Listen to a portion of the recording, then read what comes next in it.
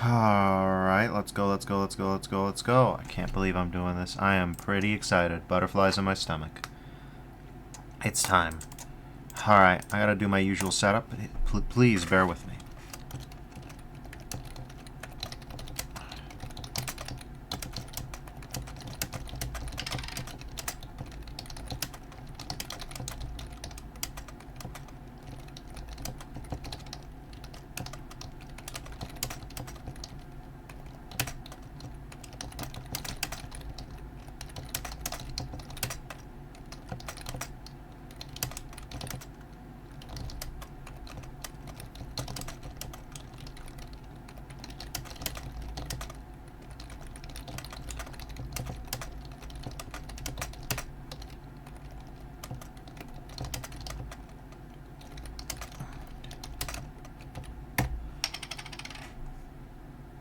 Alright.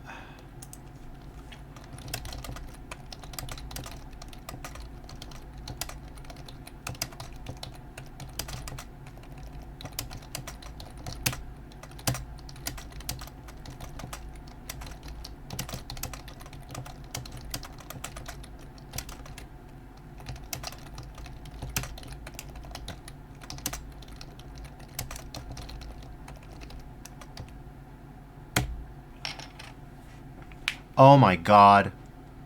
As I was dropping things, as I was dropping like my text, I saw on my Discord that someone just dropped Ev Eternity 2 for Doom's 30 Dragonfly dropped Ev Eternity 2 for Doom's 30th anniversary.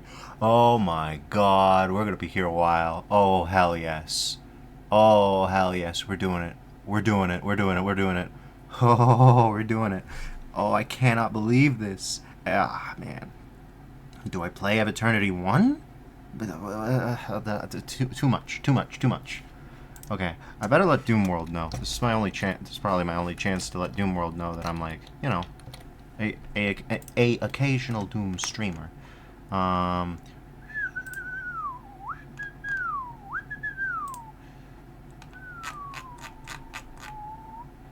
All right.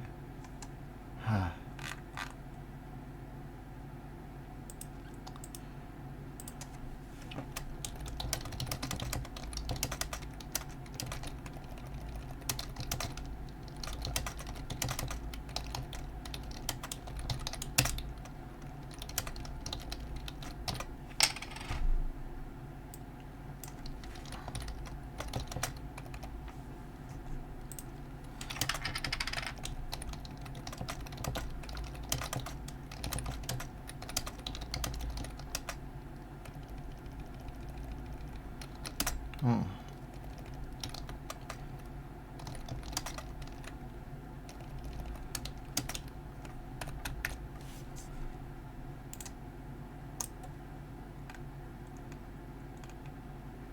All right. Well, let's see if that works.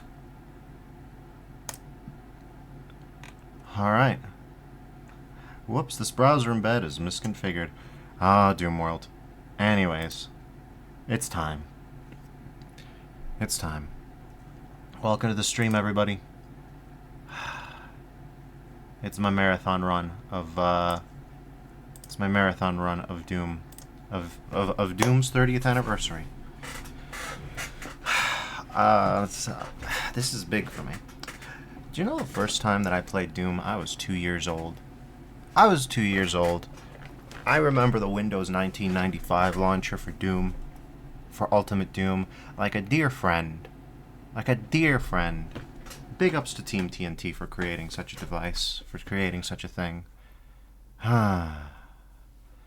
So, I don't know what to say.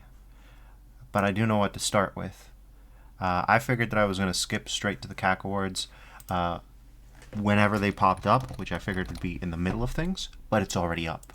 It's already up, which is pretty good. It's pretty cool. There's also another thing that, let's see. I'm going to have to check my own posts in Doom World, I think. Not that there's many of them. Romero and Carmack live stream. So let's read about that. December 10th, 8 p.m. Greenwich Mean Time. What time is it Greenwich Mean Time?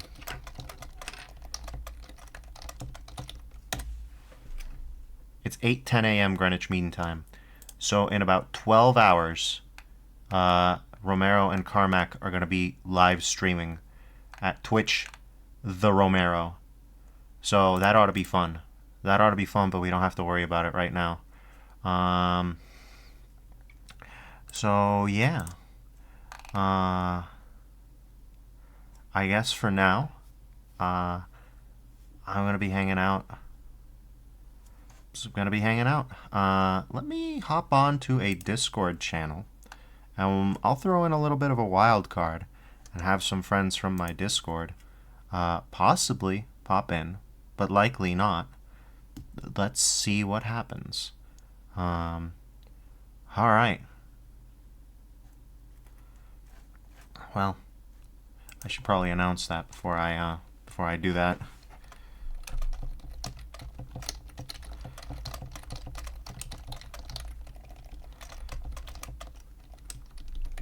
Change of plans. We'll consider that later. For now, all right. For now, we need to do a very important thing, and that is read out the Cacowards. We'll go from there. Welcome to Cacowards 2023. Also, I should have full screened this. What am I doing? Up. I truly am silly. Up. Okay. So, here it is. Cacowards 2023. For those of you not in the know, the Doom World community has been doing the Cacowards for 20 years. 20 years. In fact, all Cacowards. We got an archive going back to 2004. The year following 10 years of Doom. So Doom World marks Doom's birthday, hosting an annual awards ceremony honoring the year's top releases. Continuing the 10 years format, a handful of the best WODs are chosen and discussed in detail, including the best multiplayer map, best comedy map, longest development time, and the map of the year, which honors a prolific developer in the community. Anyone looking for a collection of the greatest projects created for Doom should read through the following articles, as well as 5 years of Doom and 10 years of Doom. I've never read 5 years of Doom. We'll do that if we've got the time. We probably don't have to worry about it. Anyways, this year's graphic. Oh, hold on. No, not yet. Open image, a new tab, for the love of God. There it is. Look at it in all its glory.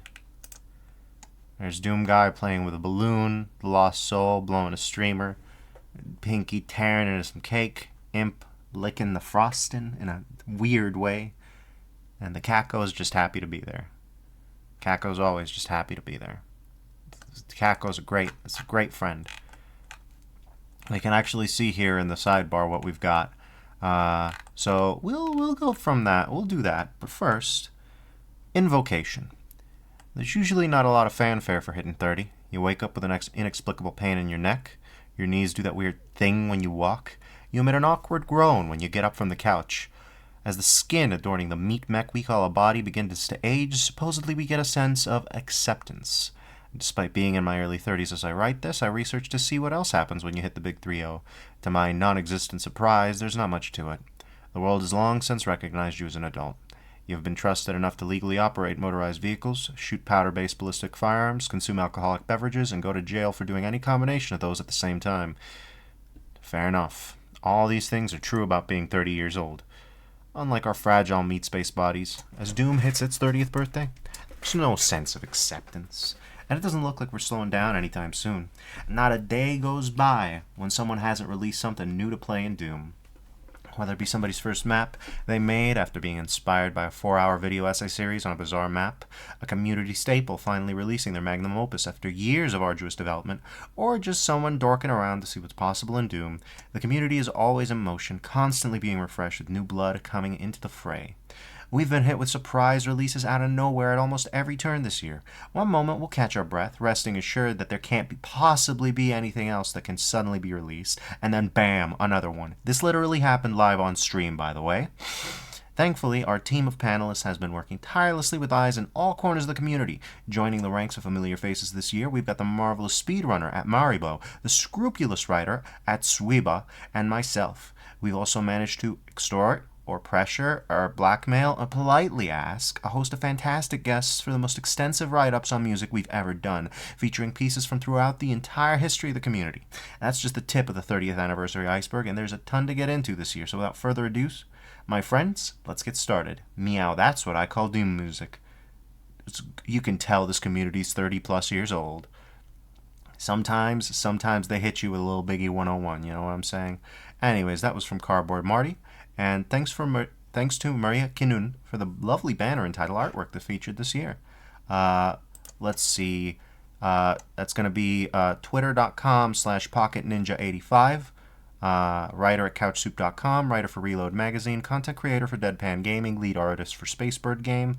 And this is Maria's Art Station. Just want to let you all know. Just wanted to shout out an artist, you know. So we're doing that. We're doing that. All right. So let's start where we start every year, with the ESPY Award for Lifetime Achievement. And this is let's just pop out the ESPY Award just so everybody can see it. It's a nice big cyber demon, golden cyber demon. So for Lifetime Achievement, Chris Lupinix Casman Cassip.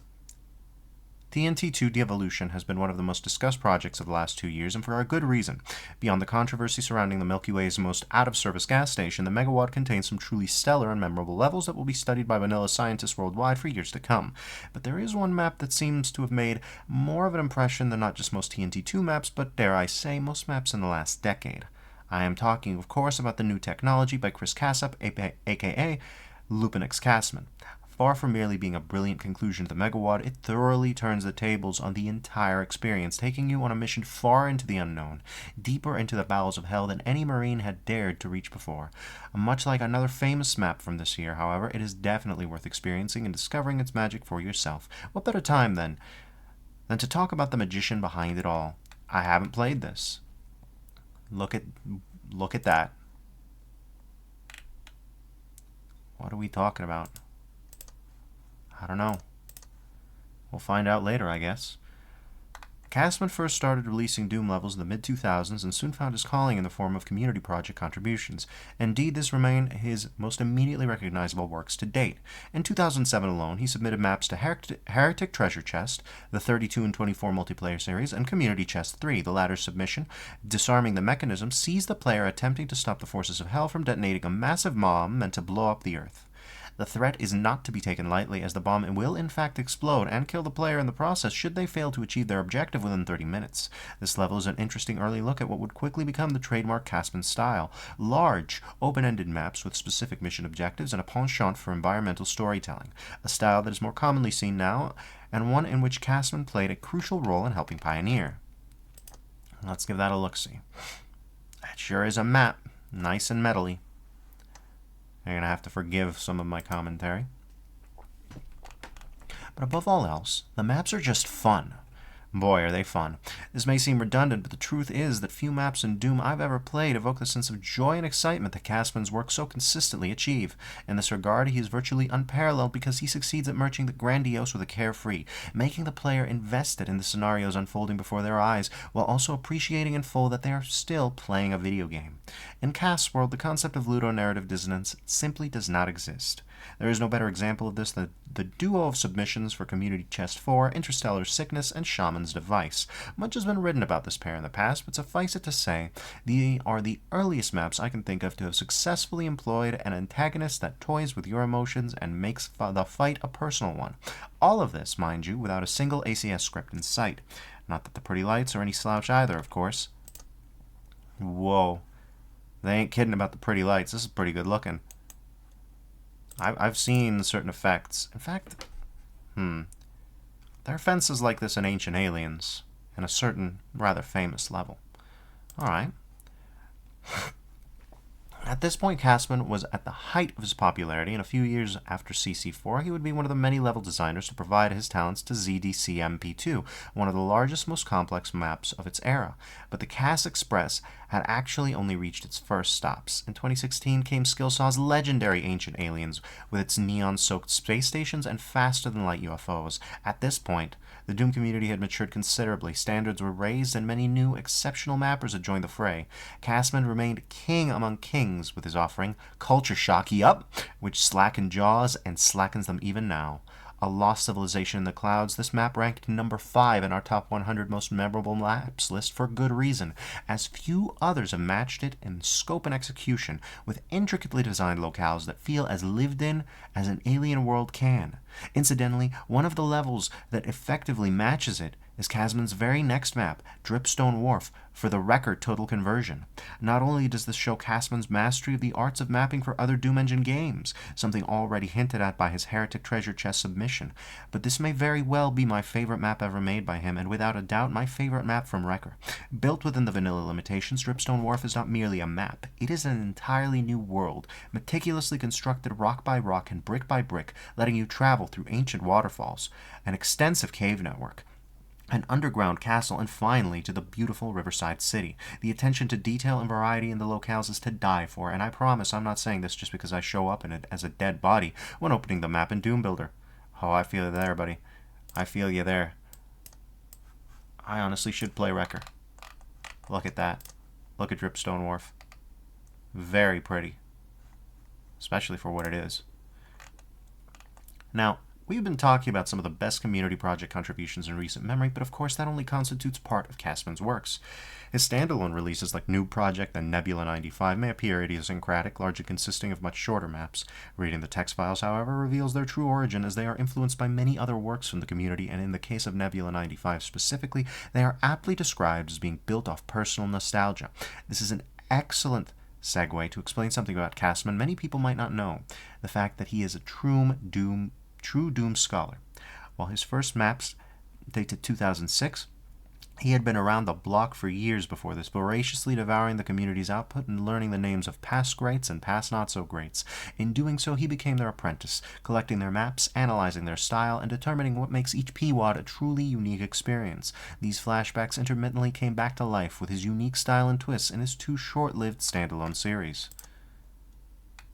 Yeah, I could see why Nebula 95. Look at that. I've never played Nebula 95, but take a look at this. Very true to what it used to be like. Alright, let's see. Come on now. Castman, naturally, is not one to hoard the wealth. Having posted his own PWAD recommendations on the forums, he has also gone the extra mile by uploading certain rare PWADs to the id Games archive, such as The Adventures of Sub and The Last Revenger.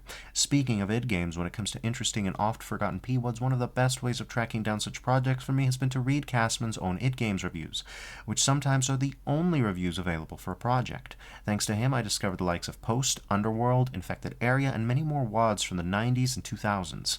Last year, I asked on the Doomworld forums for help in identifying a map I had played long ago, but despite the bottomless knowledge of the WAD archaeologists operating in such threads, and we've seen what kind of amazing work they do this year, this one slipped under the cracks. Knowing his reputation as a living Doom encyclopedia, I decided to message Castman and ask him about the WAD, which he immediately and correctly identified as Infernal War by Doommaniac, a now largely forgotten Brazilian mapper. Yet another way Castman has allowed me and others to re-experience old PWADs is via multiplayer sessions. The sporadic and aptly named Cast Classics servers have been hosting on and on for many years. I first joined the man himself and fellow cast disciples Playa and Aquasa during a server hosting Pazuzu, an excellent 1996 map from a level designer who would later work on Unreal. As time went on, we played more and more cult classics from back in the day, including Garulismo, Tom's Road, Dark Tartarus, and many, many others. With Cass's lively personality, a whole crew to play, and varied PWADs each time, such sessions always brought a smile to my face at a time when I was undergoing a difficult period of my life, and I still look back on these sessions fondly as some of the most fun Doom multiplayer I've ever done. If you don't believe me, check out the best barred door ever made in Doom. Dynamo. It's Dynamo. Beautiful. Lupinix Castman. Playa, 150 of 0, Flamethrower 128, Lupinix Castman, 100 of 186, Plasma Rifle 198, Hosen 187 of 189, Hammer of Retribution 66. I don't know what's going on, but this barred door is a work of art.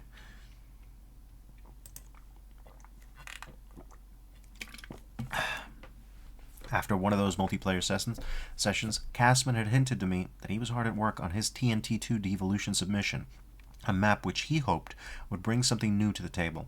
And so this has brought us back full circle to where we are today, as Castman continues to write Doom history much the way he did a decade prior, growing in skill and imagination just as the community itself grows in size and ability. Castman is an outstanding mapper, a Doom encyclopedist, a great friend, and a veritable auteur who will doubtless continue to impress the community and set new standards for as long as the juices of mapping are flowing in his veins. Syringes not included. At Dynamo. I suppose this is Lupin Castman. Doom Central, Otamax. We got old Cacowards, so I'm guessing it's Lupin Castman himself. Or Lupin X. Now, let's read the sidebars here. We've got this, but we also got this.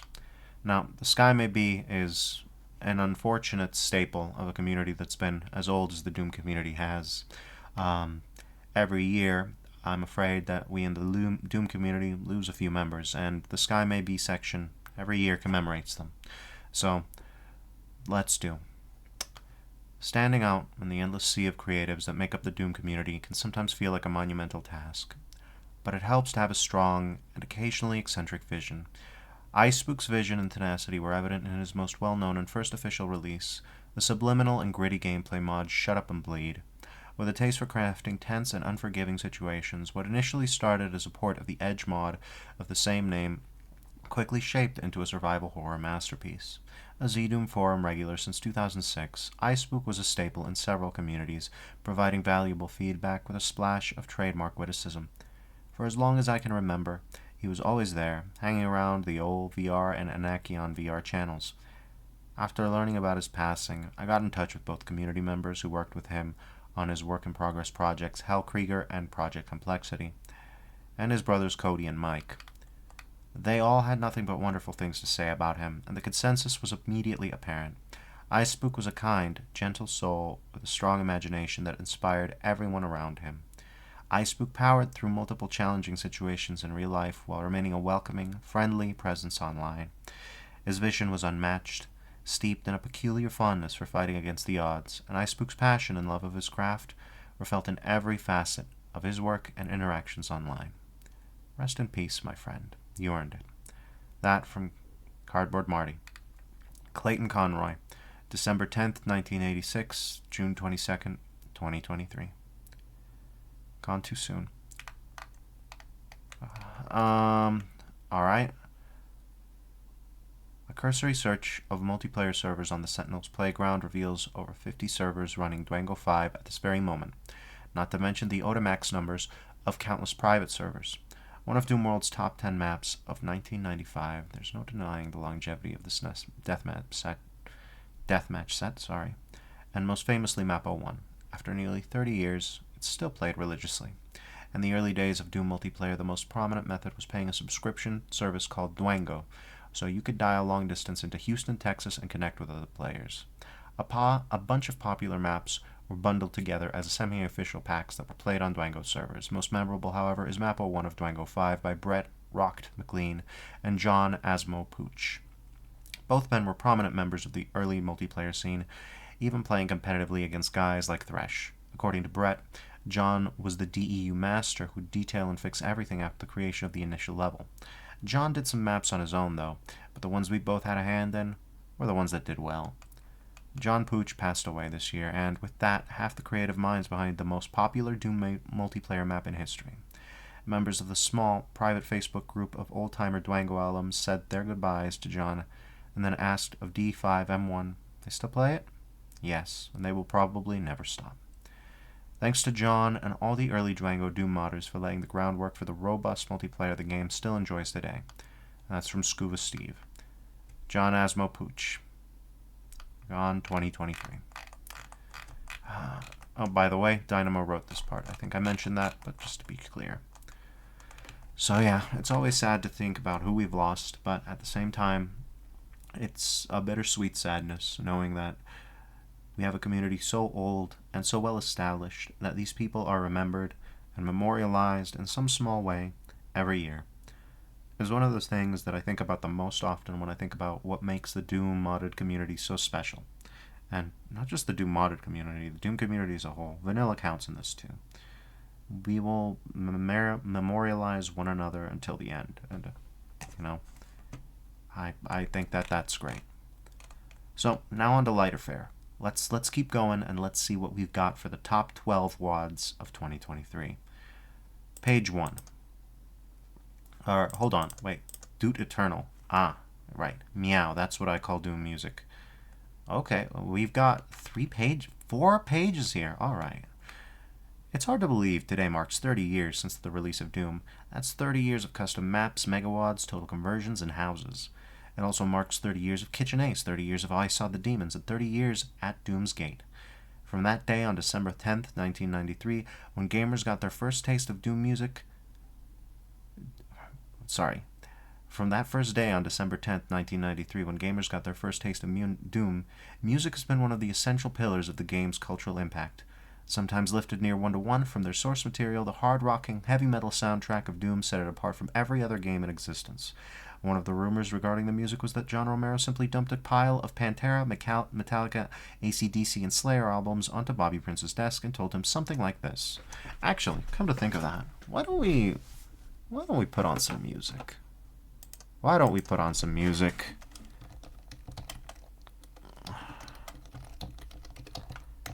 Let's hit it. Let's hit it. Full Doom 1 and 2 soundtracks. We'll keep it at low volume. Low volume, I said.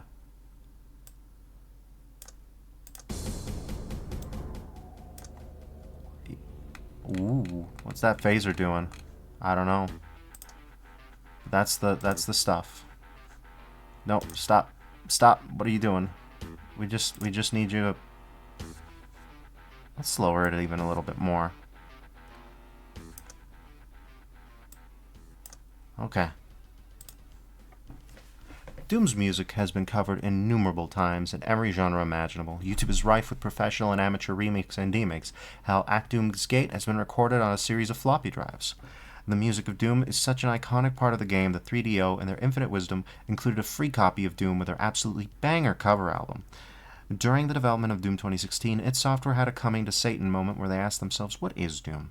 Mick Gordon helped answer that question with a pulse-pounding metal soundtrack that pays homage to the original Doom music while giving us some of gaming's all-time greatest tracks. BFG Division and Rip and Tear feel as quintessential Doom as any of the original music. Through 3 original games, 2 remakes, and a sequel, there has been a growing and thriving community of amateur mod makers who have kept the spirit of the original game alive for now 30 years. We've acknowledged the works of map makers and illustrators for the better part of Doom's history with 10 years of Doom and the annual Cacowards, but it wasn't until 2020 that we started honoring the incredible work of musicians who, like Bobby Prince before them, are one of the essential pillars of this community and add immeasurable value to every map, megawad, and TC they help score. We've combed through 30 years of Doom mods and selected 28 of the most important, the most beautiful, the most memorable music ever created by musicians in this community. To help us honor these works, we've recruited a host of prominent musicians and community members to tell us how these songs inspired them, the legacy they left behind, and why the artists behind them were so important. So join us, won't you, for Doot Eternal, aka Meow, that's what I call Doom music, from Scuba Steve. Right, the audio mixing of Doom songs. There we go. TNT Evolution, various artists, 1996. Okay, all I can say is yes. Yes to this. Yes to this very much. I agree. Oh my god. Hold on. Yeah.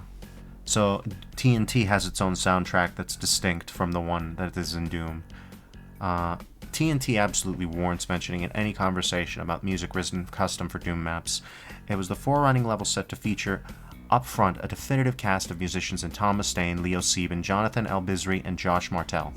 While by no means a complete rewriting of the formula established by Doom 1 and Doom 2, it was still a notable change-up in what players would come to expect in the years of custom WADs to come. Guitars left, right, and center. Sawtooth leads getting major workout. Destructive drum lines making full, oft humanly impossible use of the kit. And chilly ambiance where appropriate to boot. These tracks significantly up the ante, with heavier hitting overall mixes and fewer cases of reliance on repeated motifs with small variations a la Bobby Prince. Without drawn-out runtimes or serious exhaustion of ideas, each track feels gutsier and punchier, and indeed more gut-punchy, and serves to give each map an indelible character. The difference in vibe as a result is observable even in the first few levels. Just compare between Map 2 and Map 3, for instance. Check that out. Many a nostalgia-goggled Evolution player may fondly remember how as soon as the big UAC door with its companion Berserk pack melted into view, Sieben clubbed them round the ears with Sadistic right out of the gate. This was followed up shortly thereafter by Smells Like Burning Corpse, cementing Sieben's tendency for hitting quite a bit harder than Bobby Prince ever did, with his brutal power chords and wailing guitar melodies and effectively brick-wall mixed metal midis. Let's see. No, this doesn't actually do anything, lest we forget Into the Beast's Belly, which is the loudest Doom track known to man. Okay, yeah, no, never mind. I'm gonna have to interrupt myself constantly here. Yeah, no, let's do it. Into the Beast's Belly. No, we're not gonna.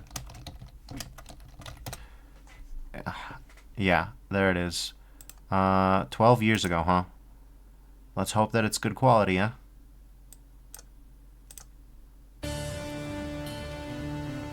There we go. Oh, YouTube?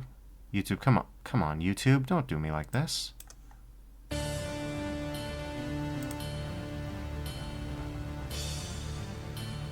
Huh. Oh, there it is. Come Map 04, Sieben surprises us with his darker side in the form of two skin-crawling offerings. Death Spells, a strident tubular bell-centric piece effervescing with urgency, and Agony Rhapsody, the soundtrack given to a cyber demon sleep paralysis monster. It's true, the volume events in Sieben's Muse-converted tracks occasionally bug out in-game, because their values are set above 127. Sieben was writing unfeasibly loud music before Metallica made it uncool. This is the stuff. Tom Mustaine's offering, More, Infinite Horizon, and Aim Shoot Kill, are more utilitarian, minimal, and focused on riffs instead of narrative ebb and flow. With much less comprehensive mixing, i.e. actual room for one's ears to breathe, Mustaine's pieces more closely resemble the work of Bobby Prince. Alright. Elbizri enters 7 maps in. Whoa. With a warped and unhinged sextuplet barrages of Soldier of Chaos and later on Let's Kill at Will. Both tunes laughing snidely in the face of conventional tonality but managing to somehow feel sufficiently weighty in their own right. Elbizri's TNT output is, I think most can agree, the most widespread thematically and, if honesty should prevail, the most scattershot consistency-wise. I dare you to compare. The haunting but groovy Blood Jungle, with its tastefully urgent shifts between music box psychological torment and rockin' guitar-laced panic. And the disaster area dirge Cold Subtleness, which pirouettes between cohesion and calamity with the grace of a stoner stumbling around and spouting singular pearls of shower-thought wisdom for every dozen or so intellectual misfires. Damn, this dude hates Cold Subtleness.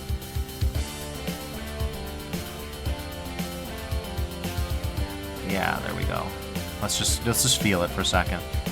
Da, da, da, da, da. Well, alright.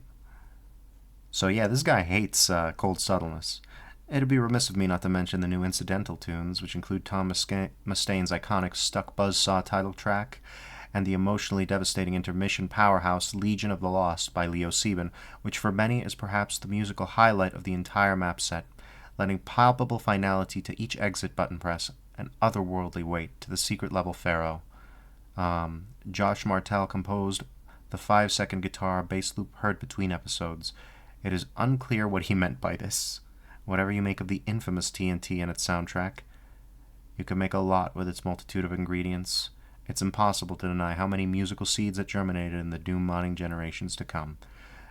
For real, Legion of the Lost is effectively a funeral dirge for the entire community. When Ty Halderman passed away and James Flynn passed away. People made new Legion of the Lost remixes to honor their passing. That's the weight that Legion of the Lost by Leo Sieben has. They're not joking. This one's for real. Icarus, Alien Vanguard. Various authors, 1996. Icarus was the first TNT project to be released, albeit not the first to be created. That honor goes to TNT Evolution, as its release was delayed in favor of inclusion into Final Doom. This is, by the way, the first paid mod controversy that I'm aware of in video gaming history. The two projects have some shared elements, and Composers is definitely one of them. Returning from Evolution are Tom Mustaine and Jonathan L. Bisri, alongside newcomers Jeremy Doyle and Charles Lee, and Memento Mori 2 superstar David Shaw. One strength Icarus shares with MM2 is Memento Mori 2, that is, I think, is that it has an entirely unique music composition for every level, allowing the WoD's soundscapes to reverberate far into each of the mod's spaceships, planet surfaces, and simulation levels. David Shaw opens up Recapture with a groovy techno piece that perfectly gets you into the infiltration and termination mood every Marine seeking to infiltrate a spaceship ought to possess, before the track slows down with a meditative piano that quickly builds up speed before sending off the track to its electronic roots and finishing off with a Bobby Prince rhythm from The Devil's Dead, showcasing Shaw's penchant for tributing other great musicians' work in some of his own compositions. By the way, before I continue, I should credit Jimmy, as in James Paddock, yep, with the creation of the TNT Evolution retrospective. Dynamo is writing this one. Tom Mustaine's 3 slow evil midis give Icarus some of its atmospheric slow burns, but he is not afraid to reach the stars with the finale, Face of Evil. With its uplifting electric piano and breakneck pace, this track does an excellent job at making you feel like you're traveling inside computer wires. Fellow Evolution composer Jonathan L. Bisri once again covers a variety of genres, sometimes even within the same track, as evidenced by the Weapons Bay piece. Starting off as a slow and moody ambient track, quickly accompanied by a mysterious faint melody, only for L. Bisri to switch gears entirely in the second half as a high-pitched, frantic guitar intrudes into the scene, provoking a sense of urgency that is carried through into the track's solo. Charles Lee's 2 soul tracks also end up being an interesting amalgamation of groovy beats and interesting tonal shifts, and work quite well alongside the rest of the tracks. Last and definitely not least, Jeremy Doyle was able to first showcase his great talent in Icarus, providing some of the best and most varied tracks throughout the entire set. Whether it's the sinister tribal ambient of Hell, the groovy bass lines of Melting, or the manic beats and pulsating synths of Mad, his music is consistently reinvigorating and powerful. Doyle is especially successful at alternating quiet moments with intense riffage and sinister grandeur.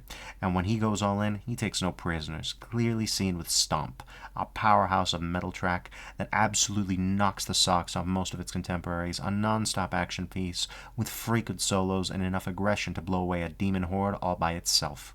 All told, the music in Icarus deserves praise for straying even further than Evolution in its exploration of unique themes, and many of its tracks remain all-time classics that still regularly feature in other PWOD lineups. Perdition's Gate, Tom Mustaine and Leo Sieben, 1996. Hot on the heels of the releases of Evolution and Icarus Alien Vanguard, Tom Mustaine led a team working on a new megawad called Perdition's Gate, which was, at one point, even considered for inclusion as the third portion of Final Doom. When the window for that opportunity closed, it was instead given to WizardWorks and released commercially. With that company long being defunct and Tom Mustaine announcing in 2011 the rights had since reverted to the original creators, there has been a resurgence in interest in a classic 90s megawad that for a long time remained unknown to many owing to its limited availability. Most of the music tracks are very much on the short side, with less than half of them reaching the 2-minute mark, a fitting characteristic considering Perdition's Gate famously short and briskly paced maps. But what's most interesting about Perdition's Gate is that it can be seen as the B-sides of both Evolution and Icarus, not just because of the people behind it, but also because of the music itself.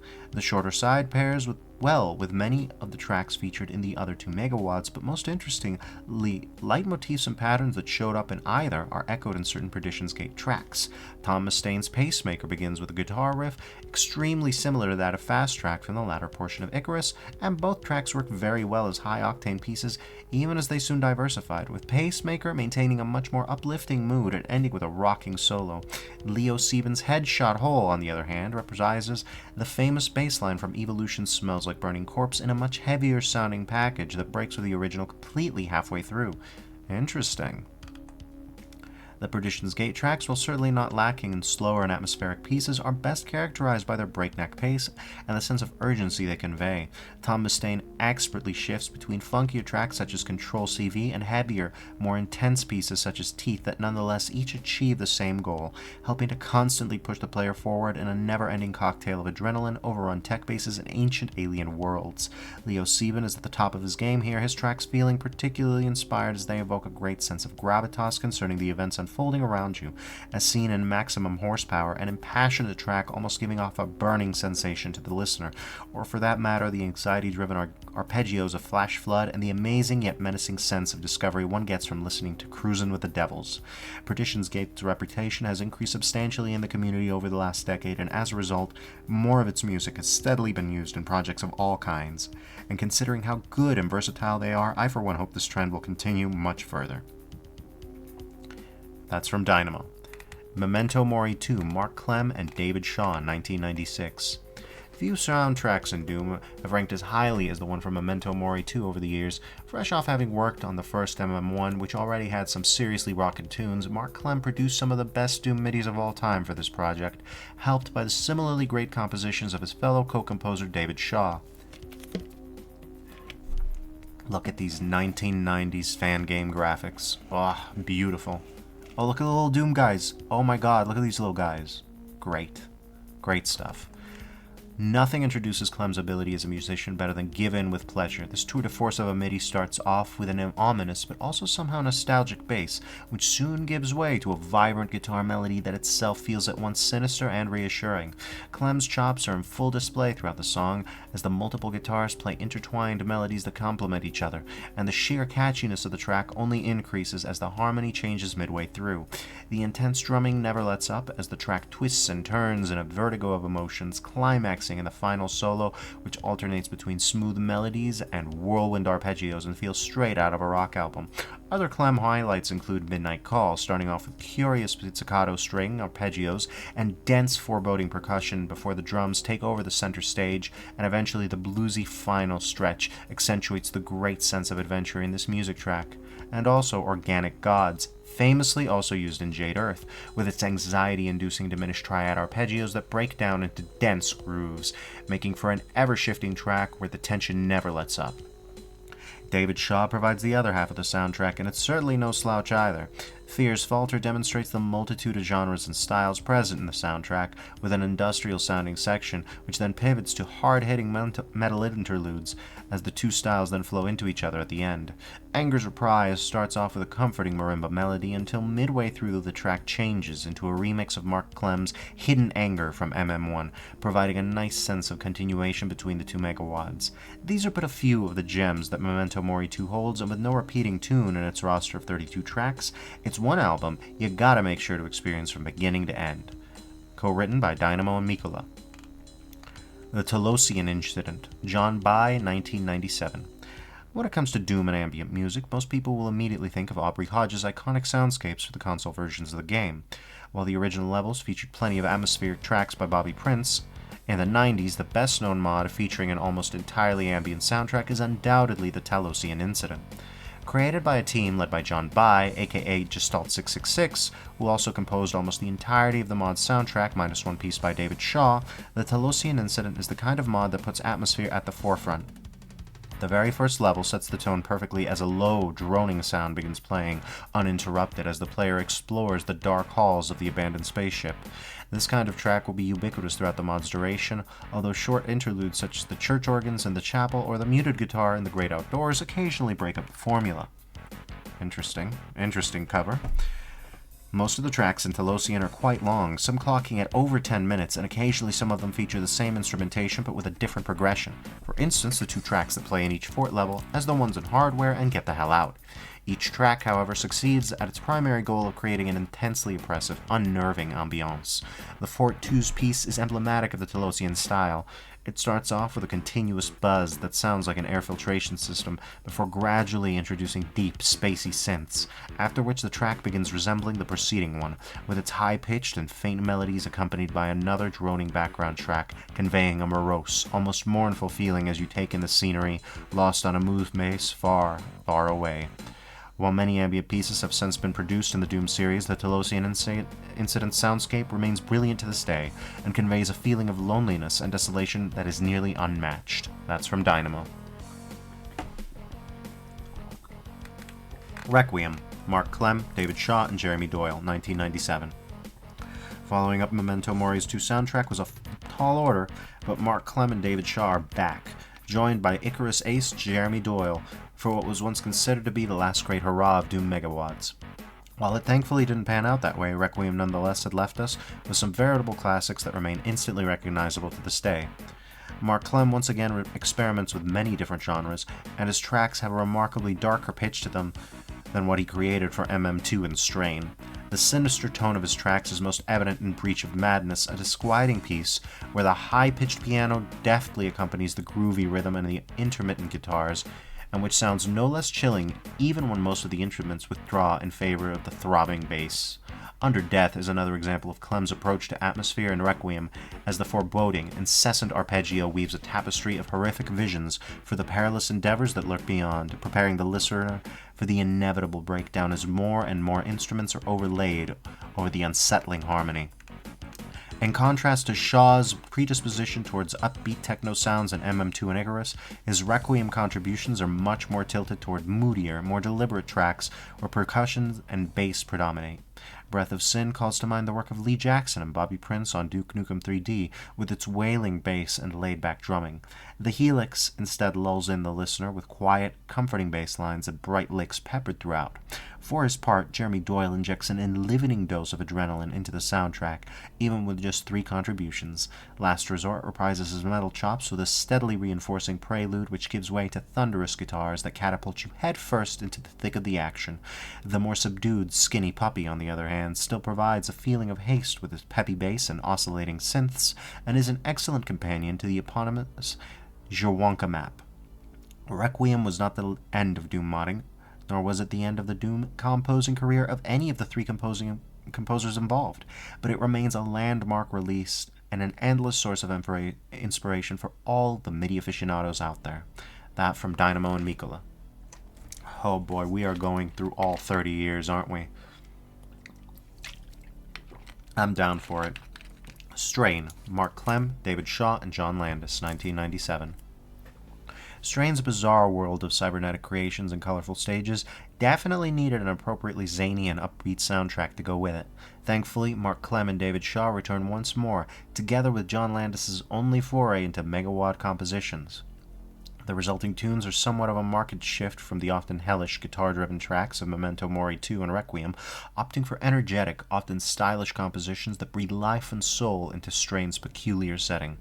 There's no better place to start for Strain's music than the very first offering, Techno Doom. This excellent track is a dense mosaic, choked full of musical threads and assorted timbres woven into a jaunty romp, one that never lets up in intensity even as it constantly shifts gear between blaring alarms, funky bass lines, quivering synths, and varied percussions. Clem isn't afraid to embrace unusual instrumentation even further in Land of Abel, which right off the bat evokes a sense of mystery with its shamisen and tribal drums, before leading into a full-fledged rock ballad of nostalgic flutes and soothing guitars, eliciting images of a place that feels alien yet, somehow, familiar. Don't get too comfortable, however, for the track will soon pick up in speed and intensity, and hard-hitting riffs eventually make way for one of Clem's spectacular finishing solos. David Shaw gets comfortably back into his techno element in Strain, even though his compositions continue the slower, more atmospheric trend observed in Requiem.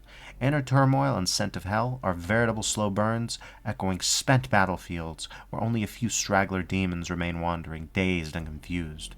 With Syphilixius and Thin Ice, Strain's industrial electronic themes take center stage and accompany the player through the corroded locales of a future gone awry. Sean's last track, Continue On, is especially interesting as its eerie opening gradually gives way to comforting rhythms, and even as the track starts gaining speed, it provides an uplifting sensation of homecoming, and just as well as the track employs a leitmotif first seen in John Landis' Promenade composition. Landis' track is clearly inspired by Bobby Price's Entryway, with its background organs playing ascending chromatic harmony, and it fittingly introduces Strain's short quasi-hub in its middle portion.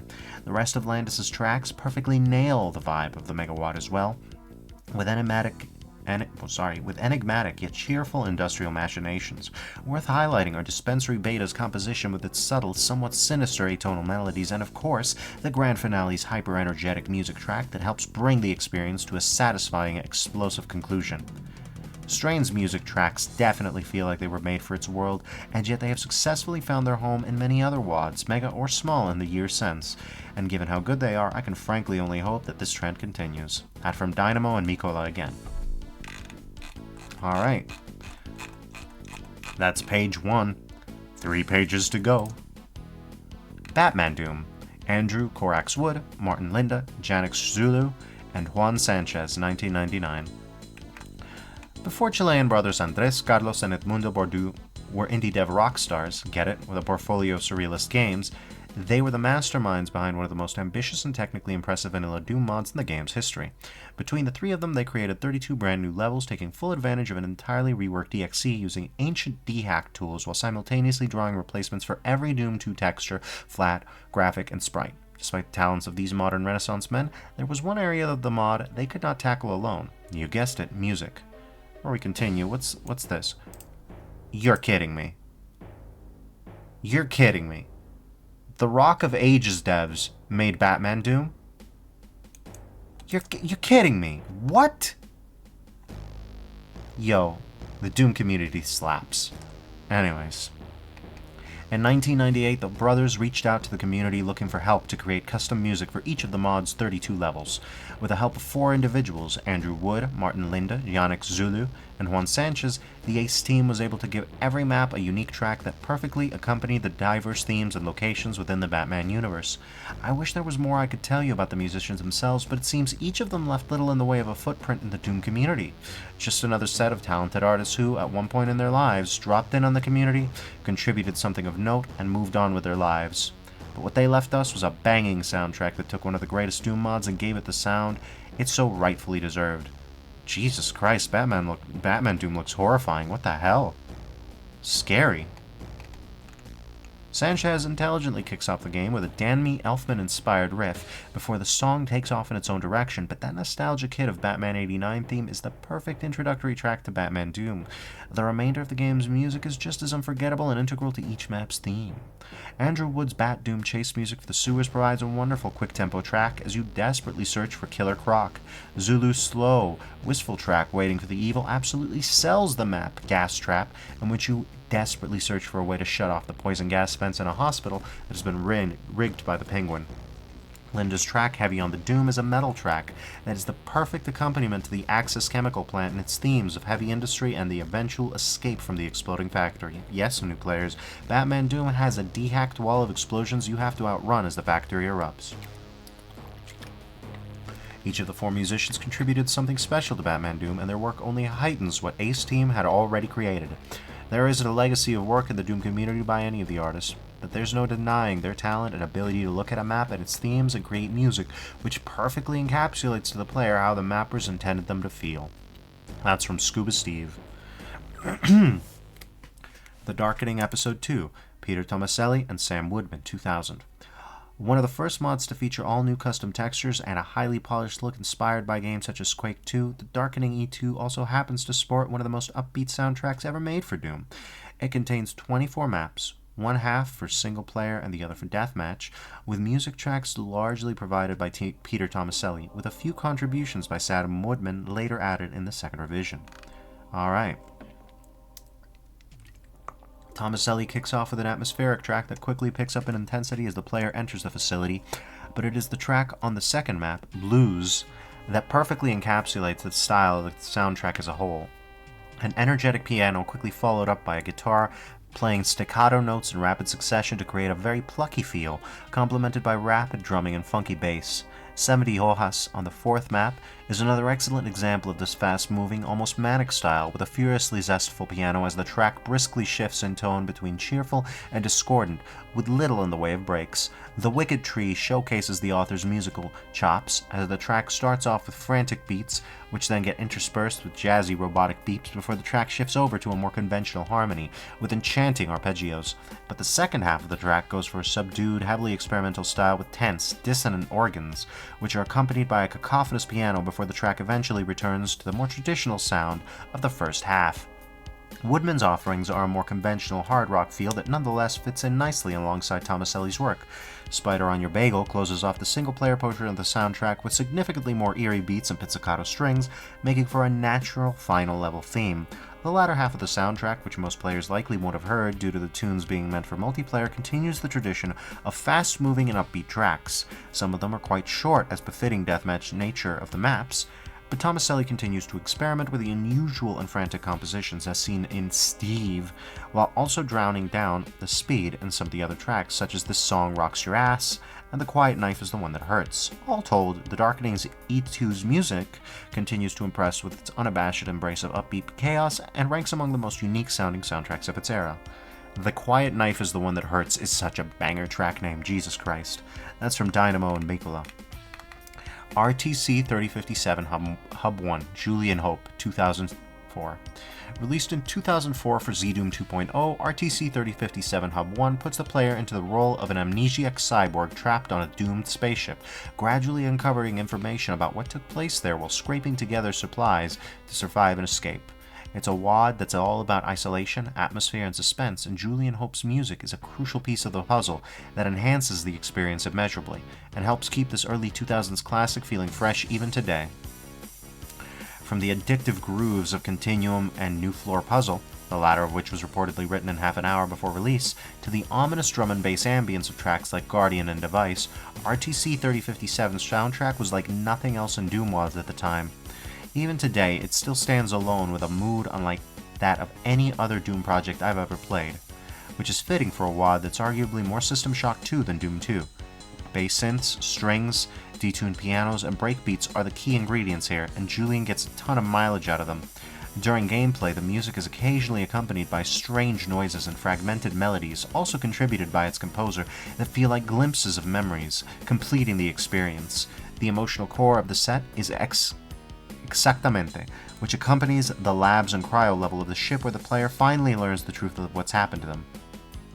It's the kind of moment you don't often find in a Doom WAD, and Julian steps up to the plate with a melancholy strings piece set to heavily filtered and distortion drum beat that feels like it's continually struggling to surface from the depths.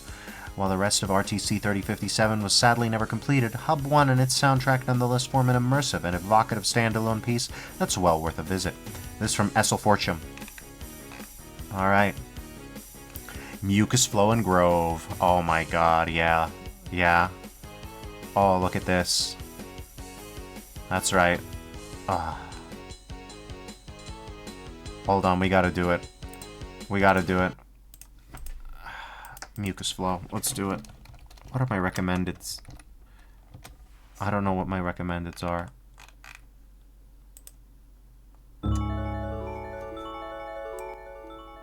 There we... Whoop. Come on. What are you doing?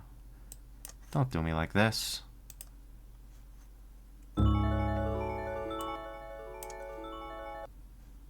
Really?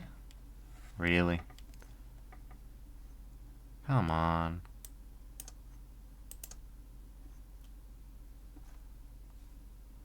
Come on. Don't do me like this.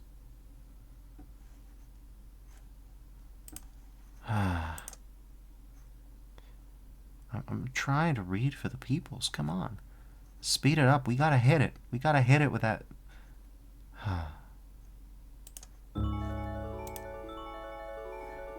BPRD believed in magic. A creative polymath, he made textures and sprites, fiddled with dehacked, and wrote inimitable text file stories. But his MIDI compositions are what made his best work transcendent. His contributions to the soundtrack of Equinox's first major release mostly modify or build on the work of other artists, but Nuts 3, which came shortly after, has a wholly original MIDI. Flying in the face of its series' irreverent premise, Nuts 3's soaring refrain lends unexpected emotional heft to the map's centerpiece, a huge tower made of star stuff that ultimately delivers you to safety.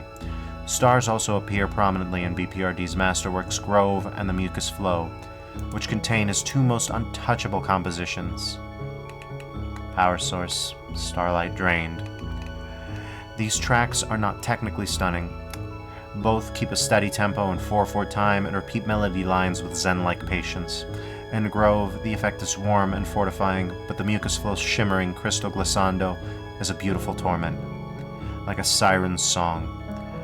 Repetition also makes the big movements in both tracks more impactful. The arrival of Grove's sonorous synth-string section is already breathtaking, and the hanging notes that remain when the mucus flow's arpeggio suddenly vanishes can freeze the blood in your veins. Both tracks have the power to lull the listener into a suggestible state and carry them somewhere else. In this glacial, seductive MIDI discipline, BPRD works alone. Though widely adored by the community, BPRD's music never feels at home in other Doom levels. Sorry, miasma. Grove and the Mucus Flow's themes are inextricable from their maps because they're built into the fabric of the worlds they serenade. They seem to bear their creator's heart to us. And boy, could BPRD play a feeling. Grove's theme closes at the height of its bittersweet lullaby, and the map ends with a glorious column of starlight climbing skyward. Nothing could be more hopeful. The Mucus Flow's theme closes with a tired sigh after 2 bouts of anguish and then repeats itself. The map ends when you discover a starlight column now depleted.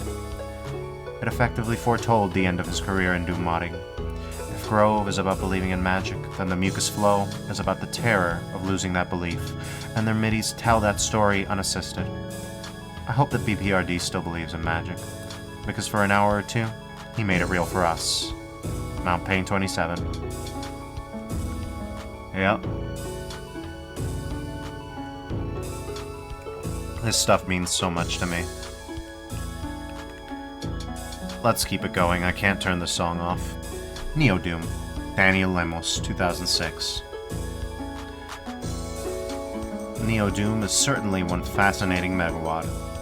On one hand, praised for its well-structured levels and unique atmosphere, and on the other hand, panned for its occasionally deeply unbalanced custom monsters, which would later culminate in the release of a much-requested patch to restore the mod to a vanilla state. Over the years, it has built up a legacy as one of the most played megawads on the co-op multiplayer scene. Likewise, it remains the most significant release by the author as well, as arguably by the BR Doom community. However, if there is one aspect of Neo Doom that has been seldom talked about, it is its soundtrack.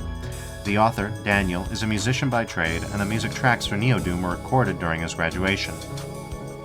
Coming in MP3 files, the music is comprised of 2 distinct styles. Electronic music for the starting portion of the adventure, which then makes way for guitar-driven tracks throughout the city levels and beyond, until the final hell levels see a return to much more sinister synths. The very first level's music track sets the tone perfectly, as its buzzing pulses and mechanical drumming immerse you into the web of UAC tech bases you'll be traversing for this initial stretch. The excellent mix of industrial sounds and catchy electronic melodies give the perfect feeling of being trapped in a server room with flashing lights and, of course, zombies shooting at you. The second track maintains the industrial mood, following a funky bass line but paying close attention to the atmosphere thanks to its pauses and faint but ghastly choirs. The music then gets progressively more foreboding without abandoning its mechanical sound until the final tech-based track picks up in speed and intensity for the big battles ahead in the Toxin facility. After the player makes it to the city, the music's tone changes fundamentally. The first urban map kicks off with an overdriven guitar, which perfectly fits the street combat you'll be undertaking from now on. The track starts out with a chugging guitar riff before the bass kicks in, and a lead guitar is introduced to play an energetic melody that helps build up intensity. This kind of grungy rock and metal will accompany the player for the duration of the city levels, as the guitar riffs maintain predominant even though synths will occasionally be interspersed with them. The intense but catchy music culminates in the municipal park at the tail end of the city section, with the dissonant guitars and synth giving the track an almost psychedelic vibe. Leading up to the final portion of Neo Doom is a handful of Mesoamerican temples which, for my money, contain the best marriage of sound and level design in the mod. Temple of the Waterfall has a serene but melancholic slow-going guitar riff that riffs away and is a perfect complement to the hidden valley scenery and long-forgotten ruins you'll find yourself in. The accompanying map, Forgotten Fortress, features a substantially more sinister rhythm guitar, with the lead guitar's soothing melodies accompanying the dreary chorus that underscores the mysterious vibe of your surroundings. From here, you will quickly reach the hell levels, featuring much more oppressive synths, perfectly exemplified in the mad percussions of Gateway to Evil or the bleak, haunting choruses in At the Heart of It All. On the whole, the Neo Doom soundtrack almost comes off as a one-man garage band. It has a raw and direct quality to it that makes it instantly appealing, all the way fitting like a glove in all of the map's levels and themes. It is also worth noting that most of the Neo Doom tracks are actually quite short, no doubt due to file size concerns at the time, most being around 1-minute loops. Yet out of all of the mod soundtracks I've listened to, perhaps no other has managed to avoid the feeling of tiredness and repetition as much as Neo Doom's has. In his notes, Daniel hoped the soundtrack of To the Mod would be recognized as the best aspect of it. While Neo Doom's merits are certainly plentiful, the music is undoubtedly a big part of what makes it such an unforgettable journey, even all these years later. Dynamo. Sorry, Daniel, you had to share second billing with Mucus Flow, but I gotta rep my boy. That was a pretty good start. All right. Crucified Dreams, Various Artists, 2006. A polarizing P-Wad in its time, owing to the long development cycle and divisive reception within the deathmatch community over the years, Crucified Dreams can nonetheless be considered a sort of greatest hits of multiplayer mapping of the early 2000s, owing to the great number of level designers involved and the presence of no less than 5 composers, some of whom had previously worked on the soundtracks for all-time DM classics such as Gothic DM2 and Execution. Crucified Dreams in particular is heavily inspired by the Gothic Deathmatch series thematically and tonally, and some of the compositions will no doubt be familiar to those who proved their frag-making mettle in the sinister cathedrals of yesteryear. Let me swap back. Let's see. Come on. No, not this one. I love this one, but that's not the one I'm looking for. I am looking for... Yeah, there we go. Alright, let's keep going. Kicking things off, we have Mark Pullen, alias Fanatic, one of the Doom community's early music prodigies, and a bona fide metalhead. Grave, with its dark, Phrygian mode, is a perfect introduction to what Crucified Dreams is all about, starting off with a slow, mysterious bass line backed up by deliberate percussion and eerie synths. The track soon ratchets up in intensity as Pullen shows off his trademark magic touch with guitar solos and ever more oppressive synths, leading up to a veritable blast beat massacre before all instruments fall back in line for the gripping conclusion. Backing up Fanatic in the soundscape for the blood-soaked cathedral parties is Vincent Fong, alias Vicious, another respected composer with a pedigree in multiplayer projects by Team Onslaught. Fong is known for his predilection for groovy riffs and funky bass lines, and no better example of this is found in Burnout's track, which deftly combines these elements with the darker tone of the rest of the soundtrack. Believe me, you'll want to tap your fingers on the desk to the tune of the music, but don't be blaming me if you start falling behind in frags.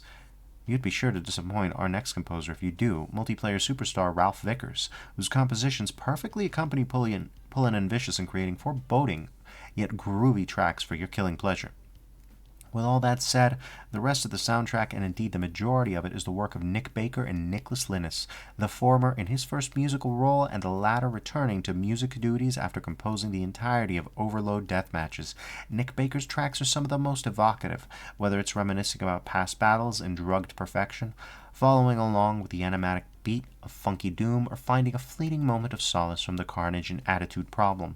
Linus provides slow ambient tracks alongside a much more fast-paced riff fest to complement the rest of the soundtrack.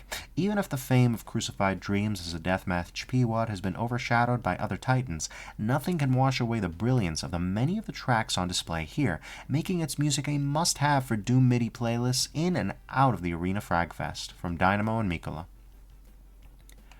Urban Brawl, Ralph Vickers, Rakohus. Since the beginning, the Doom modding community has been a melting pot of various interests, hobbies, and ideas, leading to many this but in Doom conversions, which were most fashionable in the late 90s. The Venn diagram of interest that led to 2008's action Doom sequel Urban Brawl is unmistakable from the moment you start the game. The gritty Norse-style narration uttered by a haunted hero, a world on fire, and mean streets cluttered with every variety of thug, hooligan, and Molgoth imaginable.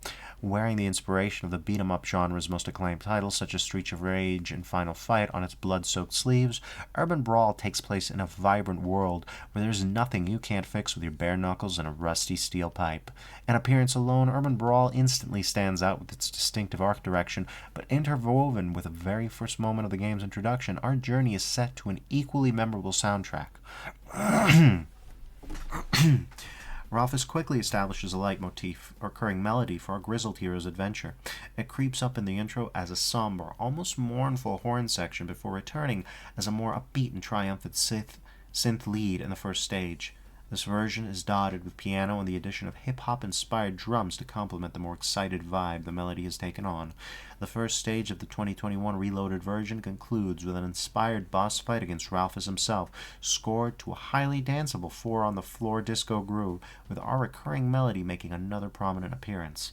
As you beat your way through an assortment of vistas and a motley crew of most non-triumphant villains, the motif continues to take on new and surprising permutations depending on the route taken in the game. The steady use of this almost instantly recognizable motif makes it all the more surprising when the soundtrack deviates from it. Our hero's close-quarters brawl in the subway train combines a driving rhythm and an almost theremin-like wavering synth. Your journey through the blue and amber backwoods is set to a bouncy, bluesy track, featuring a surprise appearance of jazzy scat vocals, almost immediately followed by a haunting ambient drone accompanying you as you investigate a seemingly abandoned house. The absence of the theme is especially felt when the odds are stacked against you, whether that be battling the duo Bebop and Rocksteady in the subway or the monstrous giant Hugo and the bloody showdown of the creepy murder house. The boss theme seemingly continues to escalate upwards infinitely, heavy with a feeling of dread and tension. Almost all roads lead to the looming Phylex Tower, and our hero's ascension up the many floors of the building is scored with a hybrid of fast-paced rhythmic drum beats and an exciting saxophone ensemble. Periodically interrupted by a brief elevator rides featuring what you'd probably expect music-wise, the top floor of the Phylex building marks the looming return of our hero's theme before exploding in the climactic showdown to save his daughter in the final boss fight. Regardless of the ending you get, Ralphus brings it all home with a surprising vocal reprise of the subway theme for the credits that says everything you need to know about Urban Brawl. A vigilante, time to up the ante. The result is a masterful embodiment of what makes the beat-em-up genre so exhilarating. The timeless pairing of wanting to punch dudes in the face to danceable music from Cardboard Marty. Fair enough.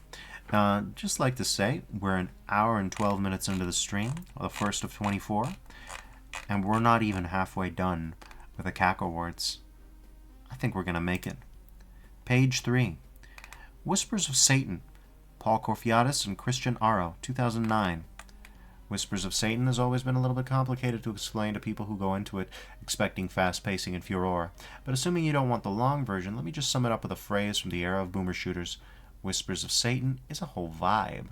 Beginning as a relatively lighthearted romp through the Q2000's crate bases and plutonic death forts, it steers a hard left turn halfway through into the deepest pits of despair and inner darkness, with a remainder of the megawad dedicated to the long journey of finding the way back out, and the question of whether you ever truly can. Thanks, Windows. I appreciate that. Sure you don't want to make more beeps and boops during my dramatic reading? I don't know. I could invite it. Alright.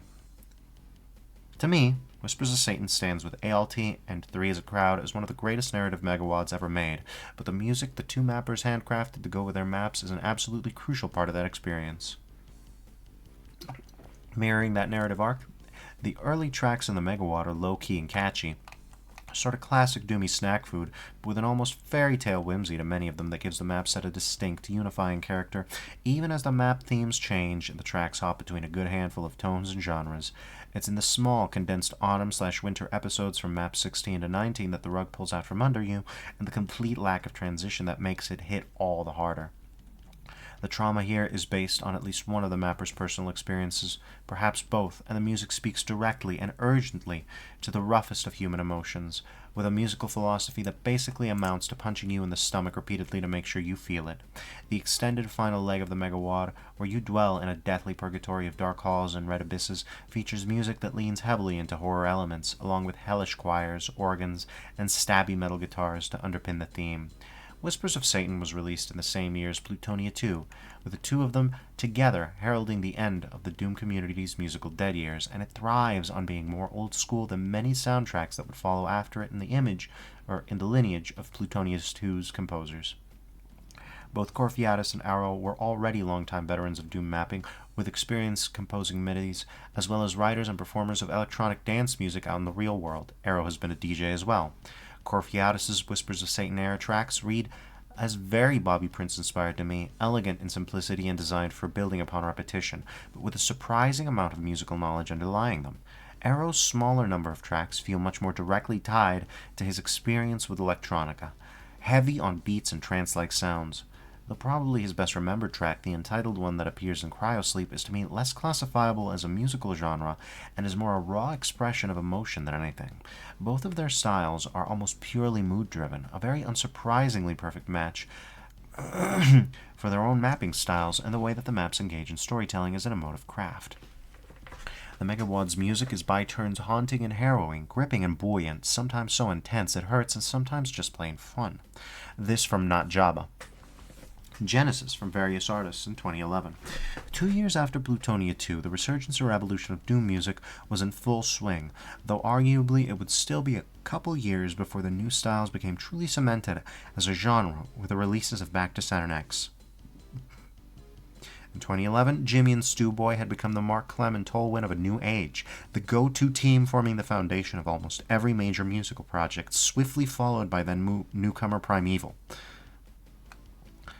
All three of these people are regulars in the Doom gameplay of my streams, let's say.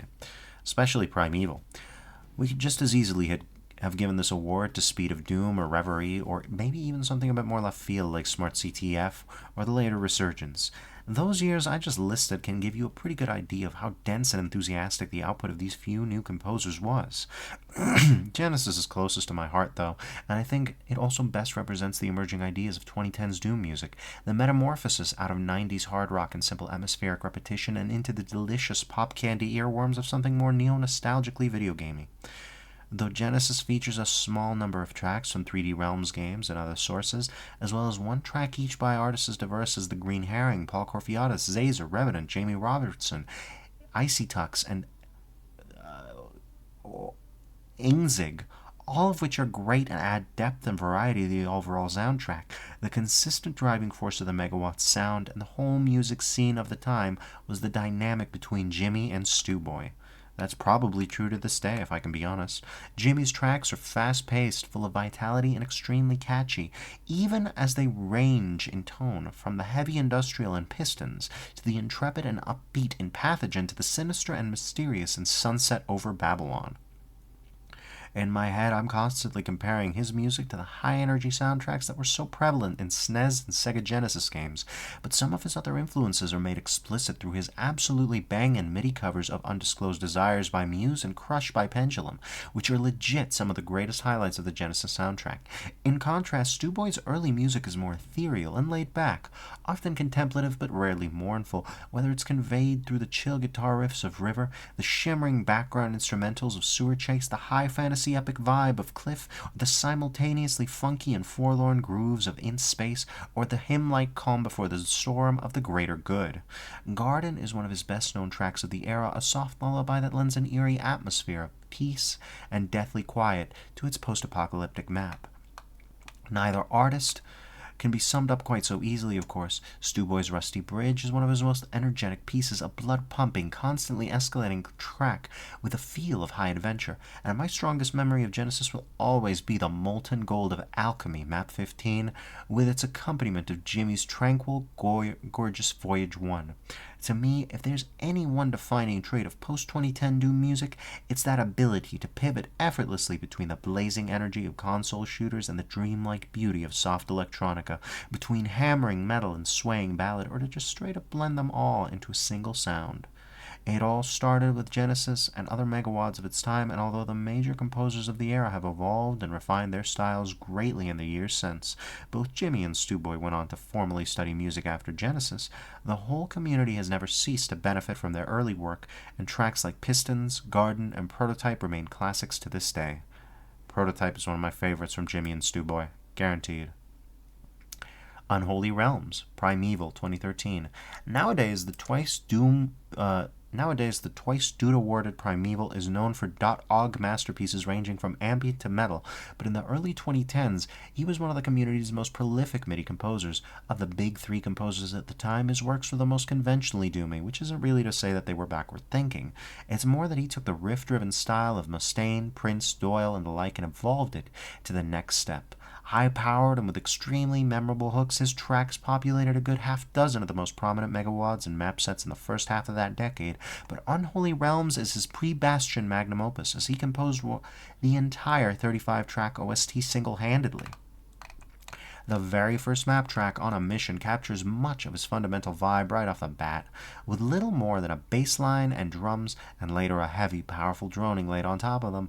It's a track that you almost feel more than hear, but it's perfect for the dark, dingy underground tech-based crawl it accompanies, and makes you feel right at home as you settle into the iWad-like run and gun of the early Megawad. Primeval manages to create distinct sounds for the loose episode themes as you progress through the maps, perhaps dividing the Megawad into more cohesive, identifiable legs than even the maps themselves do. Old-school pastiche for the tech-based maps, 1 to 6, deep atmospheric pieces for the creepy interior maps, 7 through 11, loud, exciting tracks, a rather unique combination of jauntiness and urgency for the outdoor Plutonia maps, 12 through 16, a more futuristic instrumentation for a return to fancier tech base, 17, and then, as the map set descends into a sort of pan-hellish sea of blood and lava and wood and gothic stone, an array of mostly hyper-intense metal pieces that amp the volume all the way up, punctuated occasionally by hyper-intense organs and hyper-intense grim marches and hyper-intense heretic fantasy rock. Like its spiritual successors in the Scythe series, Unholy Realms relies on quick and hard-hitting maps all the way through, with a difficulty curve that rises steadily from beginning to end. And Primeval's soundtrack palpably embodies that rise in action. Along the way, the composer pays homage to some of his influences by remixing a handful of tracks from Doom and Heretic into heavily jacked-up versions of themselves that fit in easily among his many originals. In short, however much the Unholy Realms OST throws subtlety out the window, it does so purely in the surface of being awesome. Simple and straightforward as they may be compared to his recent work, Primeval's earlier tracks have a phenomenal energy that's all their own, and there's nowhere they could be more at home than they are in the fast-moving, classic-minded megawads he contributed them to. This is from Not Java. Man, I forgot how badly mixed some of the Doom 1 and 2 soundtracks can be. Well, I don't know, in-game you don't have these problems, I will admit. I don't know what's going on. Back to Saturn X, Episode 1 and Episode 2, Various Artists, 2013.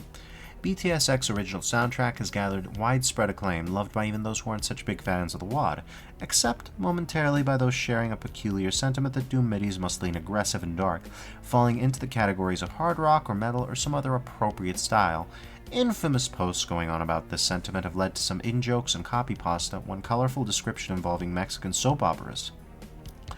But if you think about it for more than a moment, it makes little sense. Yeah, I would agree. BTSX's soundtracks are pretty Doom. They're pretty Doom.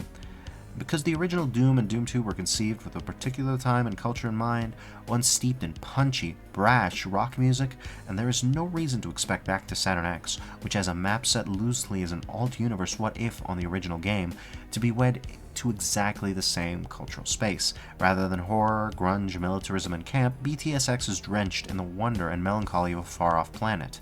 It's a world where the liquids come in soft shades of purple and teal.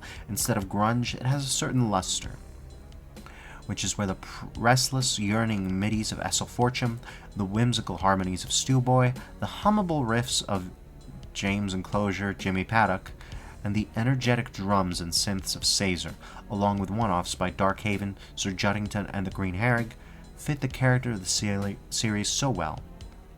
There's Sarah Mancuso, that is to say, Essel Fortune. Essel is capable of drawing from a bevy of genres including rock, film score, game music, jazz, various genres of electronic music, and yes, definitely anime, to compose tracks that snugly fit whatever level she's writing for, even if the bittersweet beginning of our journey in E1M1 back to Saturn X Radio Report, where the cascading guitar arpeggios feel like heartbreak, is miles away in vibe from the crushing, trap-riddled ruins of E2M10, Eureka Signs, where the roiling cinematic score works its way from hopelessness to triumph. Azul especially has a gift for song structure, with tracks that hover in the background of your play experience for a minute or two, accumulating tension before plunging into a bridge or change-up that takes your breath away. Her work for the Megawads hub maps, Waiting, calm and synth bass surrounding you like a warm haze, and Mistproj, whose peacefulness is clearly just the eye of the storm, and that the Megawad has these hub maps at all also makes it abundantly clear how much the music, as it is meant to be part of the experience.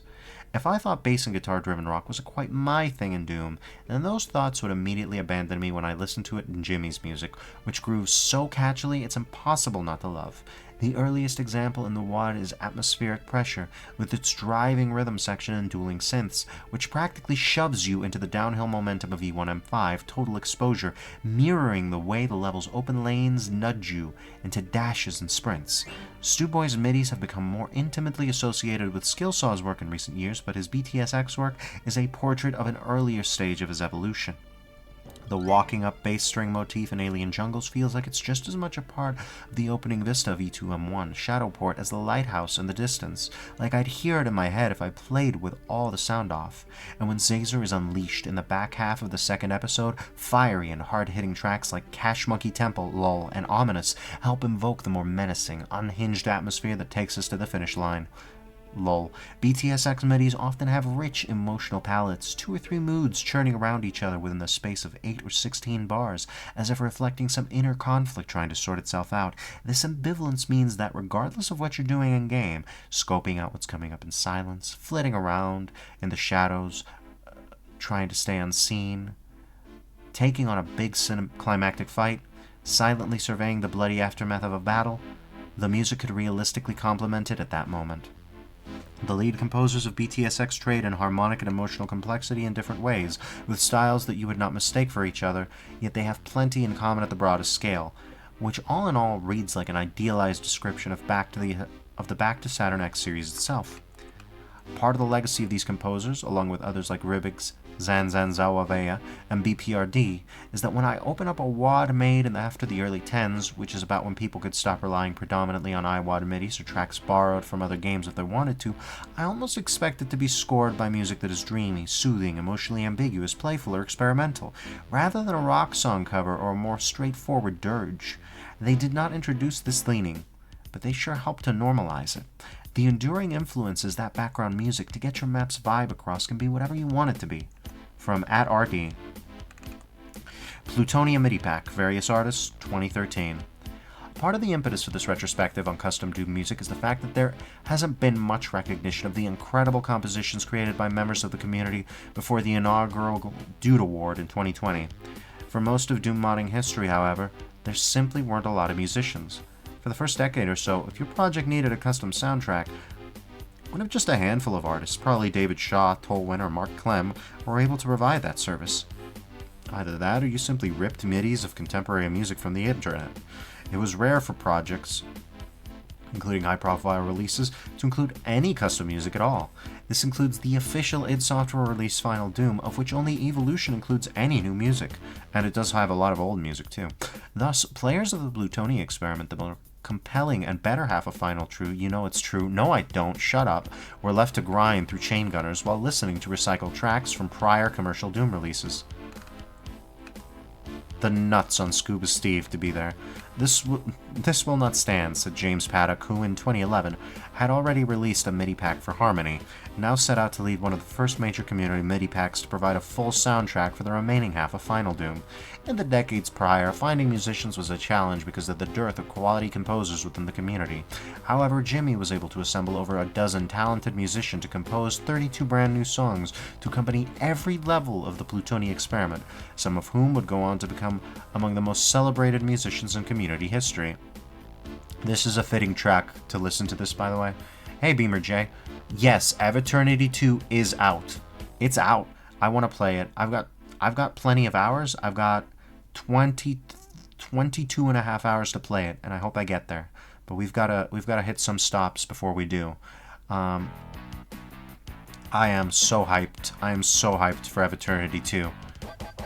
Anyway, in the decades prior, finding musicians was a challenge because of the dearth of quality composers within the community. However, Jimmy was able to assemble over a dozen talented musicians, compose 32 brand new songs to accompany every level of the Plutonia experiment, some of whom would go on to become among the most celebrated musicians in community history. Tristan Clark, Bucket, Ribbits, and Stewboy are just a few of the names associated with the Plutonia MIDI pack who have gone on to compose countless unique songs for dozens of community projects. Every track perfectly accompanies the map it was designed for, and some of them hit hard.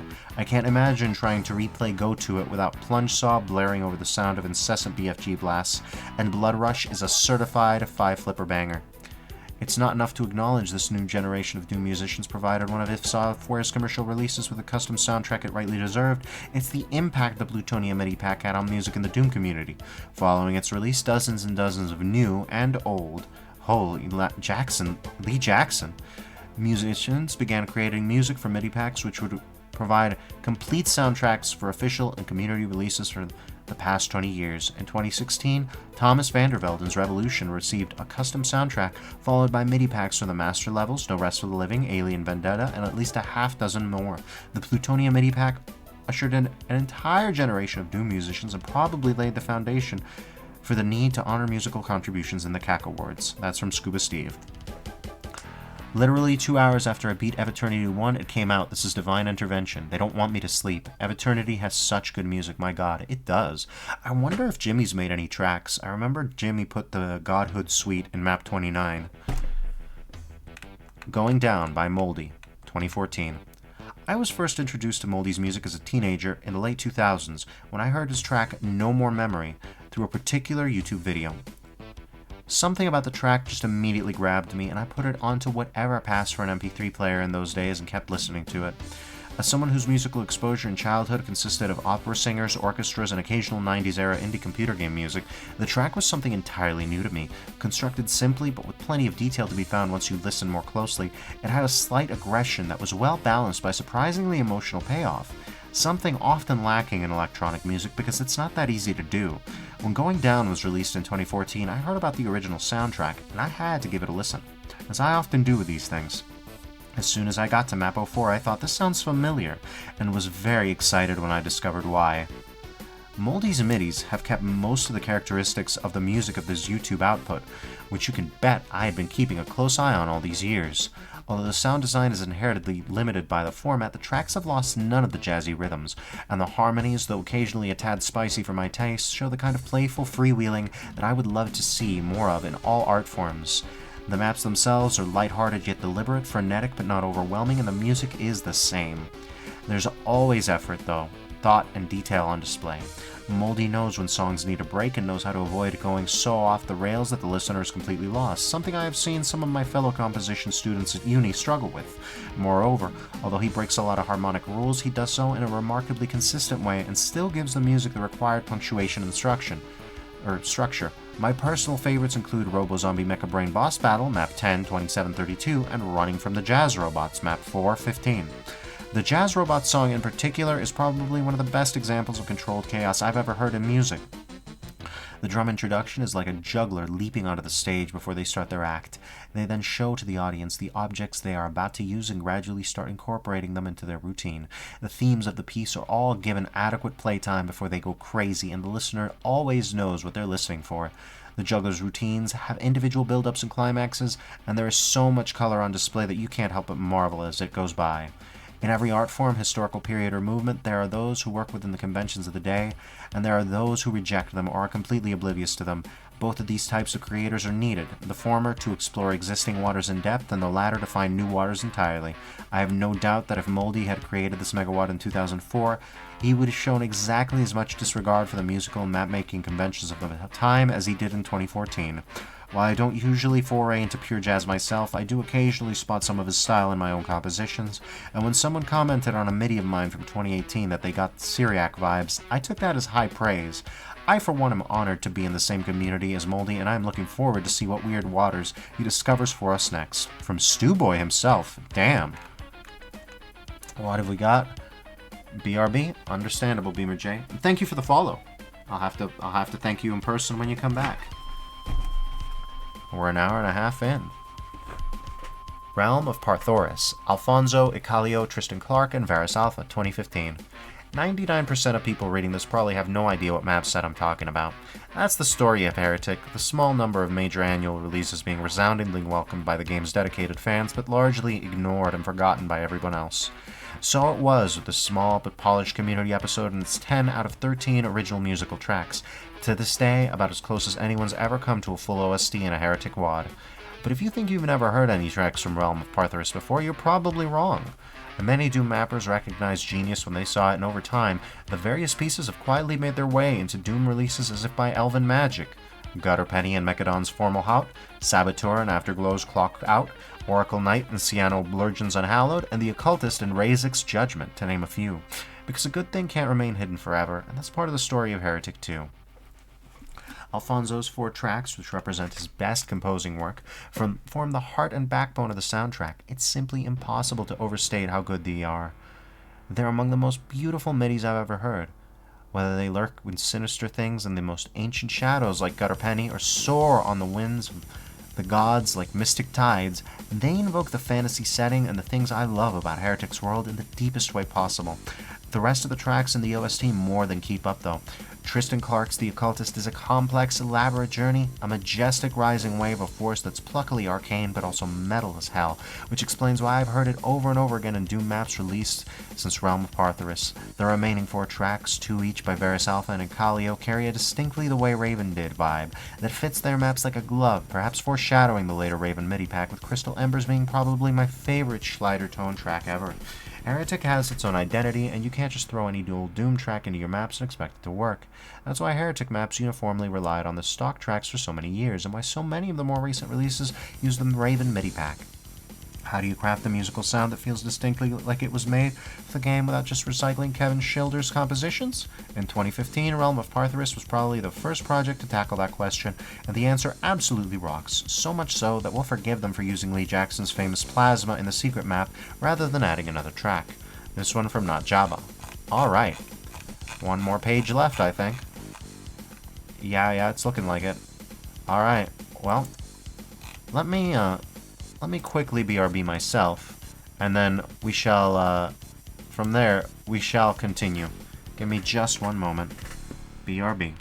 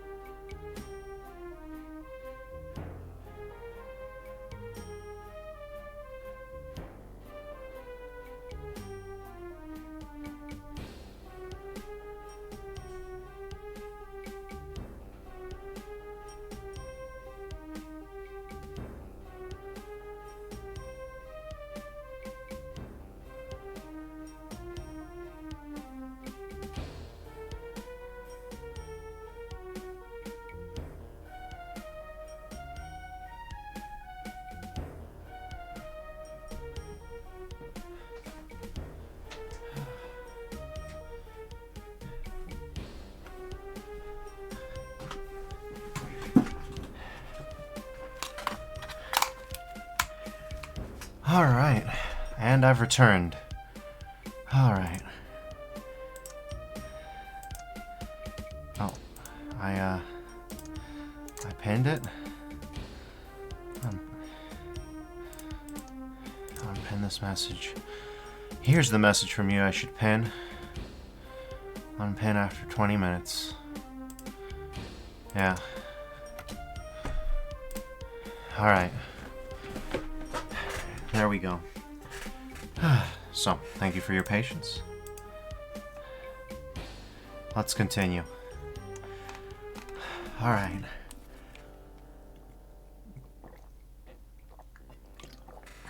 Ancient Aliens, Stuart Rinn, 2016. I have to use the word sublime to properly describe Stu Boy's compositions. His extensive body of work and ability to invoke spellbinding, anthemic sounds out of the humble General MIDI sound bank, prove he's a musical virtuoso in every sense of the word. This is what I wrote about Stu's compositional modus operandi 2 full years ago, when he and fellow community Goliath Skillsaw dropped the monolithic Heartland, which itself had an absolutely searing soundtrack, matched only by AD79's Arrival soundtrack in the same year in the contest for the 2021 Dude Award. Ancient Aliens' feature-less custom soundtrack is an effervescent fusion of atmosphere, jazz, and world beat percussion, 35 pieces strong. Quite astonishingly, only a handful of these tracks pass the 4-minute mark, with many of them sitting comfortably around the length of 2 minutes 30 seconds. How Stuart spins such timeless classics out of the relatively limited toolkit of GM remains a mystery to me.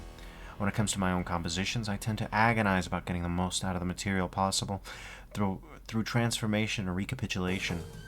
Stu doesn't care massively about traditional structuring or harmonic progression in his pieces,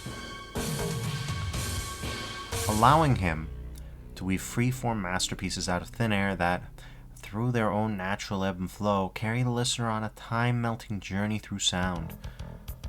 Despite the occasional rock guitar piercing through the mix, these are not contemporarily doomy tracks by any stretch of the imagination, but who needs that sort of thing when the map set in question is as extraterrestrial as Ancient Aliens, with its explosively turquoise and magenta visual feasts and polished polychrome deep space tech-based settings? You'd simply be a fool to wish for Bobby's Blues here. Charging headlong into AA for the first time, players will be greeted by Flea, which cracks through the on-screen action as the player ducks and dodges past unrelenting Cyberdemon salvos. One aspect that I think shines through particularly brilliantly in Stu's work is that there's always such hope in his compositions. He seems categorically unable to enforce any negative thought pattern in his audience's head, giving them the idea of salvation from the deepest dark places and success against impossible odds, which, given AA's tendency towards slaughter-adjacent gameplay in its last few maps, is counter to what many fans of the challenge maps will be used to. Take, for example, the thrumming background drones present throughout Sunlust's The Womb, or the hair-raising, anxiety-inducing March of Madness that was chosen specifically to make Inverti in Darkness the infamous map it is. No, Stu's got far more positive musical threads to spin. Back to the soundtrack. The humbly named Desk Lamp accompanying Map 4 is no mere item of utility in the AA soundtrack, it's a stand-out track with grand, beauteous flute solos floating over the top of tastefully virtuoso guitar backing. Stuart is kind of a genius for being able to make MIDI sound real. You need only listen to the covers by Zeotroid and Ilk to hear how the original GM composition, in no small way, helps the volunteering producer to arrive at an astonishingly lifelike end product. Just listen to those guitar streams at the start.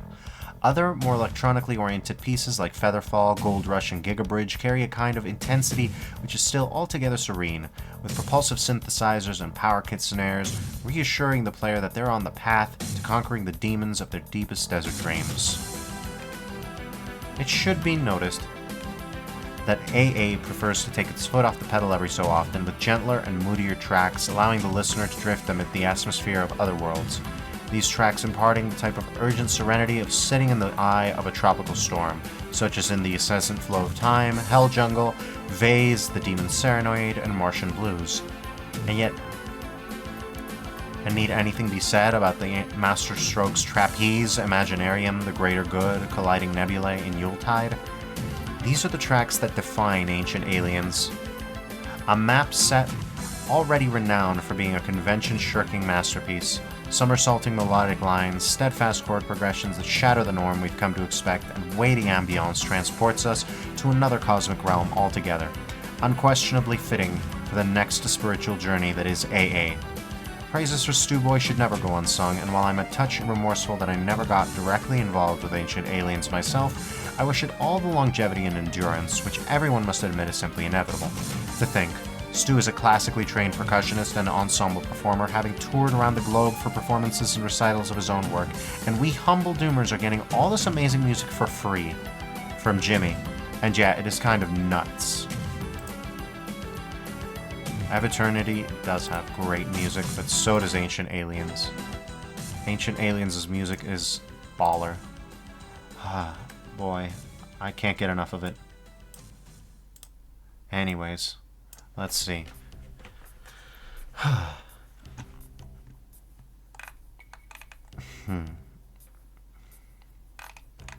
TNT Revolution, various artists, 2017. Team TNT has always captured a special part of the Doom community's collective imagination. These were the original creators to make a splash in the nascent modding scene of the 90s, and the first notable example of modders ascending the ladder from third-party content to canonical installment. Hell, the ethos of the team is right there in their moniker's etymology, the new technology.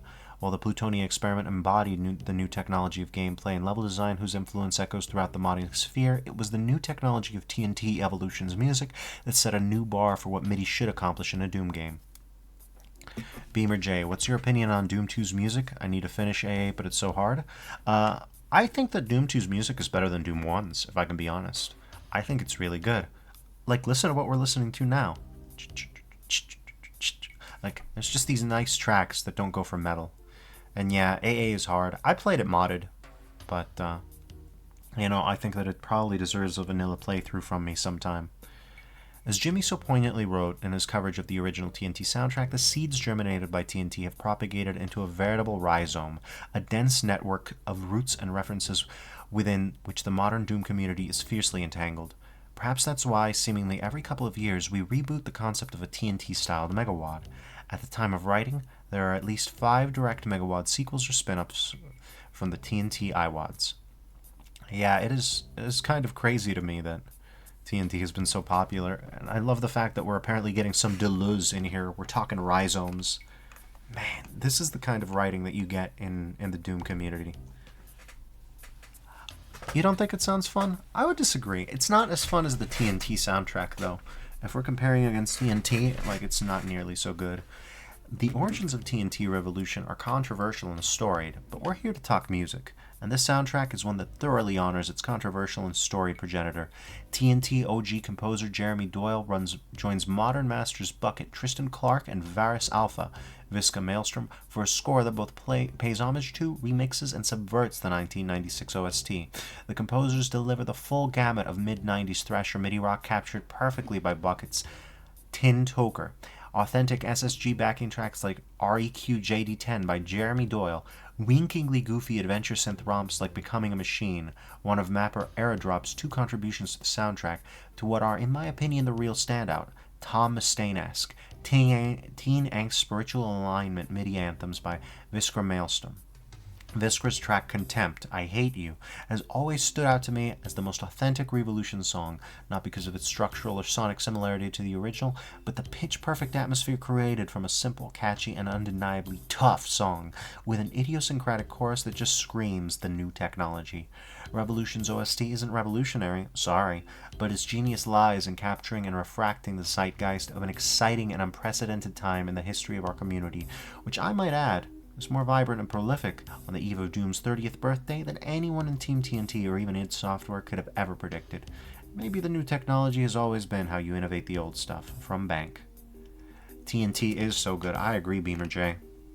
Magnolia from Rivix 2018. Rivix did the music for his tracks? Rivix as a composer has played a similar role as Zan Zawavea, known less for specific work and more for one-off compositions that have found themselves all around, drawing from genres like math rock and djent, sometimes using string ensembles that evoke classical music but with an undercurrent of horror, his midis have proven to be some of the best accompaniments for, well, the sort of maps he likes to make.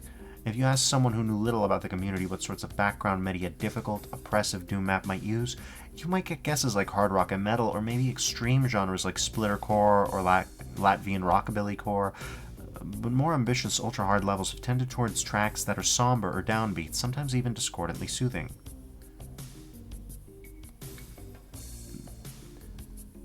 This dude is 46? Which dude is 46?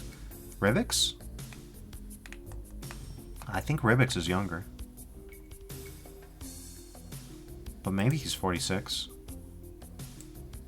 It is hard to imagine a WAD with such an idiosyncratic vision as Magnolia not having a soundtrack that follows suit.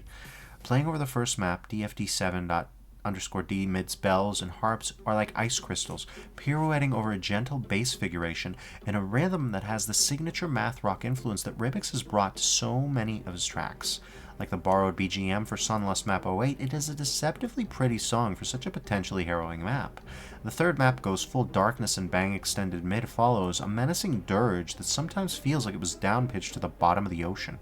It proceeds in chromatic steps and exotic chords and can sound almost playful in its devilry, like some abyssal creature stalking its prey for fun. The crystalline bells, like Map 01's every now and then come back. Rather than gentle melodies, though, they are like icicles that will stab you. Oh, no, I'm not born in 1977. No, I'm not 19... I wasn't born in 77. 77 is just my last... The end date of my Twitch, because I couldn't get Defers. So, no, I'm not 46. Gosh, imagine having this voice of 46. Damn. I'm only 30, just like Doom. I was born in the same year. He's grown even more since then, and in recent years, midis like moiri.mid and arcev.mid have been plucked from his website listings and used to give a certain magical touch to mappers' visions. Rivix has also been markedly consistent in providing his own spooky finishing touches to his yearly Halloween romps with grain of salt. Material along these including works as like rock.mid and eflas.mid, of which each is a unique twist on moody, haunted music. It's hard to forget those sinister drums pounding your ears beneath the orange sky, or the sound of those unassuming string notes as you enter a confusing, monolithic structure with horrors untold waiting within. It would be remiss not to acknowledge the intense Subterra and its melancholic, dreamlike remix in a celebration of Rivix's musical work. He reworked an urgent whirlwind of arpeggios, first used in a deadly bite-sized slime and stone creation, into a warm, comforting synth piece, soundtracking the player's drowsy search for a way out of the purgatory that they found themselves in. Jump Wad also saw beautiful contributions in the form of the nostalgia-inducing cloud-shaping.mid, framed against that snowy title screen, and October 17th remid, a tear-jerking lullaby that redefines the world it lives within in more ways than one, from @RD and Maribo. A mosquito flew in your Nesquik? I'm sorry, Beamer J. Sometimes things like that happen. Wrecker, from Hexenmapper 2018. Like Harmony before it, Wrecker narrowly predates the whole idea of a boomer shooter. Instead, it asks what kind of game we might have gotten if another studio had made a Doom Engine game in the 90s to be released alongside Heretic, Hexen, and Strife. It succeeds brilliantly at capturing the era, but it's not foolishly anal about that authenticity either, and the world it builds feels a bit 2010s indie too. It's an odd mix of hard-ass Vikings and Celtic vibes, and machine works and eldritch horror, and whatever a game journalist might choose to call it, it probably has the suffix punk attached to it. Ugh. Like the game itself, the soundtrack had a fine line to walk. Weave in all the threads of that unique amalgamated universe, make the music sound true to the era of Bobby Prince and Kevin Shelder, but create a polished sound for the 2018 audience of James Paddock and Tristan Clark at the same time. Like every good composer, Hexenmapper makes the job sound easy. The soundtrack transports you to an era and a place that never existed by taking familiar traditional instruments and song styles and meshing them with newer, more rock-like grooves and instrumental sounds that are so uncanny they're almost alien. That seamless blending of opposite extremes is similar to what Schilder did in the Heretic soundtrack, but Records tracks are much more recognizably European, allowing the game to establish an almost comfortable familiarity at times that it then belies and shatters with equal ease, the music dissolving into chaos and horror as barriers between life and death spill further open and the despairing mobs of the existentially damned take it out on the living, the only way they understand. There's something almost cute about the colorful pixely world and the whimsy of the music alike, fittingly because Wrecker is a very doom-cute game, right up until it doesn't feel so cute anymore. And so you stride forth with a fanfare of trumpets and horns, march solemnly to the beat of heavy drunks. And so you stride forth with a fanfare of trumpets and horns, march solemnly to the beat of heavy drums, sink into a moment's respite between battles to the soothing pluck of a harp, and bash skulls to the accompaniment of more astonishingly effective meaty bagpipe tracks than you would have thought possible. And the things you're facing that are harder to define are represented by musical elements that are harder to define. However, much the music itself seems to give you a warrior's strength by making you feel like a total ass kicker. It also hangs over you like a shroud, reminding you that you're already doomed, that you have no real hope beyond a vengeance with questionable consequences, and so it goes. How can one composer make me want to flip the finger to fate and accept it with stoic resignation at the same time? That kind of cohesive vision is the benefit of having a single composer write an entire OST, and Wrecker owes it a great debt. Again from Not Java. Exomoon, Deadwing, 2018. Ozonia got its official Dude Award already, but Exomoon remains my favorite of the Moonblood trilogy, both for its maps and its soundtrack. Deadwing's music never fails to create an extremely rich blend of emotions. You can practically breathe it in like coffee mist.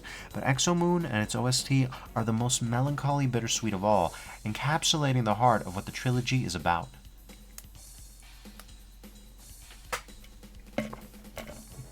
Exomoon's archaeological narrative follows an alien civilization that lost the battle to save itself and create a better future, that fell into oblivion knowing what it had lost and crying out in collective pain. The real genius of the music is in making you feel like you belong to that world, like you knew the people who died, even as you're trying to understand what happened to them through their own completely alien lens. The soundtrack's arrangements are unerringly human, and it makes the sense of loss feel so real and personal.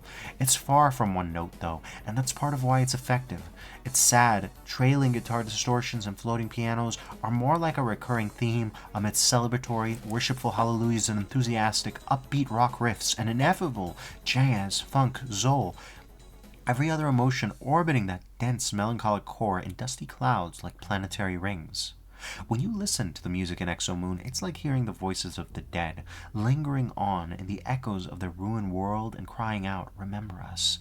Proud and lost and full of longing, stricken with grief, but remembering the good times they had before it all fell apart. At the same time, the chill, jazzy elegies are the perfect counterpoint to the map set's tense, rugged Plutonian brawls, making you feel like you're floating above the earthly hardships of war and turning each death into more of a reset, a chance to turn back the clock and let your soul fly free once more. Put it all together, and what it results is one of the most eerie and beautiful compilations of musical tracks to ever grace the game from Not Java. Eviternity! How about that? Various Artists, 2018. Let's face it, MIDI writing is bloody hard. You've got to make a bunch of real-life instrument sounds in these electronic tones and hope that someone understands what you were going for. Even harder is putting together a bunch of them to make a cohesive soundtrack, especially when the maps that go to that soundtrack are quite varied at themes. So how did the Eviternity team tackle this conundrum? Well, they brought in midis from the most well-known names of the community. Alfonso, Stewboy, 8079, Tristan Clark, and Jimmy. A lot of Jimmy. graces the author list of the OST. Among this list of greats, there's also some fantastic additions from Mark Clem, Yash Bandari, Scotty, and a bespoke track from Nabernizer. It'd be easy for me to just list off the most iconic tracks of the set, perhaps write a diatribe about the many intricacies of the Godhood suite that would match its 40-minute runtime, detail to you about how incredible and accurate the covers of Slave by Leprous and Epidemy 14 by Blut aus Nord are, or gush about how Ghost Grinder continues to be the proggy earworm that keeps me coming back to this set. But I don't know if I can really do those tracks that kind of justice. So here's all I'll say. The creation of an OST is an art form all on its own. It takes a sharp ear and a sharp eye to understand how the music that you choose, compose, or have composed fits with the feel of the level that you have built. And in Doom, and all games, one cannot exist without the other. By far, Eviternity is one of the best examples of the art of the creation of the soundtrack that I have played in the decade I've been in this community. Eviternity 2 has also just been released, so look forward to my next article when we do this again in 2053 from Major Arlene. 60 years of Doom is going to be a nightmare. But yeah, I have Eternity too.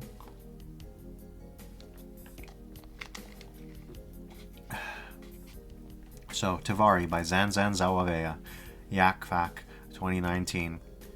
The arrangement and creative cohesion of an OST is a work of art unto itself, but it's composers like Zanzan Zawavea who make the best argument against awarding music by the soundtrack. Released in a snow trickle over the years, and with an archival philosophy perhaps best described as throw everything in the basement and maybe people will find it later, Zzz biddies have nonetheless left as lasting a mark on Doom as those of many people whose names are accompanied by more fanfare, particularly when considered alongside the community's other major underground composer, Ribix. Acknowledging my weak musical history chops, I'm just going to start by citing the Doom Wiki, which lists vintage computer game soundtracks, jazz, funk, and 1970s progressive rock as Ziziv's main musical influences. What I do know, is that they are one of the foundational pioneers of Doom Weird. Their whole body of work, both mapping and music, rejects every trope norm that I can think of, abandons the idea of order and structure wholeheartedly, and embraces the existentially bizarre as reality's true form. The first experience I remember with their music is the chaotic, dizzying track from Sheer Poison, which never fails to remind me of the music in the jarringly alien otherworlds of Taloris and the ethereal void from Ultima Underworld 2. Spider Silk's track is bouncier but equally untethered, an energetic flight of fancy along a path with no particular landmarks. The track in Northern Powerhouse feels like it was born in the bowels of some unfathomable machine, perhaps the one represented in the map itself. Tivari. Is this AI art? I don't know. It kind of has that vibe, but if it does, it's Dolly 1. I feel that around the time of Tivari, their music subtly evolved, adapted itself around stronger moods that I connect with more without losing any of the stylistic elements that made it interesting in the first place. The maps in Tivari slip from the cold jazz of an abandoned warehouse, map 01, to the cronky jazz of a horror circus, map 02, to the nerves on edge jazz of an impending crisis, map 03, to the empowered jazz of liftoff and flight, map 04, but all of it feels equally unraveled, equally divorced from the notion of an experience being spoon-fed smoothly into the player's brain. Incidentally, Tivari is one of Ziziv's best mapping, so check it out. None of this is to say that their music can't accompany more conventional types of Doom maps. The most well-known examples of that are Tourniquet's Altitude and Mutabor, which use Ziziv tracks to lend an unreality and disorientation to their labyrinthine layouts and choose-your-own-adventure style of gameplay. It lends serious credence to the idea that Doom maps are whatever their music makes them. Although they've never released any particular magnum opus OST, nor have they sought to do so, I feel that presenting this award to the soundtrack of an unfinished, barely known project, a set of MIDIs that feel like jotted down notes in the background of a set of maps that feel like jotted down notes, is peak Ziziv, and perhaps the truest representation of their work. The logical processes of craftsmanship need the anti-logic of counterculture to put them into their place sometimes, and vice versa, but an artistic medium would never be the same without its full tapestry of senpais and crazy uncles, paragons and weirdos alike, from Not Java. Alright, I've never heard of them. So have we done it? Is that it? Yeah, it looks like it is. We have done Doot Eternal. Back to the Cacowards. Oh, can we get a link to the article? Yeah, no problem. Let's see. Let's hit this. So let's start here.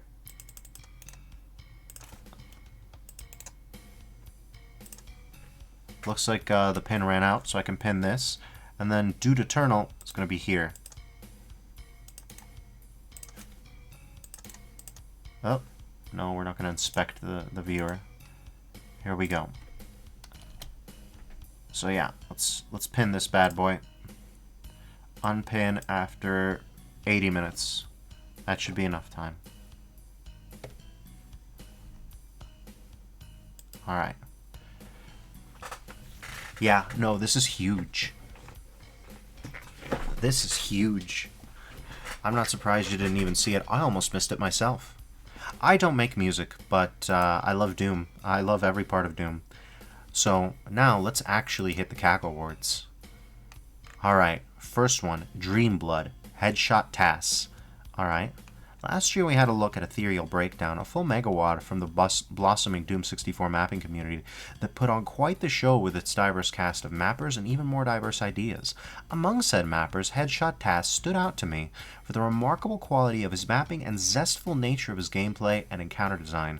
I remember quietly thinking, man, wouldn't it be cool if Headshot Task made a full set of maps all by himself to further flesh out his mapping ideas? Well, at the time, I couldn't have possibly known that I was wishing on a star, but I guess sometimes dreams do come true. Blood-soaked dreams, as it turns out, for Headshot Task is here with episode 1 of his ambitious Dream Blood project. Let's take a closer look.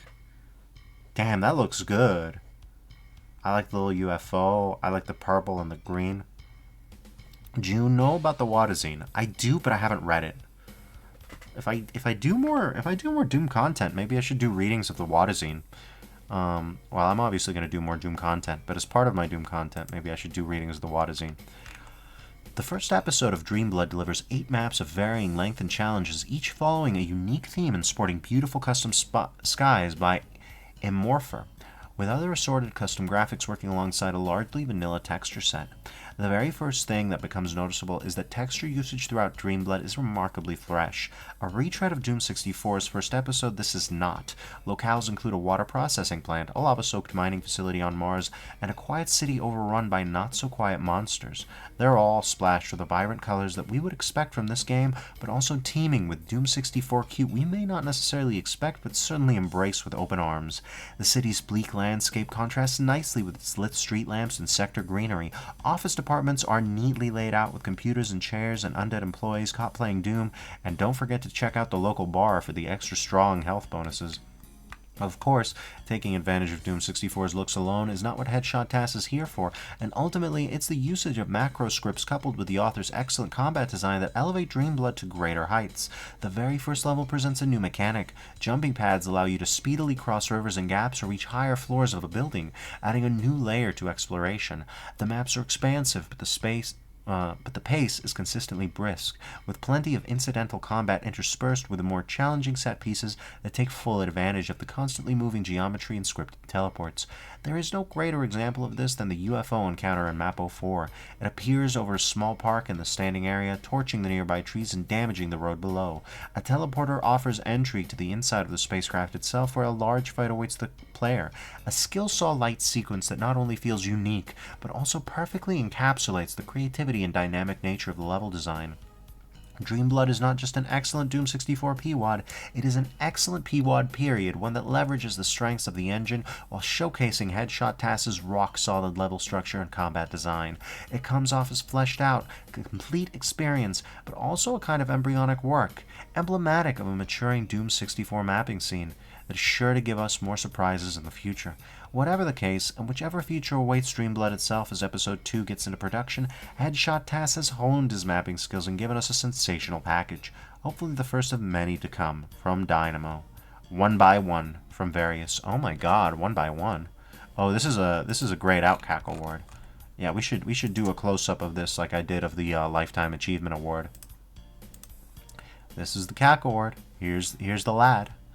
And then this is the Silver Cacoward. I guess a runner-up? Yeah, Silver Cackle. Alright. Restrictions breed creativity. It's an old adage, but it... Wait, this sounds familiar. This is how the write-up for last year's gold winner, the 10x10 project, began, but this illustrates that just as mappers can challenge themselves by working within a set of constraints, so too can others be inspired by such works to craft projects of their own, and push those limitations even further.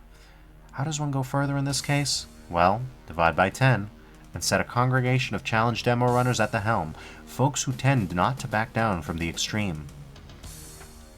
Whoa, check this out. Look at this. The Wadazines are so cool. Oh, I bet they are. Really soak this in, though. Look at this. Man. With 1x1, you probably get the idea, but here's the rundown. One texture and one flat per map, with some leniency for switches when deemed necessary. This is one of the set's meager mercies, which itself is not always observed, as you're thrust into the uncanny and abstract. Virulent voidscapes and disastrous dimensions will test your mettle. With the singular selections in your surroundings will become your only source of familiarity and comfort. The rising challenge will gradually push you towards the breaking point, but there's rain to craft what they desired as long as it fell within their guidelines, resulting in an eclectic mix of combat set pieces, platforming, and puzzles, but it all comes together beautifully and accentuates the WAD's personality. Texture scrolling, translucency, and elaborate scripted light patterns also help compensate for the lack of visual options, resulting in some impressively eye-popping arenas. The final product shows a collective passion and a heartening example of how a simple idea, combined with some of the community's up-and-coming talents, can produce something more than the sum of its parts. I look forward to seeing what the future holds for this group, while I hope that more folks will give the SWAT its due, even if it's outside their comfort zone. From Vile. Pina Colada from My Olden et al. Doom 2 boom compatible 24 maps. Oh yeah, we should look up these bits. Doom 2 MBF 21 compatible 24 plus maps. Doom 64 8 maps. Alright, so Pina Colada. One of the things I love most about Pina Colada is just how outrageous it can get. You might think that a project with a 75 monster per map limitation might harbor some critique on excess, but whether it's maps like Putrid Excellence and Pineapple Acres with their absurd cyber demons, or the relatively brief Is Pink so basic hue and null space nexus with a sense of grandeur that would be enviable in a long megamap, this team of authors really goes for it, using compact layouts as a canvas for a whirlwind of creativity and amped up combat, resulting in one of the most personality-rich projects of the year. An unmistakable part of Pina Colada's personality is its fantastic assets, especially Mumi's animated skies, which include vibrant celestial light shows and some truly grotesque cosmic body horror. But thanks to the crew's overall strength at level design, these assets don't overshadow the maps themselves.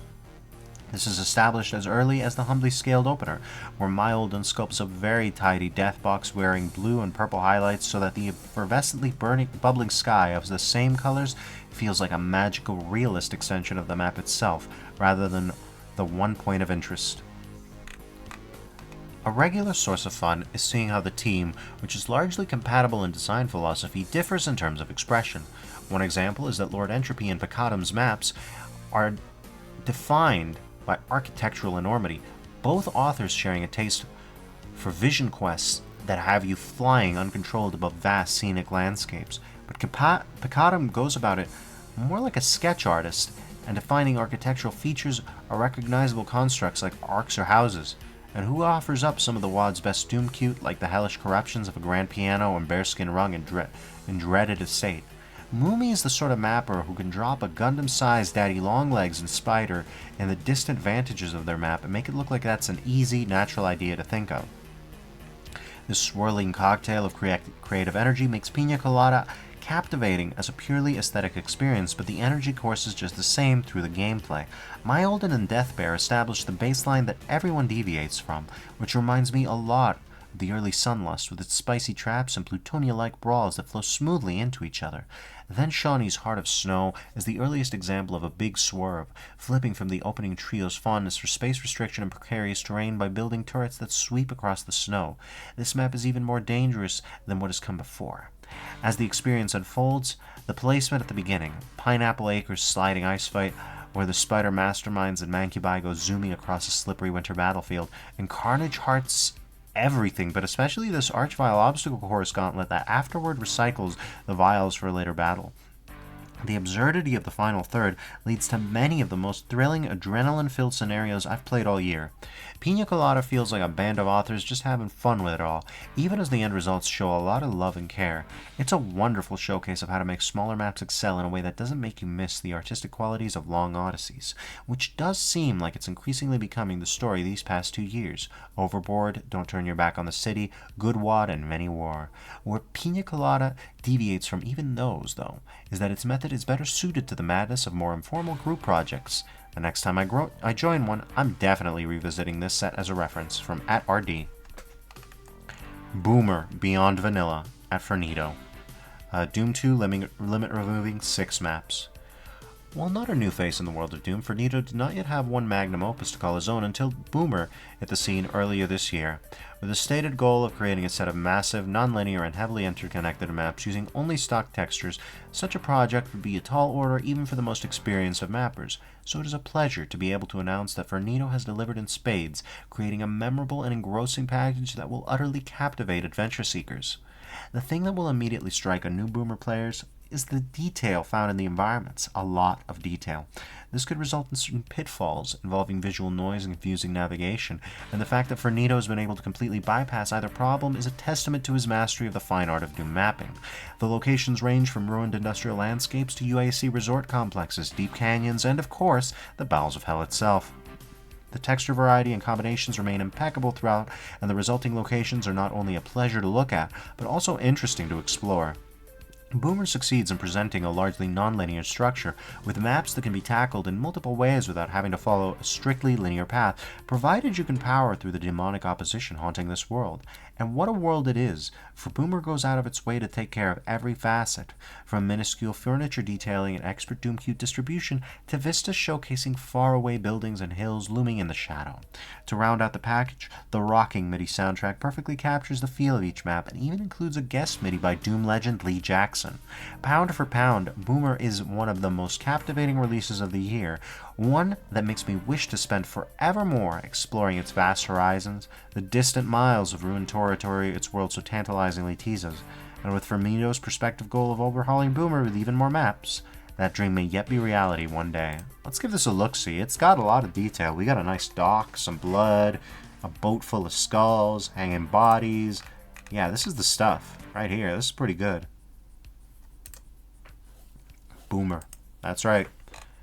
Also, I did give this one a close-up, so let's do that again. Let's just give this one a close-up. Hi, giant eyeball. A lot of red. This is one of the more, I think, muted screenshots we've had. It's pretty. Insanity Edge by Pyroscourge. Doom 2, GZ Doom, 8 maps. I played this, by the way, and I got copyright struck, lol. Pyroscourge has mastered the art of GZ Doom mapping like few others have, and provided us with a true blockbuster that ups the ante of what complex Doom mods can bring to the table, while also offering accessible, immediate gameplay that reminds us why we fell in love with this game in the first place. Really? Yeah. I actually worked with Pyroscourge to try and get some more copyright-friendly stuff into Insanity Edged and Winter's Fury. So hopefully soon that'll be more streamer-friendly. I'm planning on revisiting it so that I can get the real ending at some point. Far from being just a collection of maps, Insanity Edge opts for a story-driven approach, diving into elements seldom seen in the ever-elusive category of Doom writing. The plot is presented with cinematic brilliance, keeping the player immersed within the story while never slowing the action down. There's more endings? Yes, there are, Beamer J. The story calls to duty ex-UAC operative Jacob Rowland. After being discharged from the UAC the previous year, he is sent to the Insanity's Edge mining complex to retrieve a recently discovered stockpile of hellfire fuel before a UAC squadron can do the same. Knowing the UAC, they can only have one reason as for why they'd want it. Promised a hefty price, Jacob heads into the complex where very soon all hell will break loose. And it does. Insanity Edge presents itself as a sequel to the author's previous work, Winter's Fury, down to the story being a direct continuation of it. And with the author releasing a remaster of Winter's Fury earlier in the year, there is no better time to get acquainted with it if you haven't already. Regardless, with Insanity Edge releasing 8 years after Winter's Fury, Pyroscourge is not showing any signs of mapping rust, and instead constantly wows the player on the presentation front. While Winter's Fury is all about cold and grayscale levels, Insanity Edge is marvelously colorful. There is not a dull landscape in sight in the incredibly setting Pyroscourge provides us, from imposing multi-layered surfaces and entrances that can only be achieved by portal trickery, to intricately designed layouts that are both confusing and jaw-dropping, into some of the most beautiful vistas I have ever seen done in this engine. Sigil 2 is out as well. Yes, we'll be playing it on stream. But the visual front is not the only area Insanity Edge seeks to impress in. Joining the fray are a set of brand new weapons courtesy of Scuba Steve and Cardboard Marty, which add flair to the standard classic guns. The levels themselves are extremely action-packed and can each take well over 45 minutes to complete, and even beyond that if you decide to go secret hunting. The original bestiary sees the addition of a handful of new enemies, as well as a couple of unique and bespoke bosses, one of which has a mechanic that I personally have never seen implemented in the game. All of this is accompanied by a high-fidelity soundtrack that perfectly matches each and every level, boss fight, or cutscene. I know which bespoke bosses they're referring to. They're referring to the cyber demons with the thing, where if you hit one, the other one becomes invincible, and vice versa. Throughout the journey, you will also find yourself thrown into interlude maps that toy with your psyche, making you lose all sense of reality before being snapped back into the mission. Last but not least, the levels each have hidden logs that reward secret hunters with extra lore, and this can even result in a possible alternate ending if you find them all. Even if you miss them at the beginning, it adds to the map set's replay value. Insanity Edge has left me wanting so much more of it. Though the levels were by no means short, it felt like I couldn't get enough. It has such a unique taste, and the experience was so immersive, it left me wondering just what else this world could have in store for us. And thankfully, Pirate Scourge has promised that there is more to the story, and I can only hope that we won't have to wait another 8 years for the next part. But hey, you can't rush perfection from Terminus. This community does go hard. It's true, Beamer J. El Viaje de Diciembre from Cacodemon 187. Doom 2, vanilla compatible, 6 maps. Oh, when we go vanilla compatible... Oh, by the way, let's soak in Insanity Edged. Yeah, I was here. It was good. Now, let's take a look at this. Look at those. If you're familiar with some of the very old stuff from like 1998 modded Doom, these wave textures from vanilla were a common part of the Earth series, which was a very good map pack, and this is a very clear reference. I just wanted to hit that up before we got into the text. El Viaje's aesthetic appeal was pretty obvious from the beginning. Notes of Lost Civilization, TNT, and 90s gems like Earth.WAD, there it is, and a sepia-toned world that felt like a reminiscence. But the well-roundedness of its appeal really hit me in the second map, when I stumbled into a secret backdoor tunnel right at the beginning and did a large swathe of the map obviously in reverse, looting a balcony full of ammo but getting a fun, dangerous fight with no immediate escape from my trouble. Then the third map, before I had any serious weapons, allowed me to find a secret passage into one of the level's major warehouse complexes, flanking me with ledge enemies from all angles as a single archvile with demon guardians harried me on the ground, an SSG teasing me, but in a dead zone far away from potential cover. All of this compelled enthusiastic replays, and even with the initial surprises gone, the kinetic game feel held up, and the lovely bittersweet mood was still there, of course, much the same. Cacodemon 187 has a gift for imparting a sense of history, and in this case even culture, to domestic settings, to all the rundown abodes and agrarian facilities that you explore on your round-trip journey. This shows in El Viaje's strong undercurrents of loss and people left behind, and in the way dutiful attention to influences, which here include the Spanish mapping scene, shapes the design of his maps. Are these JPEGs? No. Oh, okay. Let's see, we've got Baphomet Satellite, we got En Campaña, one last map before my surgery, we've got Ciudad Empresarial, and then we've got Ciudad Empresarial, Alt City maps, and Chicocos, a map to commemorate my high school graduation. El Viaje has no shortage of pretty postcard-like vistas of maps surrounding cliffsides and beaches and building facades, which are suffused with a melancholy, dusty atmosphere that feels like the world after an environmental calamity. The Earth.WAD sky now tinged with an ever-present brown haze as the familiar surf still rolls in. The depicted worlds are dingy and in tatters, and they abstain from vibrant colors, and Cacodemon 187 shows how that is not an impediment to something being undeniably gorgeous from @RD. Yeah, Spanish is my first language. Alright, now, let's get into these. NaNoWriMo turns 5. NaNoWriMo, the community's beloved October speed mapping jam, embraced its 5th anniversary. A lot of the upshot of NaNoWriMo has been providing a socially accepted space, metaphorical, and also concrete in the form of a laid-back Discord server and forum threads, to abandon the shackles of reasonableness and go for it. Going for it can mean designing a whole megawatt in a month. This turns out to work very well for many people, and many projects made under its banner have been featured elsewhere in these pages over the years, many of those by authors not widely known at the time.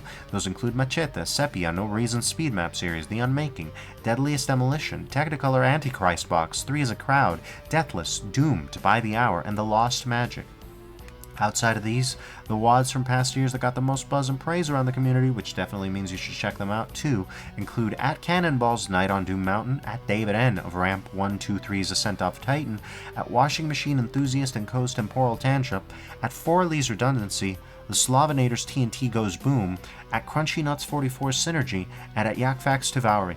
It's hard to miss the recurring mapping community traditions like the Joy of Mapping, Nova, Ramp, Ass, Dump, Puss, and Nanowadmo have been a source of a lot of good over the years, not to mention some fishy-sounding acronyms at RD. Yeah, I would say the acronyms, the acronyms are getting a little wacky. Harmonized Science. The venerable Vandervelden brothers, Thomas and Roland, have returned to the fore of Doom modding with updates to two of their flagship creations, the Total Conversion Harmony and the Megawatt Scientist. Wait, Harmony is getting a sequel? Oh my god. Harmony compatible now available. Hold on a second. Yeah, we're doing Harmony compatible. Jesus. Now you can play Harmony on your favorite port. Wow. This 30-year anniversary, we are going nuts. Alright, and the Megawatt Scientist. The former received a Cacoward back in 2009, and is fondly remembered even now for its incredible attention to detail, great custom assets, and fantastic level designs. It merges the best of 90s FPS inspirations with the lifelike, engrossing level themes Thomas had long been known for. The update, first released for the Unity port last year and then in a port-agnostic format in November of this year, scales down some of the graphics, adds all new sound effects, incorporates Jimmy's excellent MIDI pack, and even includes brand new levels and an additional enemy. On the other hand, Roland's Scientist 2, originally released all the way back in 2005, has never been featured on these pages before, and there is truly no better time than now to canonize it. An outstanding 20-map megawatt that sees the player trying to stop a mad scientist from unleashing Hell's forces onto the Earth. It will take you on a journey through a dystopian city, snowy Siberian facilities, and the mesmerizing ruins that the scientist had made into his base of operations. The update plays similarly, but foregoes the flamethrowers, dual shotguns, and AK-47s of the original in place of bioclaws and dual plasma pistols. Most prominently, the original's more subdued look has been amped up with new colorful and at times downright psychedelic visuals, making for a quite different experience. Both the original Scientist 2 and the 2023 update are worthy honorable mentions, but the truth is, whichever versions of Scientist or Harmony you choose to experience, they rank among the finest Doom mods you can play, and the re-releases will allow a whole new generation of players to experience them as such. From Dynamo. Let's see if Scientist has any screenshots. Nope, afraid not. I'd love to show it off, but, you know. Oh, okay. Finding the Lost Civilization. When Yaska released his masterpiece Lost Civilization in 2019, it was quickly ingrained as part of Doom mythology.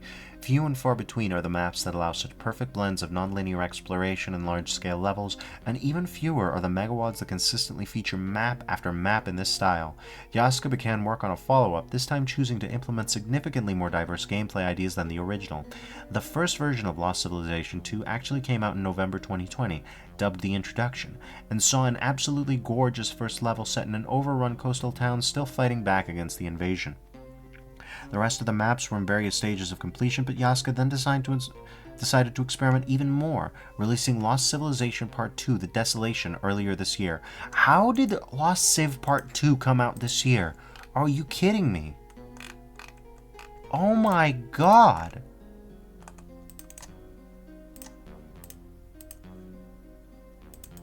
Check this out. Whoa. We got bartenders now. We got a pie. 2023 is the year of our Doom. 2023 is one of the most banger years of Doom that I've seen. It is ridiculous. Oh my god, look at this. Jesus.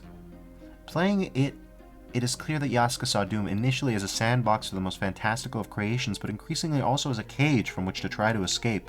Because of this, the highly ambitious scope of the project may put some players off, as Lost Civilization 2 employs RPG elements, horror, stages, dialogue systems, and a whole lot more to explore its 7 levels, which are just as beautiful and serene as ever. But if you are the type of Doomer who enjoys wide-ranging changes and experimentation in mods, this could very likely end up being one of the most appealing releases of the year. Whichever the case, and whichever version of Lost Civilization 2 you choose to experience first, we hope this is not the end of the series, even as Yaska has expressed interest in moving on to full-scale game development, and we thank him for having dared to dream in this game and for sharing those precious dreams with us all these years. Good lord. This is ridiculous. Alright. So that's page 1 down. Time for page 2. Hardfest 2 from Various. Doom 2, boom compatible, 40 plus maps. Y'all like challenge? You could probably leave it at that, and it would still sell the concept of this project to an entire subset of the community, as it did being a sequel. But let's put it in perspective. If we're not engaging with that instantly recognizable flavor of Doom gameplay for that quick moment-to-moment gratification of removing all obstacles from our paths, we're doing it to push ourselves past a series of difficult encounters and feel that palpable satisfaction of accomplishment, the traversal of a truly imposing barrier, likely comprised of immense mobs of monsters. It's a curve that continues to climb ever higher, an escalation with no end, yet we continue to press on, just to see how far we can take it and in turn how far we can take ourselves. Okay, perhaps that's a bit melodramatic. Look, you like killing demons, right? Do you like killing lots of demons, relentless droves numbering in the thousands? Is your mind open to movement-based challenges or intense resource management? Have you played the Slaughterfest series and thought, why did it have to end? If so, you're in for a treat, one that'll take time to digest and will most certainly leave you satiated. Let's take a look at this. Very red and green. We are looking at holiday colors. This is Santa's village right here. This is where the toys get made. Hardfest 2 is the follow-up to the series debut from last year that does everything a good sequel should do. Expand and refine what made the original tick and then some. The number of maps is effectively doubled in this iteration, and these aren't breezy affairs, as the Slaughterfest name drop wasn't intended to be a token comparison. By and large, these maps are massive, starting off modestly but gradually approaching Sunder in terms of size and time to completion. True to the template of Slaughter Set's past, the maps are disjointed vignettes spanning traditional technological complexes and curious collections of city streets and mansions, but also stretching beyond the farthest reaches of the known universe to mind-bogglingly titanic alien monoliths. It's an eclectic progression, rich in variety and each meticulously constructed, playing host to prolonged showdowns with hellspawn that push you to survive and stick in your memory. Unlike the original, which stuck to the standard roster, custom threats are included and used to great effect, while occasional appearances by the Infinite Rocket Launcher inject new life into encounters.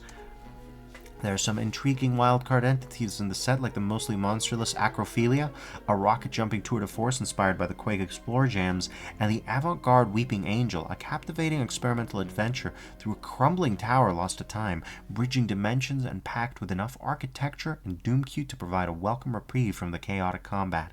The musically dynamic duo of Corp and Elpad return, along with some first-time guest composers, and put in some of their best work to date.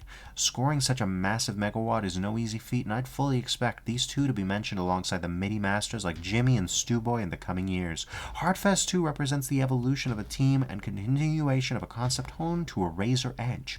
It shows that taking the template of a project and giving it so much extra polish and attention is in itself a success, and should be cause for celebration every time. From @Vile. Downloading Earth? You'll have a good time with it. It's a very chill map set, especially because it's got that 90s difficulty. Hexen, Veil of Darkness from @Captain Toenail. Hexen, UDMF GZ Doom, 1 hub. A veritable PWAD cryptid, Veil of Darkness is a complete hub for Hexen, introducing a few new elements and an updated perspective on the original's classic gameplay loop, while remaining true to its real soul, its immersive world. The game features a handful of extra attack items for the toolkit and a variety of new foes to test steel and spell against, chief among them the sorceress herself, who periodically appears at highly inopportune times to taunt, trap, and torment you in a far more active, painful way than Korax was ever inclined to get off his scaly ass and manage.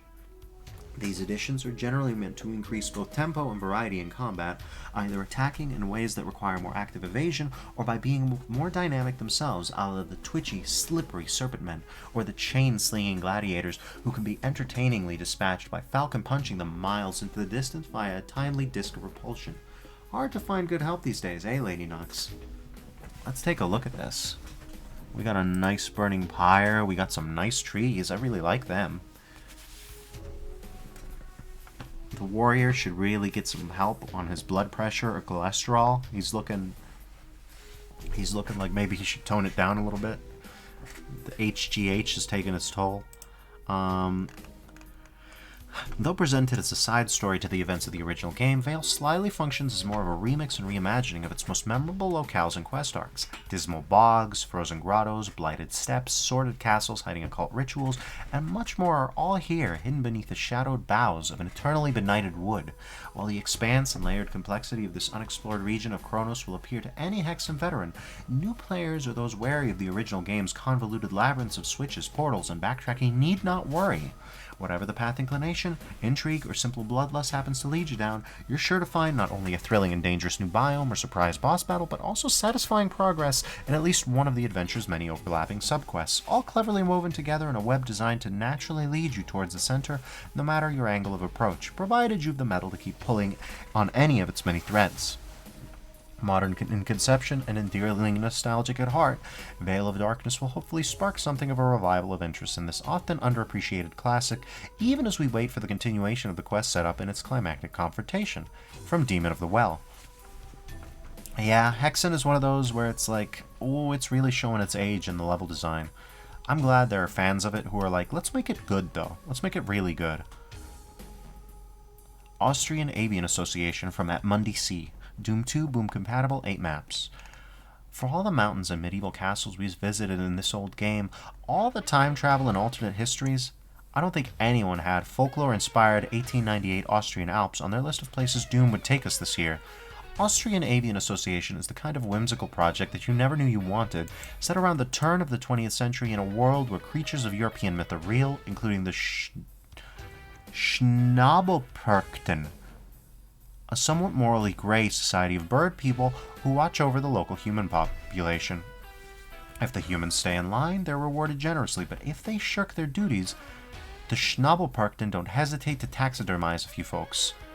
You are a Schnabelperkten named Katrina Berger, and instead of walking from your long summertime snooze and going to see who is on the naughty and nice list this year, it's the humans, along with a horde of monsters who have arrived on your doorstep, and they're fixing for a fight.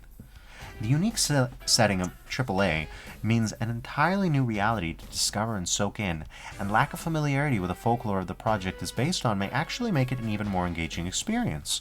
The lonely mountain passes are a wintry and foreign place where every new weapon and enemy you encounter is simultaneously a thing to marvel at and a huge ratcheting up of the stakes.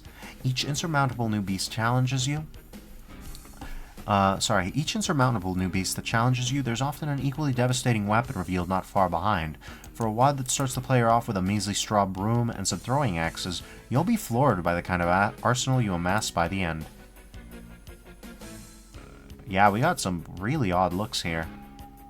We got a heretic enemy, got a cultist. This is looking weird. I don't hate it. I don't hate it though. You don't like Hexen level design, but the fights are fun? They're pretty fun, except for the ice level. Still, exploring the snowy hamlets and alpine forests is its own reward, full of a sort of tragic lived-in vibe where everyday rural existence was only just turned upside down moments earlier. The wine and sausages still sitting on the table. Counterintuitively, it was during AAA's most straightforward and almost bare-bones map that I realized I was playing something truly special. Even in a level with such little mechanical complexity as Map 03, Mundi C is able to hold the player's interest with a combination of atmosphere, tension, and curiosity. The experience of slogging through these cramped, dank caverns, genuinely unsure what could be around the next corner, and whatever it is you've just got a few bullets and axes to defend yourself with, is unforgettable. It only gets better and better in later maps, where you'll be darting between buildings, taking cover from the absolute war zone outside, scrounging for a handful more shotgun shells in the hopes that they'll get you out of this alive. Those moments of chaos and uncertainty in this strange land, that's what AAA is all about. Austrian Avian Association is a total conversion in every sense, not only a graphical overhaul with new weapons and enemies, not merely an exercise in fleshing out a previously unseen world, but a completely new animal in pacing and tone as well. Mundi C has created something that draws heavily from the old and the somewhat forgotten, but which feels so novel and original. It is a joy to exist in, plain and simple, and whether you're taking in the scenery or surviving by the skin of your teeth, and gosh, when that final map hands you more weapons and ammo than you know what to do with, then lets you go ham on the biggest horde of monsters in the WAD, there's not much better than that. From at Swiba. Alright. Now, Salve et Coagula by Nicolas Monti. In the past I have described Nicolas Monti as a magician, one who creates works of high art out of base elements that, according to common wisdom, should not work together. But perhaps I've had it wrong all this time. Solve et Coagula takes its name from an old concept in alchemy that everything must first be broken down before it can be formed into something new. A perfect fit, then, for a project that deconstructs the visual language of the shores of hell and transmutes its cramped corridors into vaulted, stunning set pieces. Each map is a monument to the aesthetics of Doom, reimagined in Monty's gorgeous style. Cathedrals of chrome and circuitry, sculptures of flesh and bone, shrines to the almighty Fire Blue. We love Fire Blue in this house. It's a shame Sally's not up yet. She'd have a lot to think about Fire Blue. Fire Blue is a classic. Alright, so what may impress more, however, is how compelling and threatening Solve is able to make Doom's limited bestiary and vanilla sector effects. Even zombies, imps, and demons keep their teeth razor sharp to the very end, simply by way of clever placement and trap design, and the devilishly cruel gauntlets of damaging floors turn many maps into a hectic race against the clock. That said, Solve et Coagula is something of an outlier even for Monty, eschewing some of his stranger sensibilities. Much has been made of the unorthodox musical choices in the mapper's earlier WODs, but this one features no new MIDIs whatsoever, nor does it make use of custom textures or dehackery. Instead, we have a sort of Monty unplugged, pure mapping craft laid bare, sink or swim. And these maps could swim a marathon. Solve's final flourish comes in E2M8, where the building blocks are disassembled yet again, only to come together in a form you cannot possibly see coming, but which is easily my favorite map of the year. It seems that whatever raw materials Nicolas Monty works with, they flow back out of him as a river of solid gold. So rather than a magician, maybe I'll start calling Monty our resident alchemist from Suiba. Fire Blue makes you feel fuzzy? Yeah, it does that. Fire Blue is a mind-altering substance. DBK03, Shrine of the Silver Cyber Primate, from Big Ol' Billy and all. Doom 2, Z-Doom, C6+ maps. Shrine of the Silver Cyber Primate? Uh-huh. You wake up in your cell. The monitor is blaring something about a new game show. Curious, you take a stroll down the hall, moving towards the door that says qualifying rounds.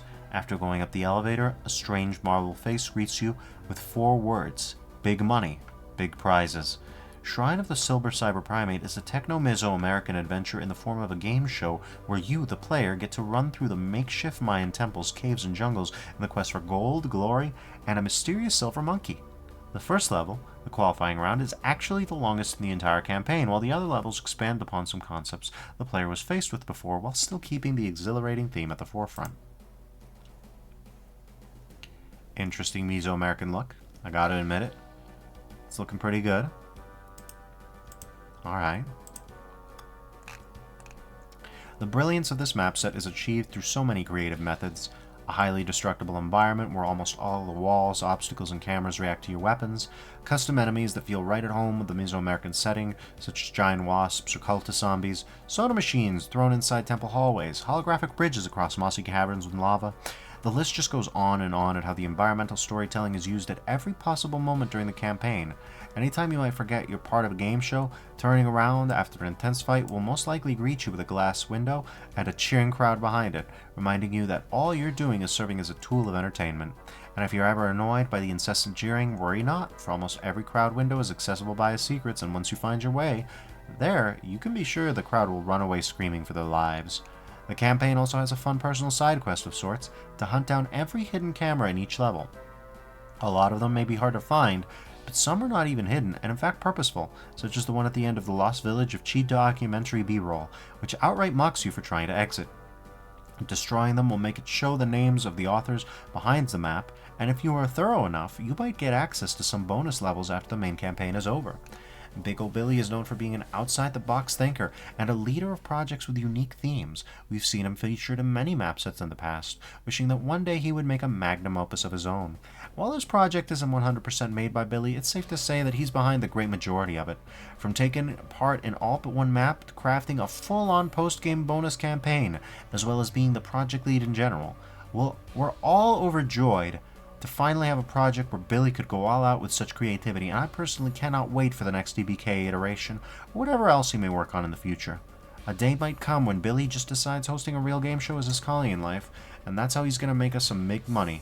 But for now, we can all enjoy his Doom maps as the true big prize for us all, at Terminus. Big Ol' Billy turns out to be Mr. Beast. What Lies Beneath, from Violent Beetle et al.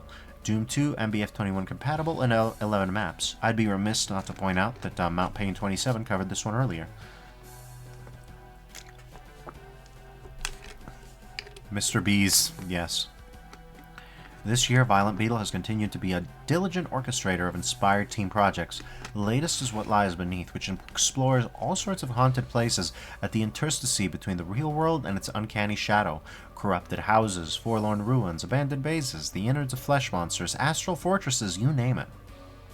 Save for a longer finale, the experience unfolds as a mix of briefer, more action-driven concept maps and mid-length ones that idle in menacing silence while intermittently lashing out into violent battles.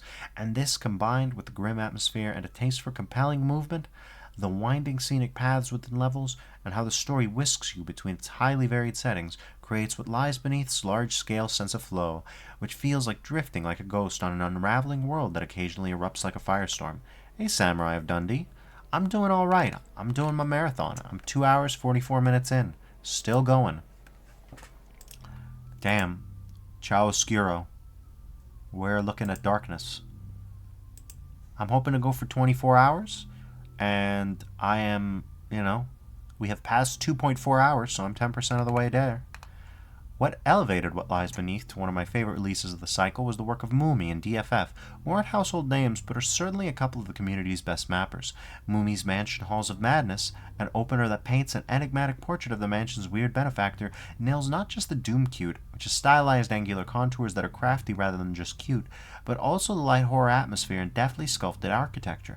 Thanks to this mix, it's an expertly made combo of two design modes that meet only rarely, and DFF's Black Site is a somber adventure in the powering on a derelict tech-based subgenre that reminds me of the gritty, high-fidelity aesthetic of Russian realism, everything soaked in shadow or a blue energy glow. It's another masterfully crafted map that stews in loneliness and abandonment while every now and then bursting into these rambunctiously fun fights, which captures how narrative-first authors of today have become so capable of embracing combat too. Neither map steals the show with length or with the unusually high-fidelity design by project standards either. Rather, they help set up and build on what comes around them. With that baton pass, the rest of the team does not disappoint. Now we're going at The Settlements from Dashlit. I've often had dreams about familiar places taken and twisted around, as if they're melting into one another. I see roads that would never curve like that, rooms that would never logically connect to one another, and sometimes I find myself in a rotated room, walking on the walls or on the ceiling. These dreams and the spaces within are always hazy and hard to remember clearly in an oddly comforting way. Huh. Look at this. Interesting. Liminality and the dreamlike spaces between are something that Dashlit has explored before, being half of the team that produced Liminal Doom, played on this stream. The Settlements can be considered a spiritual successor to that WoD with a less grounded approach, where Liminal Doom often came across as being lightly unnerving with its musical choices and claustrophobic locations. The Settlements is like being stuck in that hazy twilight, where everything is just a little off. These room shapes don't make sense. There's so many bookshelves in this living room that it might as well be a library. And why does it exit directly into the garden? The road goes everywhere and nowhere at the same time, almost like it was freeform painted onto the ground, and there's this lamppost that keeps appearing no matter where I go. The residents of these drowsy worlds lie in wait, sleeping unless the player stumbles upon them, until Dashlit decides to play a few tricks. Some areas feel primed for a certain kind of encounter, but then pull the rug out from under the player, like being forced to jump into a pit to activate a switch, only to be greeted by it with an initial slow trickle of lost souls before the wall comes down with a pair of low HP cyberdemons behind it. From a pair of dreamlike urban environments to the zany, nonsensical structure of the Carpet House, the Settlements construct spaces that only exist within dreams and brings them to life in Doom. Boom compatible 3 maps. I am very impressed that got a successor, which is fine because honestly, Liminal Doom had a map that I hated very much, and it got me to switch to a modded playthrough halfway through, and it was very fun. Color Out of Space. By the way, what page are we on? Page 2? Yes. Yeah. Okay, good. Most maps generally rely on custom textures or clever texture placement to create their atmosphere, but color palettes are often the unsung heroes of constructing a memorable vibe and feel. In years past, WODs like Ancient Aliens, Back to Saturn X, and Unidoom DMX successfully altered the vanilla color palette, sometimes quite radically, in search of more variety or color depth. This year, we noticed a handful of WODs taking another more extreme approach, heavily reducing the color range. Void Spawn by 8079 showcased a striking use of muted grays contrasted by vibrant hues and scarlet reds. Petion's Sepia leaves the player wondering just how many shades of brown there could possibly be, and Atrophy by Lorenzo strips out colors almost entirely, leaving you seeing grayscale with only violent reds as a highlight. If you are feeling experimental and want to give your playthroughs a new coat of paint or try out your hand working with an altered color palette, Nihal Raman's 123's assortment of custom palettes ranges anywhere from subtle hue adjustments to complete shifts in color. Interesting. Huh.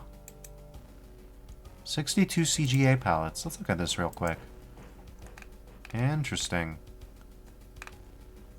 Uh-huh. Mexico. Oh my god.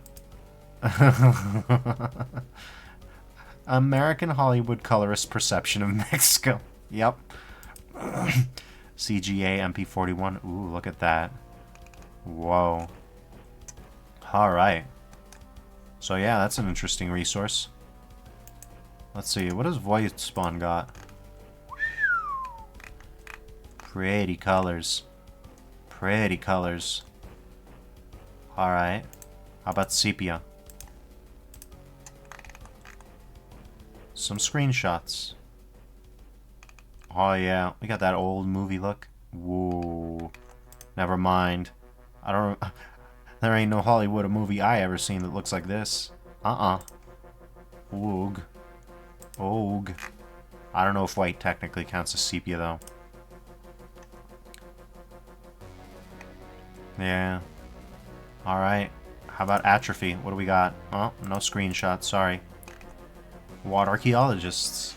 This year we are not merely celebrating 30 years of Doom, but also 29 years of a resilient modding scene that has only grown in size over the decades. In any long-standing modding community such as this, we run the risk of certain works being lost to time, either sealed up in an obscure id Games package that few remember, or even worse, susceptible to link rot with surviving copies staying on the hard drives of fewer and fewer people. That's why I believe it is worth acknowledging the incredible efforts of certain community members who for years now have been trying to catalog, rediscover, and re-upload as much as possible. On the official Trying to Find a Specific WOD thread alone, hundreds of requests have been filed, and many of them by dedicated WOD hunters such as Mad Butcher, Graza, VVL, and the Star Rover. Thanks to them, entire WODographies have been recovered, long-forgotten authors brought back to the fore, and vague descriptions turned into real downloadable mods. Elsewhere, Endless also contributed greatly to the search for lost classics through the known lost WODs of our history thread, which led to unearthing some long-thought lost Doom projects. Endless also watched the Doom WOD Archaeology Project, which seeks to get people to share and talk about old, obscure WODs in the hope of finding interesting projects and hidden gems. Finally, special shoutouts have to go to Never Again and Deathzor for their magnificent contributions in mapping out some of the earliest Doom WODs ever created, as well as early tools and map editors. It's a whole world of discovery out there, and thanks to these fine folks and everyone else who helped in these efforts, our community is all the richer for it. From @Dynamo. That's the stuff. Alright. So, let's go to Top 12, page 3. Sepia by Petion et al. A Doom 2 MBF21, 34 maps. 34, huh? Beginning as a small project for last year's Nano WODMO event, Sepia eventually grew into a full campaign, epic in both scope and sweep, beginning in the mud and blood of the trenches of an alternate history Great War and ending in a dusty, echoing attic space beyond all borders of time and reality. The most immediately striking quality of Sepia is, of course, its namesake custom palette. You're going through this at the same time, Beamer J? Nice.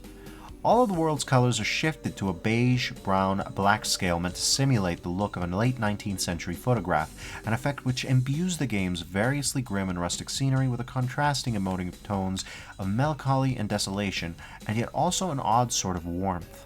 The care on the designer's part to maintain readability in the action environments with respect to this bold creative choice certainly should not be underestimated, but I assure you, it's really only the tip of the iceberg as far as the map set's penchant for engrossing and unusual ideas is concerned. Indeed, there's truly no earthly way of predicting just where Sepia will take you next.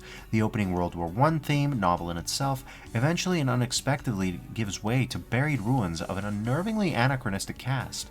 Perhaps, in a bid to carve out an extensive underground garrison sheltered from artillery and gas, one of the conflict's belligerents delved too deep, unwittingly uncovering a subterranean sanctum for slumbering powers best left undisturbed, which in their desperation and hubris they attempted to weaponize against their foes, ultimately serving only to plunge the battlefields into an even more hopeless nightmare.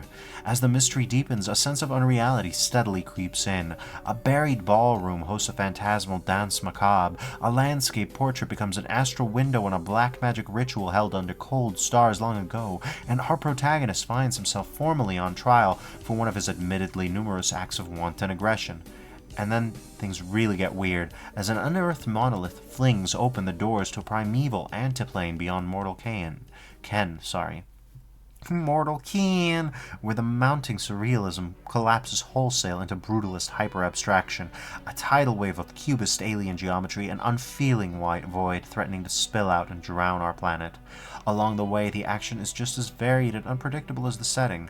In the early going, squalid networks of trenches and bunkers, bombed-out shells of towns and villages, and other realistic locales dominate.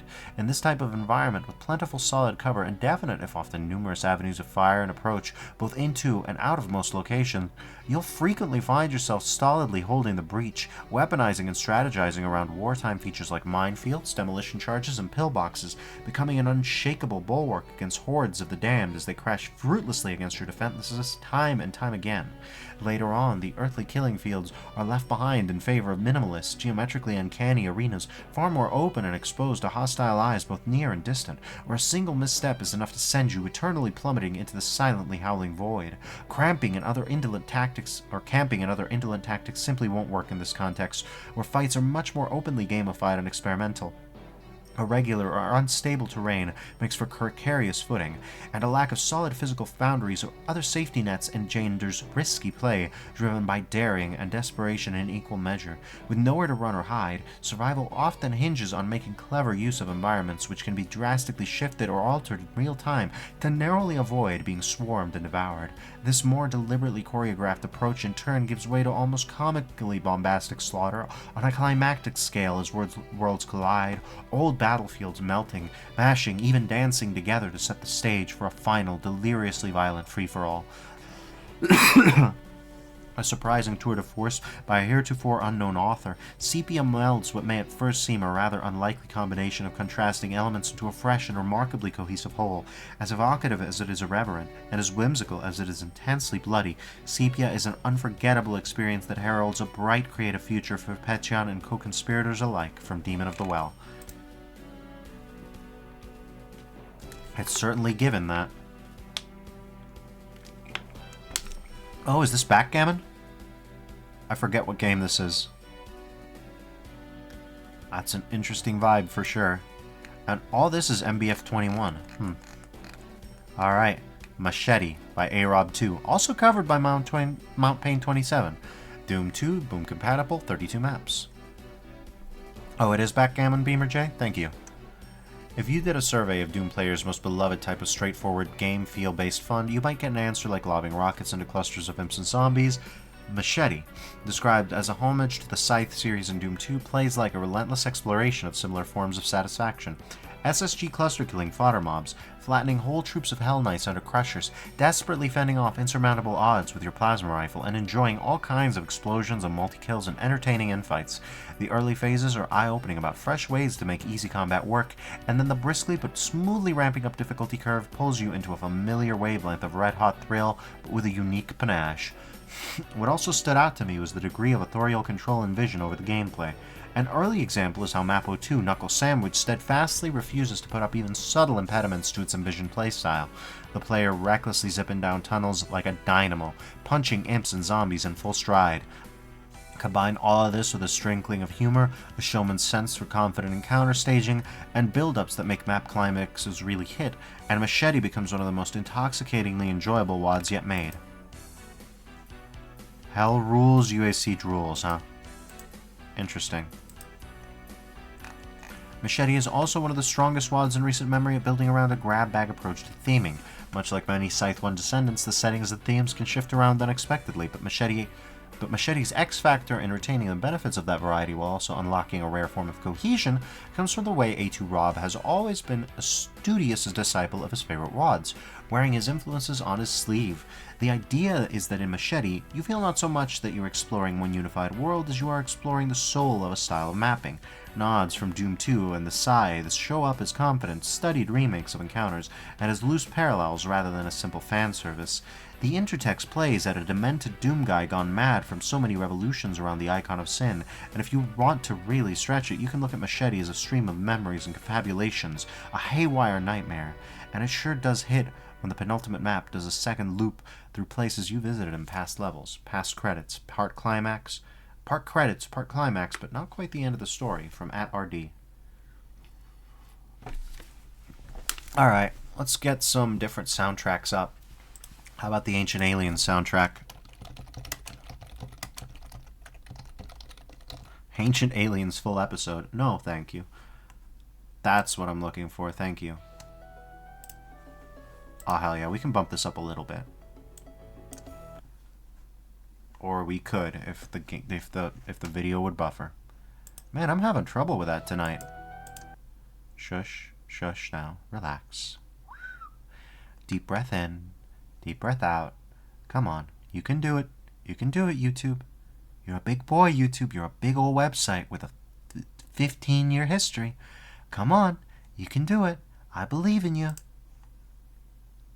I believe in you. Okay.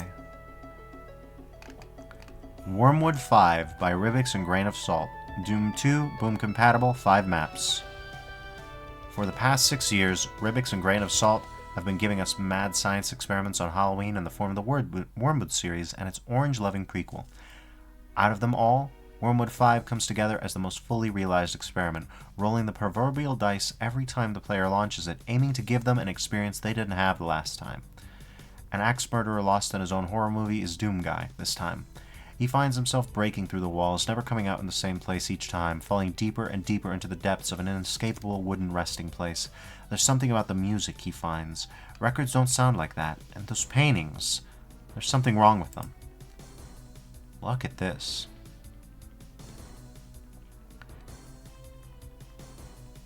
Yeah, we shout out Mount Pain in this house.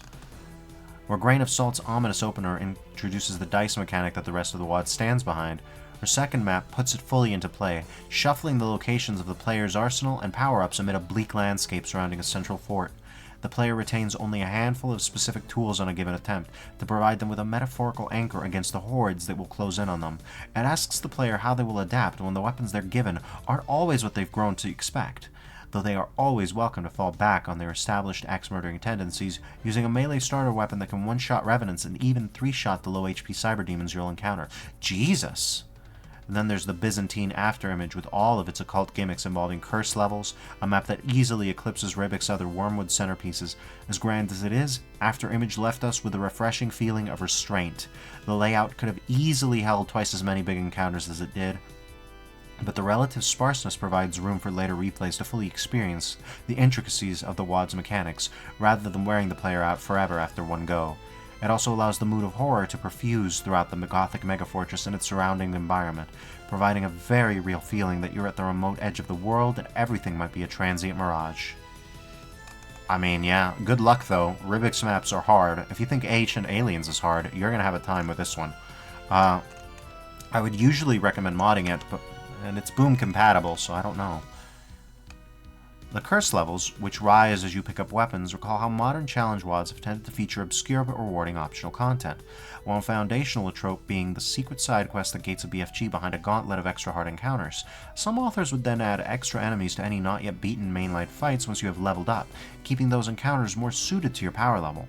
But the possible downside is that this mechanic would happen silently, possibly throwing off the player's understanding of the map. Afterimage reads this as a trope being folded into a map-defining motif heavily intertwined with the map's gothic aesthetic. Placards situated around the wasteland show you how cursed you are, thus explaining where all the extra enemies come from and that this is happening at all. Interesting. There's just a dazzling array of cool concepts in this WOD, but even beyond those concepts, this is both authors not far away from their fundamental best, both in the gameplay and visual department. Ultimately, it felt like Wormwood 5 cared just as much about serving up fun, enjoyable combat and a holistically strong experience as it cared about its core gimmicks. Grain of Salt's tone-setting haunted house excursion and dice-rolling fort liberation work in tandem with Ribbick's grand vision of occult magic doom experiments. All brave efforts in making sure the player has to think on their feet and not cower in fear of the unknown. From Maribo and at RD. Alright. Get BRB, get good RQ. Alright. Huh.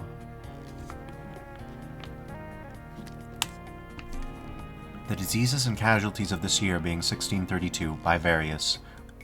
Doom 2, Boom compatible, 11 maps. Also, give me a minute, I gotta check something. History. Oh, I see. Well, folks, if you were asking yourselves just what this mouthful of a name could possibly allude to, worry not, for I have the receipt. The title references a newspaper pamphlet from 1632 listing out diseases and casualties of that year. No, I'm not kidding. Let's see what it's got. Oh, boy. 11 people died of grief. Alright, Jesus, 1632. Worms, 27. Oh my god. Chrysomes and infants. 2,200. Oh, okay. Affrighted, one guy. Oh no. Okay. With the mystery surrounding one of the most bizarrely named PWODs of the year out of the way, though, another question lingers. Just what can you expect out of such a map set? Damn. Alright. The mappers took full advantage of the in-name-only theme with this unique project, picking out a random cause of death from the list and creating a full-fledged map.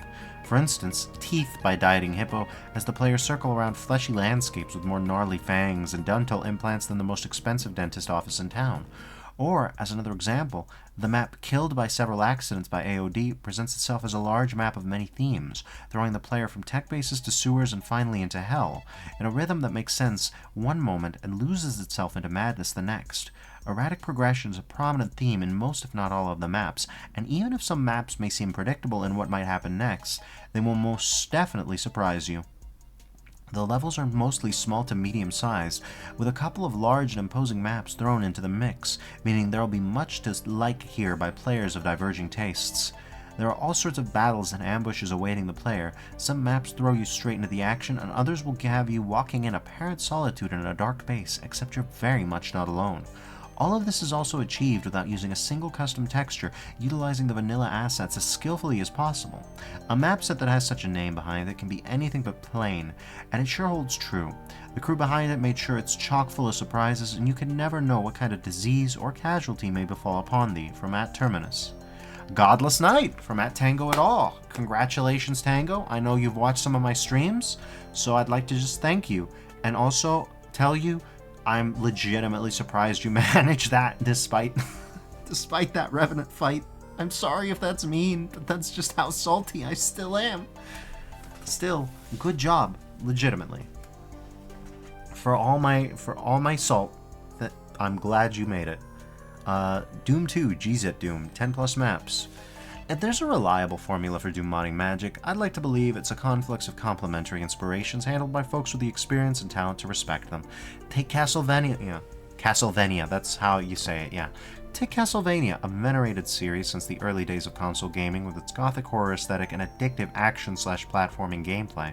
Sadly, it has since receded into the night, with the last mainline release being nearly a decade ago, but its legacy lives on in the Bloodstained game series led by former producer Koji Igarashi, a few animated Netflix shows, and the DNA of innumerable games affectionately labeled Metroidvania. Don't forget the erotic violence pachinko machine. Is that what it's called? I think so. Hit the lever. Or is that... No, that one's Silent Hill. Is that tasteless? Yes. You gotta thank Konami for that one. Then we have Supercharged, Tango's acclaimed Doom gameplay mod that amps up the action with instant weapon switching, a punchier arsenal, new creatures to combat, and various audiovisual frills. It's a sweet symphony of visceral satisfaction that could spice up any map set, so with these two titans of action entertainment, was there any doubt that their integration would be good? Unlikely, but the result rose above my wildest expectations and became one of the most welcome surprises of the year. I remember this place. It's nice. This is the hub map. Godless Night is a supercharged powered, hub-based GZ Doom episode with a polish and presentation of a full studio production. Shortly after picking one of the carefully calibrated difficulty settings in the opening antechamber, you appear before the Gallerist's Keep on a foreboding night, bathed in eerie moonglow. Most ostensibly taking after Portrait of Ruin, the castle and surrounding landscape contain a prized collection of portals leading to towers filled with mechanized marvels, sunken sanctuaries, crumbling catacombs, and the mainstay Castlevania backdrops, each immaculately detailed and masterfully interconnected. Tango and Company composed a harmony of delights in the mod's pacing, linking bursts of incidental combat with some inventive scripted fights. Call these the mod's mini-bosses. Imagine keeping the hellish hordes at bay while dodging the shells of unreachable grenadiers, dancing illusions around the multitudes while avoiding a hot foot from the Diabolus fire, and much more. Oh, I don't have to imagine it. Add in some choice MIDI renditions of classic Castlevania tunes, and you have a feast for the ears as well as the eyes. Being hub-based, continuous play is required, which not only works to your advantage, but emulates a true Metroidvania. Hellspawn hunters can power through those encounters to conquer the castle, or they can take in the sights and revisit old chapters to collect more supplies and scrounge for secrets. New armaments could be preambles or rewards for heavy encounters, but vigilant treasure seekers may unearth unique demon-slaying ordnance not offered elsewhere. Levels cleared of monsters and game secrets will trigger a satisfying fanfare, but that's not all. Perfect enough portraits in Ruin mode is unlocked, torturing your genitals and throwing you covered in fire into the deepest pits of hell, acting as a new game plus with remixed visual themes, ultra-violent challenges, and some nifty surprises. They are so nifty, though. That's the part that bothers me. It's these extra touches and commitment to quality that makes this set feel like the complete package, an immensely satisfying experience that rewards your time and encourages replays. And punishes replays. Supercharged personally was already among the best reasons to boot up GZ Doom, and Godless Night instantly became my favorite set to utilize it, melding elements of the familiar into a phenomenal new adventure that I played and immediately replayed upon finishing. What a wonderful night to have a blessing. Yeah, what a horrible night to have 18 Archviles and Devil's Last Dance, though. What's that gonna be on Ruin mode? I don't know. I'm scared. I'm scared, y'all. Tetanus by Eggboy et al. Doom 2, vanilla compatible, 10 maps. Ooh, look at that. Look at this. Pretty. The Squonk crew are at it again, after delivering us 5 entire map sets last year, of which Bagodia was a runner-up. The team took their time crafting and refining their next gem, Tetanus. Immediately after booting the WAD file, the player is greeted by a very specific array of colors: stacks of rusty orange boxes, a soothing azure sea and sky, gray walls, and mossy green rocks. These 4 colors are the backbone of the project, as it is highly inspired by orange box types of games from the Source engine, at least when it comes to visuals, sending the player forth towards all sorts of outdoor bases, dark jungles, and the like. Yeah, it do be having that Source mode. I feel it. Tetanus doesn't only excel at the visual department, each mapper is experienced in all sorts of different gameplay loops, and the map sets challenges the player with non-stop run-and-gun action. And what is this? Vanilla compatible. Damn. There's plenty of different combat styles showcased in this WAD, from short and punchy maps by Eggboy to an amusing barrel-centric map by Uber, as well as Bobby J's open-plan Slaughterlight final map that ended the set on a note of catharsis, and so much more. One of the WAD's standouts is Salvage by AD79, a map that has already made its influence felt this year by inspiring the birth of a project based around the same theme, which takes place in an underwater base and has the player blast through the hordes of hell while gasping for air. The mix of relaxing incidental combat, high-intensity traps, and time-pressure combat based around the diving suits arguably makes this map the most memorable one in the set. The longer build time sure is felt. Compared to previous Squonker releases that may have felt like speed maps, Tetanus gives the impression of a refined, well-processed project in all possible aspects. Whether it's the clean design choice, the cunningly choreographed gameplay, or the almost entirely bespoke soundtrack by 8079 and Zemistic, all of the above are a product of the crew's love for the game, culminating into one of the highest quality map sets that the Squonkered crew has released thus far. And to think this bad boy runs on Vanilla Doom. Damn, from at Terminus. Alright, next up, Jaded by at Lunch Lunch. In his release thread, Lunch Lunch self-deprecatingly presents his follow-up to last year's 10x10 project as a release styled after so many challenge wads, like Fracture Worlds, Newt, Miasma, and Abandon. While this accurately places the niche, it definitely understates its uniquest qualities. For one thing, Jaded is among the most tonally distinct such wads in recent times, presenting a techno-gothic megafortress and its surrounding jewel-studded wilderness under a starry sky and Cammy's relaxing background music. It's downright soothing, rather than exploring the oppressive or despairing or obscurantist vibe that is more common in this niche. Even a detail as simple as how Jaded sandwiches its central megamap in between an ambient opener and a cathartic mini-challenge closer opens up formal possibilities that standalone megamaps don't have, such as how the centerpiece map begins in the heat of action, inside a big, imp-jibbing rocket fest. Look at that. This is the kind of aesthetic that I love to highlight in the Doom community. This is easily one of the most aesthetically distinct communities out there on the internet today. Alright. I appreciated Jaded aesthetically for a similar reason as I did Eternity's Cryonology, and no, they don't share any influence. The two do, however, share gorgeously peaceful backing midis, grand, sweeping architecture that creates beautiful, far-ranging vistas, and big, contrasting placements of color that can hit you all at once. The combat, despite not dipping into innovative concepts and mechanics, a big difference from Fractured Worlds, or calling for obscure strategies, from Abandon, is engaging anyway, situated almost exclusively in areas shaped to make circle strafing or easy use strafing impossible. Jaded's combat is persistently good at layeredness. You might be fighting one group nearby, but need to mentally track dangerous threats in the background or far away. It amounts to a gameplay mode that can be fun and inviting to less experienced slaughter players, but still challenging enough for veterans trying to complete a run. What glues this together is the way Lunch Lunch knows himself. He's not one to aimlessly veer away from the logic he's established within a map. This ties into his tendency toward personal tropes, such as how secrets give you SS Nazis to destroy again, which is but ultimately what elevates Jaded well past imitation, because even when working in established traditions, sometimes you can't help but be yourself. That from @RD. Yep. I can't wait to play this map. I can't wait to play all of these maps. I'm gonna try to run through the Cacowards this year, like all of it. I've got enough for all of it, you know? Anyways, let's make sure that I did... Whoa, yep, I did. Okay, alright. So, let's see. One final shutdown. After Cheese Wheel wowed us with the first episode of Malevolence last year, Shutdown was created as one final map to truly wrap up the episode. A large, adventurous map set on the moon and featuring all of the custom weapons and enemies we've loved in the original map set, ending in a giant slaughtery battle of ridiculous proportions. If you finished Malevolence Episode 1 and still craved more, this map should definitely sate your hunger. Face. Him face. Alright. Choco Render Limits lives again. This year saw Choco Render Limits, a fork of Chocolate Doom focused on extra features for playtesting and debugging vanilla-compatible maps, rise from the grave.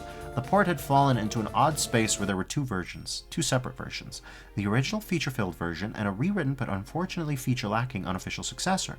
Julia Nechevskaya,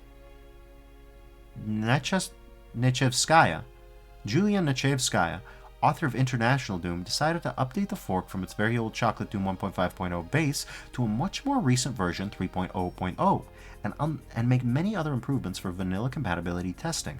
Among these are many optional counters relating to rendering data and other things that can cause vanilla to crash, multicolor display for more easily detecting Hall of Mirror effects, freeze and no target modes, and a number of other small improvements. Thanks to Julia's decision to pick up the torch and the plethora of suggestions from others, the newly reborn port shows promise in making vanilla nappers' lives much easier. From Maribo. Yeah, I already showed this off. Oh, I didn't look at the gun though. Neat.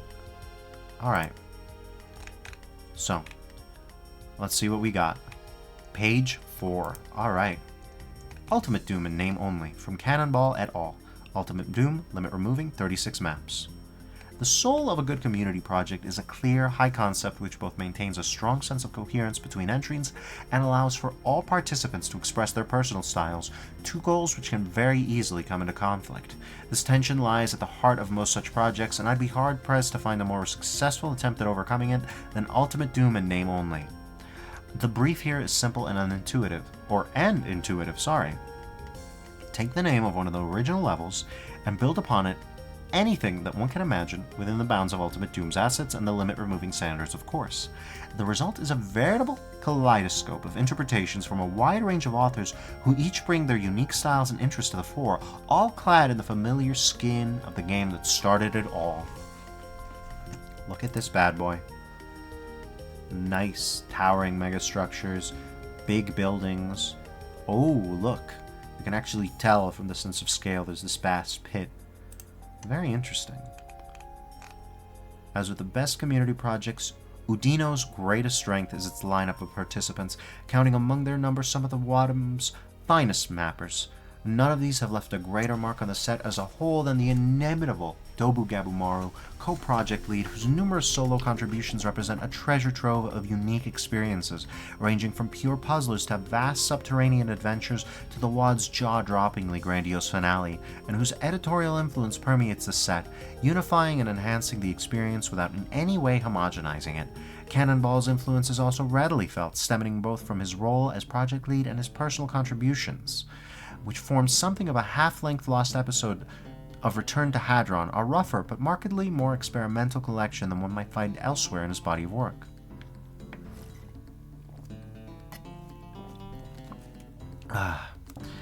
Oh boy, my voice is getting a workout. The efforts of these two legendary mappers together form the set's foundation, upon which the myriad contributions of the project's other participants rest. Some of the most notable experiences include 9-inch Heel's brilliant and brutally uncompromising combat puzzles and platforming challenges in Mount Erebus, and Steve D's classy, refined, and effortlessly enjoyable romps through tech bases and hellscapes alike, Tourniquet's ingenious and unpredictable unfolding death maze, reminiscent in its geometry and encounter design of the late Mutabor, Scotty's visually sumptuous and masterfully constructed Slaughterlight reimagining of Tower of Babel, Moldy's guileful, subversive, and frenetic take on the grungy E2 tech-based aesthetic. Oh, Moldy's here. Syriac is in this one. Benjogami's immersive and suitably morose interpretation of Slough of Despair, Processing Control's appropriately iconic and telling reimagining of Hangar, which elegantly sets the tone for the rest of the experience, and many more besides, from a number of talented mappers, which you will have to discover on your own. Udino is a massive achievement, one of the most ambitious and impressive of all Ultimate Doom WADs, comparable even to No End in Sight in its scope and ingenuity. Like all community projects, the quality of individual entries may vary, but no map drags down the experience as a whole, and the coexistence of magnum opuses, humbler outings, and everything in between is ultimately to the set's benefit. Every map may not jive with every player, but even more so than most community projects, I think, due to the extreme and or experimental nature of many entries. But I'd be surprised if every player didn't find at least one new favorite among the set's wide array of offerings from Omniarch. I'd believe it. Anyways, then we've got Head Trauma from Astral Fiend. Doom 2, boom compatible, 6 maps. And let's see, this is Limit Removing Doom, damn. Alright. Head Trauma thrusts the player deep into a world of computers gone astray, mechanical aberrations, unnerving architecture, and last but not least, the prettiest Doom cute this side of Phobos. Astral Fiend's debut on the Doom scene is at once inventive and pure, expertly treading the line between the surreal and the realistic while never shying away from offering an unadulterated, fun experience. If I had to describe what playing Head Trauma feels like, it would be like exploring the backrooms of a regular Doom mod. The various pieces of machinery, elaborate constructs, and unbelievably detailed props feel as if they're being built before your very eyes to help populate any kind of map. But through these back stages, all of the mod's elements unexpectedly interact in ways you'd seldom see in any regular role PWAD. Okay. You're tempting me. Alright. Exploring an ordinary sewer past the world's largest bathroom stall might seem mundane until the sewer itself comes undone before you and is turned into a feisty arena with monsters gunning for you from every which way. Digging down, chainsaw first, deep into the earth to uncover ancient ruins ends up revealing a whole lost civilization from hell, one that the demons themselves seem to be in the process of discovering as they soon will descend to crash your own party. All of this, mind you, is achieved with no custom textures or sprites in sight. Astral Fiend brilliantly utilizes unusual texture combinations to not only create downright incandescent architecture, but also, as noted earlier, some of the best Doom cute you're likely to see. I cannot overstate how adorable these kitchens, printers, mops, and cups are, and Head Trauma can proudly stand next to Vanilla Sky or even Lost Civilization in giving you that warm, fuzzy feeling inside that we all surely crave when playing Doom. Head Trauma, thus, does not merely serve as an example of just how beautifully creative soft texture uses can be, but also dazzles the player with ingenious set pieces and exhilarating gameplay that, if it won't push you towards a replay in the short term, certainly will make you want to keep an eye out for Astral Fiend's next vision of madness. This from Dynamo.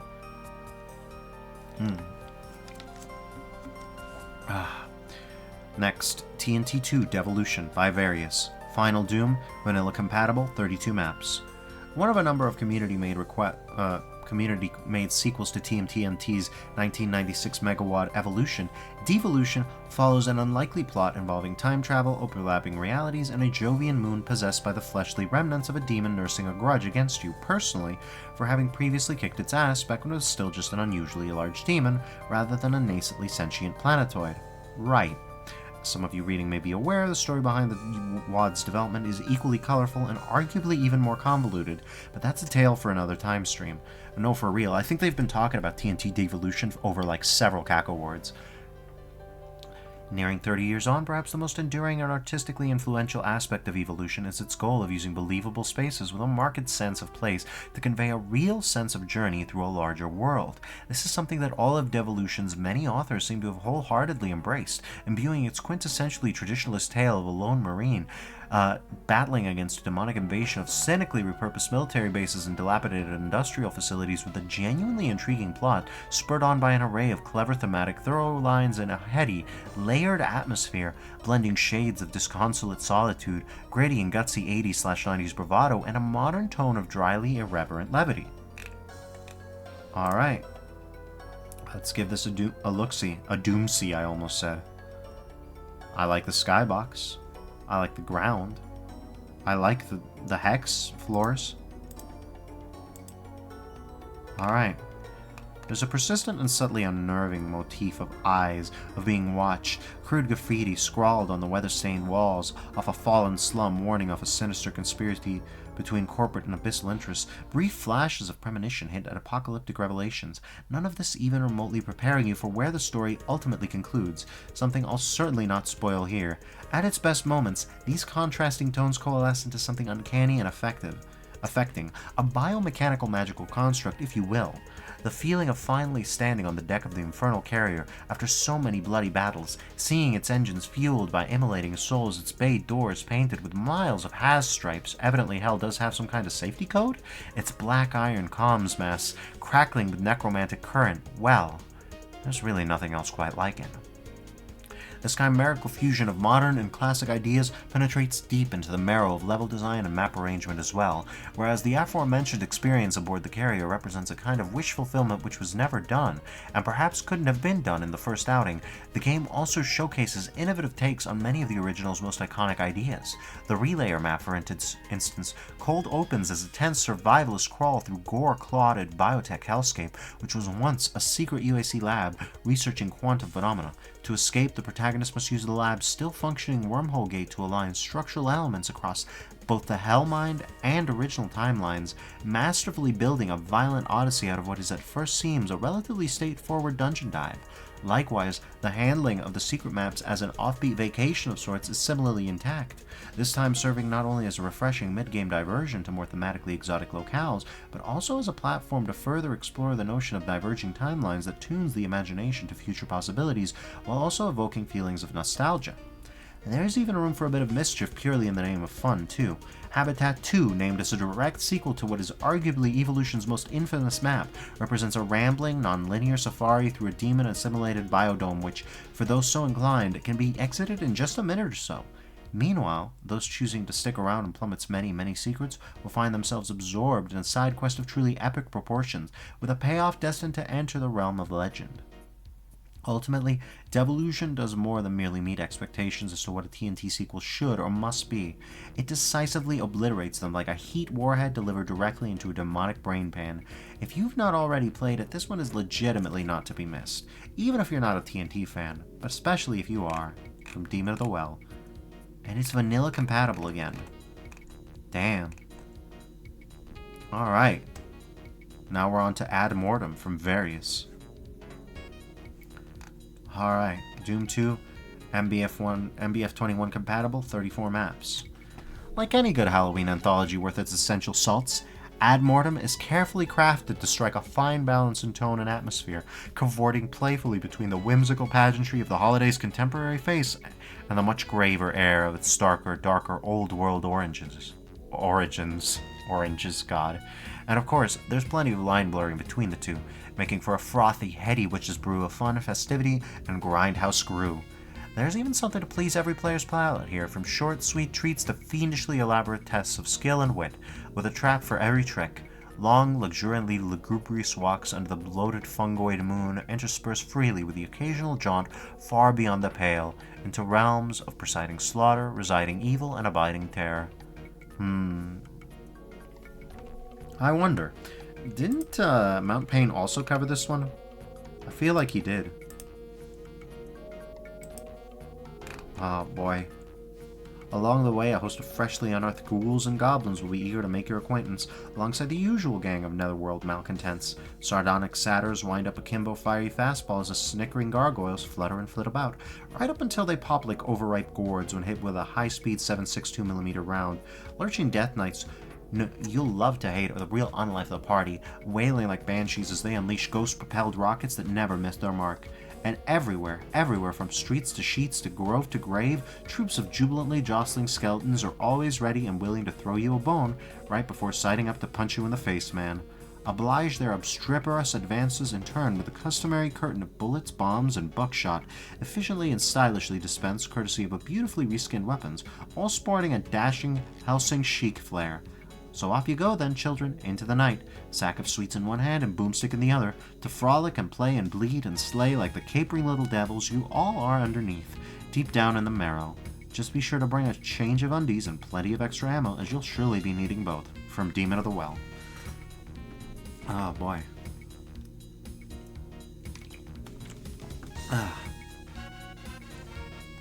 In the middle of our street. For reasons nobody can quite explain, MyHouse.wad caught the attention of the uncaring, unknowable algorithms of the world's crumbling social media platforms, and as a result the world at large, despite just being a newbie wad given quick modernization by the late author's friend. A touching gesture, but its sudden grip on the world at large was startling and frankly a little weird, and brings up questions about how easily gameable the modern internet is in the wrong hands. Maybe there's more to it? But frankly, we're just putting this here so TikTok, YouTube, etc. won't unite as a singular monolithic hive mind to fill our respective mailboxes with more unmentionables. Yeah. Oh, wait, hold on. What is this?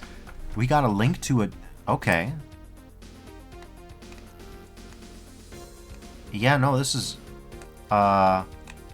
Wait, is this what I think? No, hold on. What? Other awards...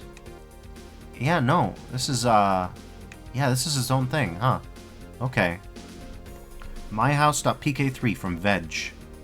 I'm gonna have to go to the restroom real quick, but once we do, we'll grab this. This is a hidden page, which is so on theme. It's so on theme. That's so good. Anyways, I'll be right back. You gotta take breaks during a marathon stream, and I'm three and a half hours in, and I still haven't even finished the Cacowards. This is gonna be a big day. BRB.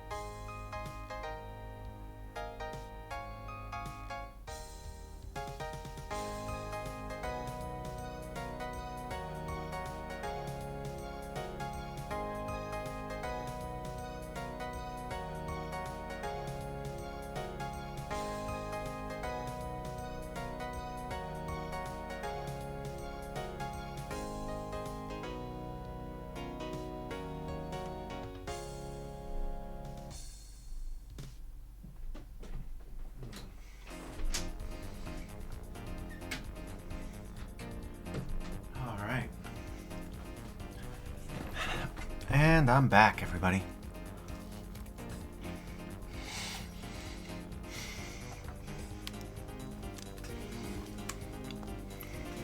I've gathered a few snacks for myself.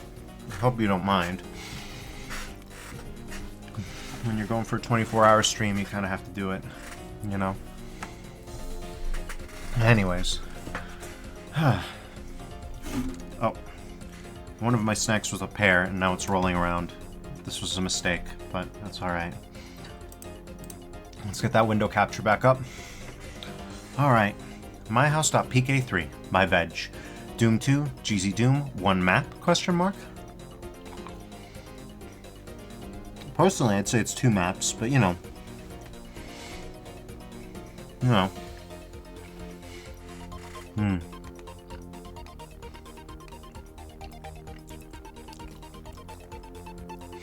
Doom is old now, and it follows that even as fresh blood joins in, the community has gotten old as well. The carefree follies of youth have decayed into the swamplands of paperwork, careers, parenthood, aches, and yes, the constant reminder, especially in recent years, of one's own mortality. Which brings us to My House, a lightly remastered version of a childhood project restored by a friend of its recently deceased author in their honor. Somehow, this modest shard of history, this newbie wad by an outsider, grabbed a lot of attention for inadvertently bringing together so many pieces of what this community is, and has become. And more importantly, how it came together. Or at least, that's how it presents itself. Nothing is ever simple. Nothing is ever simple. Nobody making mods, or really any creative work, starts fully formed, as Walt Stunchfeld's old line about 10,000 bad drawings attests. As much as we all start with grand visions of making massive 64-map total conversion masterpieces, our lack of grip on the fundamentals forced most of us, especially in the innocence of the mid-90s, to start by recreating the places we knew best. Schoolyards, workplaces, the local mall, our homes, something to wave in front of the faces of our real-life friends who also knew those places to get some encouragement before starting our first fully invented gameplay spaces. And from there, the nascent internet to learn from the encouragement and occasional score of strangers thousands of miles away who were also walking next to us on the same path. Maybe we've all just gotten a bit sentimental with the years, but My House, at least on the surface, feels like an encapsulation of everything about why the journey started for a lot of us. The joy of putting stuff together for the simple goal of making a couple of the neighbor kids smile. Personally, it took me back to my early teens, haphazardly drawing poorly scaled mazes in Build.exe to swap on floppies with a few classmates I'm still friends with today, decades on. Enthusiastic discussion on how to turn a familiar surrounds into strange sector-based traps for our occasional LAN sessions over sandwiches near the basketball court. A time spent chasing the simple joys without understanding of or care for concepts like gameplay design or map flow. The light remastering work done by Veg could have been disastrous, but it manages to stay on the side of respectful, adding some minor UDMF features like translucent glass without plunging into full GZ Doom gaudiness. Given that a good chunk of the community's veterans have become involved with either remastering the games of their youth or, for a new audience, or recreating the feelings those games gave them with original games, it feels a bit like a summation of the full journey from humble origins to the present day in all of its complexity. And then you look at the provided supplementary material, and you see the reactions on the first couple pages of the Doom World thread, and then you run the PK3 instead of the WAD, and then you realize, all too late, what everyone's actually going nuts over. Hell yes. Give me just a second. I gotta wipe my glasses clean. I don't know how they got fogged up.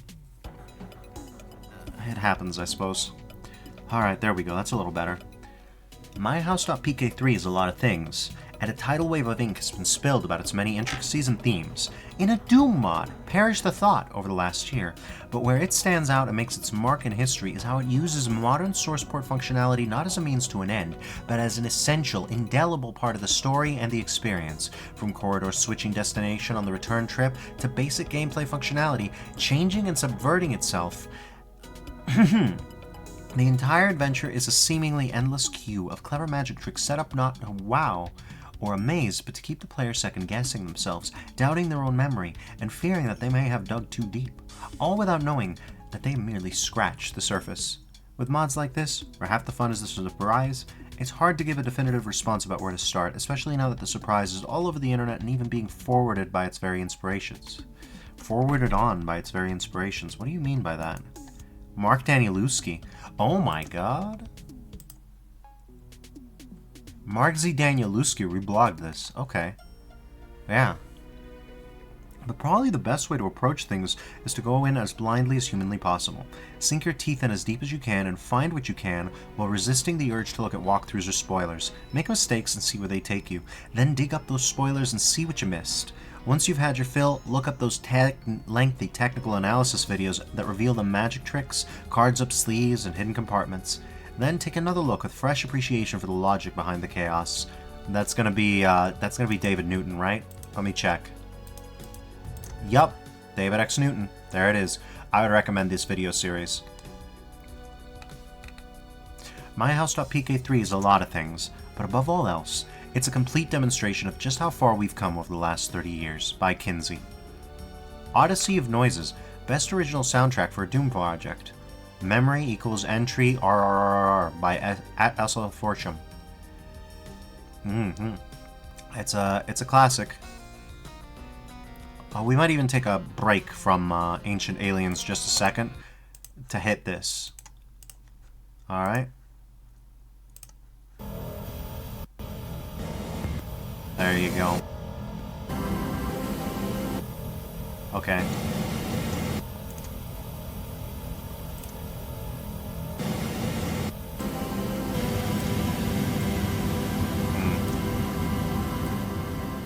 Let's just lower the volume a little bit so I can actually talk over it. That'll be fine. Hopefully. Yeah, maybe we can... There we go. That'll do it. It might have been the first indicator that something was off about this place. Maybe GC Doom stuttered for a second. Perhaps you misheard an extra symbol clash. Or was that note just plain wrong? Running from Evil, better known by its internal file name D-Runnin', is a hallmark of newbie mappers' first foray into the game. It's the default song, the standard. It takes more effort to replace than to leave it in, so hearing those iconic bass notes when entering a map isn't anything out of the ordinary. MyHouse.wad begins with a masterful manipulation of D-Runnin' by musician James Paddock, who needs no introduction but sets you on edge just as much of the level itself does. It's just plain wrong in a variety of subtle, unsettling, and uncanny ways.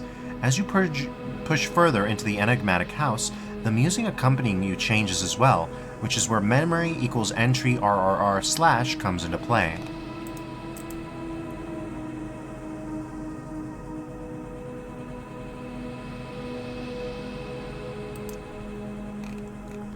It isn't easy to separate the song from the map play zone because memory equals entry R serves as an excellent analogy for the average MyHouse.wad experience. It's powerful representation of your previous expectations to reality. Beginning with a somehow even more corrupted version of Running from Evil, the song almost sputters like a car struggling to start, lingering on the opening bass note of D-Runnin', barely hanging on as it's stretched and manipulated. The scattered pieces of what once was a familiar song waver in and out in the distant soundscape. The disassembled fragments of barely recognizable drum loops play out like broken machinery. It complements the player's journey particularly well, uncovering new versions of the house while everything seemingly inwardly loops into twisted versions of itself over and over again. As the remaining components of the piece sprawl out, any semblance of a conventional song structure begins to fade. Ethereal, spacey paths have taken root, guiding us further on our travel through the different permutations of the house. It feels bizarre and unfamiliar, dotted with static echoes in the unperceivable distance. This middle section of the song builds towards a discordant, buzzy synth section that feels like being caught in the middle of a storm of clouded thoughts and hazy memories. As we escalate towards what could only be an anxiety-inducing conclusion, everything becomes louder and noisier until, all of a sudden, it fades out. The last 2 minutes of memory equal entry R are hauntingly beautiful and stand out as one of my favorite ambient pieces of music ever created. The melody in this portion is simple on the surface, but it built on an almost unnoticeable bed of noise. It's the perfect accumulation of everything that came before it. The unsettling manipulation of prolonged samples and splashes of distortion are long gone, and what's left can only be described as contemplative. It leaves you curious, wondering what puzzles and mysteries await you in this strange world, but as with everything concerning this map, it all loops back to the beginning. SL Fortune has crafted a masterful, brilliant piece of music that effectively complements the player's journey. Much like the map it's featured in, I wish I could go back and experience the whirlwind of emotions I felt listening to Memory Equals NTR for the first time, by Cardboard Marty. Hey Baru, welcome. You are walking into my 24-hour marathon stream on our 3.75, and I'm covering the Cacowards. We are currently on the... Cacowards is the Doom Annual Awards ceremony, for context, Baru. And, yeah. It's, this is the My House segment. I'm trying to stream for 20 more hours. For, health reasons, I'm gonna consistently say that it's an attempt. But yes, I'm attempting to stream for 20 more hours. Whether I'll make that remains to be seen. So, let's continue. Our house. My house wasn't the only house theme project in 2023. There were a surprisingly number of experimental and horror-themed maps which all incorporated homes as the setting for their narrative. While My House might be the most prominent example of this archetype, each of these projects attempts something uniquely different within the medium of Doom. Thank you, Baru. I'll need the luck.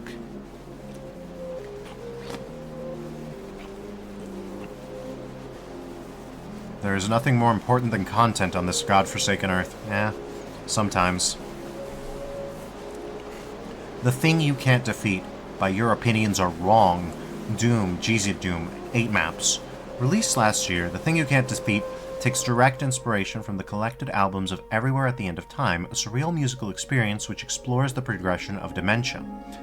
As the player, you experience the slow descent, a cognitive decline as the familiar locations of Episode 1 are stripped away, leaving behind the empty, nondescript texture of Crate Top 1.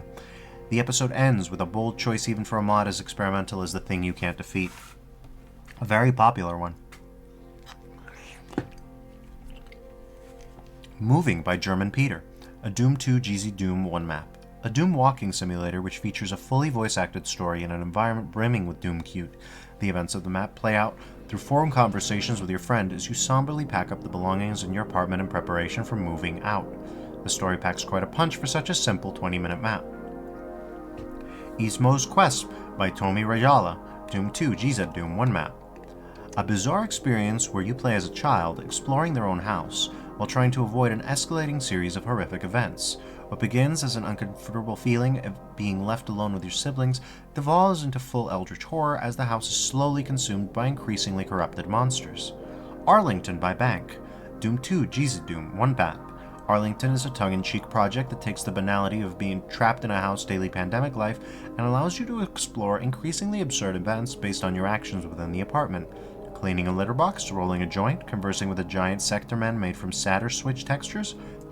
All perfectly normal things which you'll be doing in Arlington. A Visit to the Creep Doctor by Zazer. Released after the media circus of My House, one might be mistaken in thinking A Visit to the Creep Doctor was directly inspired by the aforementioned map. However, both were created independently of one another despite seemingly identical concepts. While My House has been described as a horror mod, A Visit to the Creep Doctor is unapologetically a true horror experience, and similar to My House, it's best left as a surprise. Even more impressive, this is all accomplished within the confines of vanilla Doom. If anybody could do it, it would be Zazer.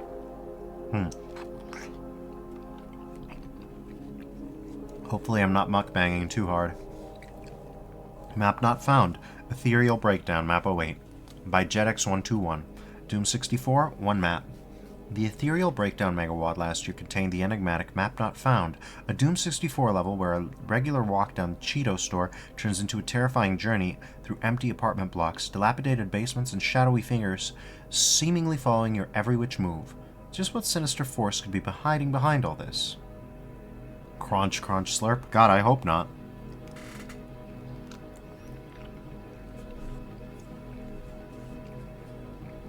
Oh, this one from Scuba Steve.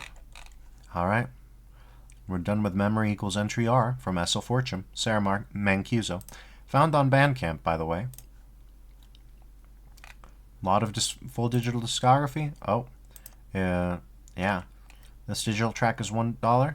All SL Fortune releases are available on Bandcamp with a discount right now. Digital discography is $40. Just letting y'all know. This is my first 24-hour stream. That's right. This is my first challenge with this. First marathon, first 24-hour stream. I think the longest I've done so far is 7 hours and a half. And we're going to blow past that, I feel. Come on, Ancient Aliens OST. You can do it. YouTube's been doing this all the streams so far, and I don't know why. YouTube's just being mean today. 42-23, right?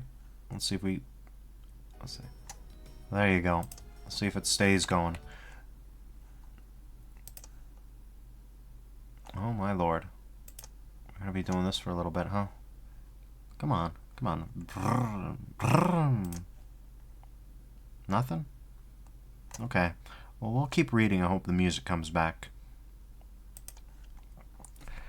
From the very beginning, maps like The Sky May Be have used Doom as a medium for creating some truly unique experiences. When people weren't building maps based on their homes, they were using the id Tech 1 engine with the help of a GPL source and advanced ports to create works of interactive art. Witches Flakes Candy by Laser Doom, Doom 2 GZ Doom 1 map.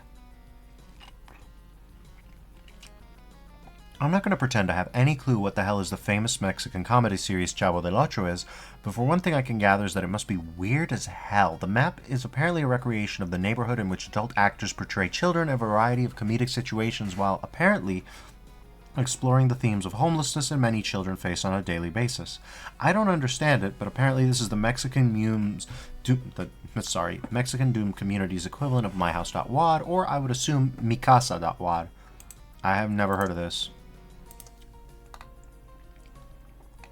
Huh. 2 endings. Yeah. Chavo del Ocho is something that I have watched every now and again, I must admit. We're still in Doom World. We are still in Doom World, Beamer J. Yeah. We found a secret My House Doom World awards page, so that's what we've been doing. Well, I say secret, it's just in myhouse.wad only got a single entry with no image, and then it had its full thing here, and it's extremely big. Sensory Deprivation Chamber by El Tío Larva 9. Yes, I have seen that Romero released a new free WAD. We will be playing Sigil 2 today. This stylized minimalist map set is more in line with traditional Doom gameplay despite the addition of Supercharge. However, the surreal environments provide some fascinating and breathtaking set pieces in which to slaughter the denizens of hell. Despite the simplistic texture usage, the hardware renderer is on full display, utilizing 3D floors, reflections, and line portals on every map.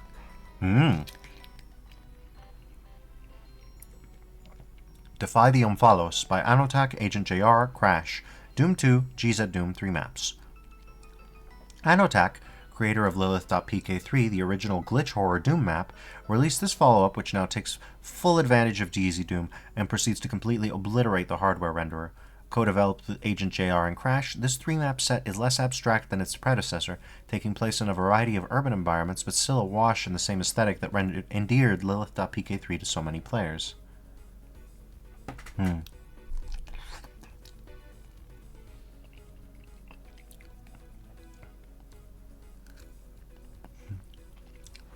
A lot of people hated it?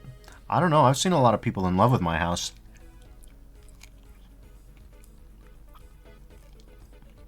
If anything, I've seen more hostility to My House from the actual mainstream community. What am I mukbanging on? A pear. I had a little granola bar and a pear. This is my first snack of the stream. 4 Comas, Ramp, Map 24 by Dawnbreeze, Doom 2, GZ Doom 1 map. Lilith is the wad that made Graf Zal salty. That's a fun drama story. 4 Comas is unabashedly inspired by My House, from the exploration of the same environment through a multitude of variants, traversing mirrored dimensions, and collecting artifacts to solve a Grazer puzzle. It proudly wears its similarities on its sleeve. It's certainly interesting to see the same concept implemented by a different author. MyCrimes.wad by Dieting Hippo, Doom 2, GZ Doom 1 map.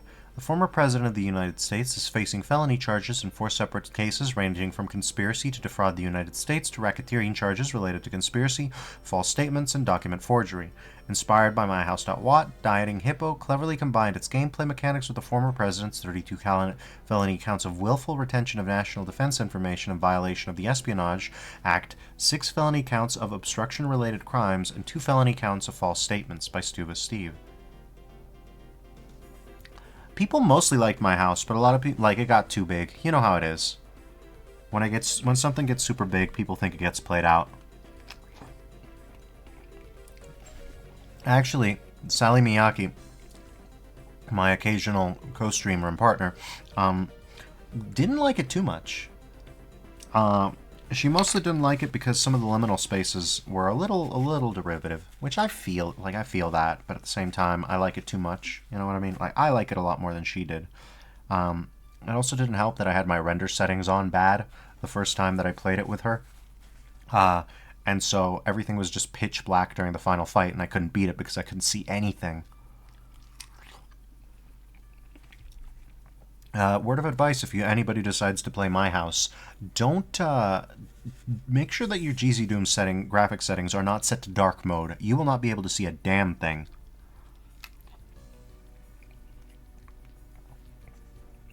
Brutal my house. Someone tried to. I just want to find out what mycrimes.wat is. It feels like someone tried to adapt. Yeah, I remember this. Anybody remember this? Someone tried to adapt the impeachment trial into the Doom format. This is in Mar-a-Lago. Basically, the president had dozens and dozens of classified files in this one bathroom in Florida, in this one fancy bathroom. Oh man. Get arrested anyway because you have terrible lawyers. Don't stop punching the boxes, it's your only way out. This is really funny. Ketchup. Sometimes you gotta port the entire presidential impeachment trial to the Doom engine. That's just what you gotta do. Alright, so we got no sidebar to read this time at least. That's cool. So, this is where we left off from the mainstream Doom World reading. Next, Glaive 3 by EANB. Doom 2, limit removing 10 maps. It's a runner-up Cacoward. EANB has made no secret of taking Eric Alm as their Doom mapping muse. The majority of their work in the last 5 years is concentrated in the Glaive series, a title cheekily referencing the trio of Scythewads, of which Glaive 3 is actually the 4th entry. I've been a fan of the series ever since I first stumbled upon the original Glaive, and I think that more than anything, Glaive 3 serves as a perfect testament to EANB's growth as an artist through extensive exploration of Scythe-derived design. What sets it apart from its predecessors is that it has a special spark, earned through a marriage of the maker's newfound confidence in the player's abilities and a long-time study in crafting those tech-based and hellish spaces. Out of all the graphics we've seen so far, I think this is the most sort of down-to-earth, basic Doom.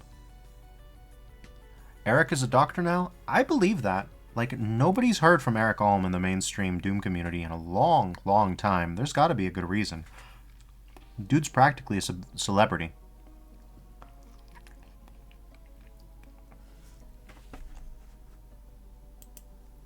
Currently working at the European Center for Disease Prevention and Control, ECDC. Interesting. Yeah, definitely. Glaive 3 can be divided into 2 parts, a fun romp through loosely connected tech bases with a slight radioactivity problem, and then a descent through increasingly violent jungles, with hell showing its evil face through the vines and brush. There's a stark divide in mood between the two. One can blaze through the first half and find much joy in little improvements, getting into a rhythm with your shotgun or striking down an ambush with a freshly grabbed chain gun. In the jungle, however, the claws come out, and the heat turns up as the player finds themselves toying with increasing numbers of Hell's most dangerous agents, coming to understand that this realm of fire and foliage might just become their resting place if they can't keep up. To top it off, EANB has elected to implement a feature dubbed Chaos Mode into most of the maps. Provided you locate a specific trigger, every single trap in the map will spring at once, flooding the play areas with more bodies than they can reasonably handle. Great for those with a hidden desire to turn every map they play into a demonic mosh pit. Interesting. Alright. You have an idea for a YouTube video, Beamer J? Do tell. This one's Doom 2, MBF compatible, MBF 21 compatible, 35 plus maps. It's called Corruption by Ninja Delphox, Evil Neck, and Arsenic. Somewhere deep in space, far from the scars of a war-weary Earth, lies the world of Elysia. The UAC and Hell's hordes occupy the respective halves of this planet and have apparently decided to live and let live, so long as no gun-toting maniac space marines are involved. But the stalemate is shattered by the impact of a meteor bringing a most unscrupulous third party, the Parasite. The UAC is annihilated while the demons are assimilated, making them, well, even more ornery. Once again, it's time to clean up another interstellar mess by finding and destroying the alien along with its newly acquired entourage.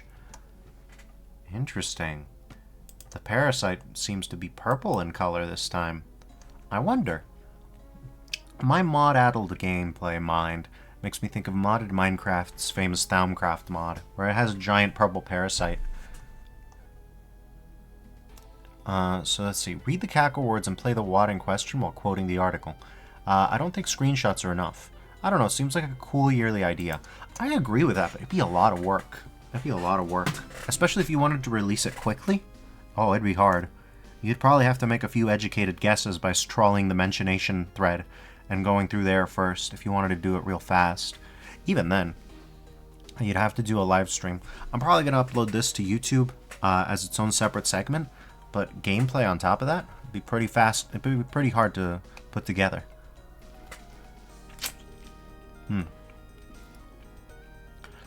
Alright.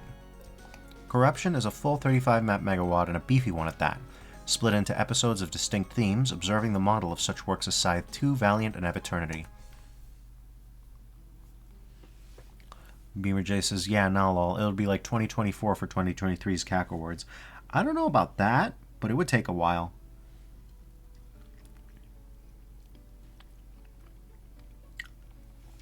Corruption is a full 35 map megawatt and a beefy one at that, split into episodes of distinct themes, observing the model of such works as Scythe 2, Valiant, and Ebb Eternity. You'll battle through toxic tech bases, mysterious mansions, and a putrefied planetary landscape on your pilgrimage to Mount Esthar, the inner sanctum of your new nemesis. The Parasite's influence has draped your surroundings in an unusual color scheme dominated by greens and purples, the standard Joker colors. What?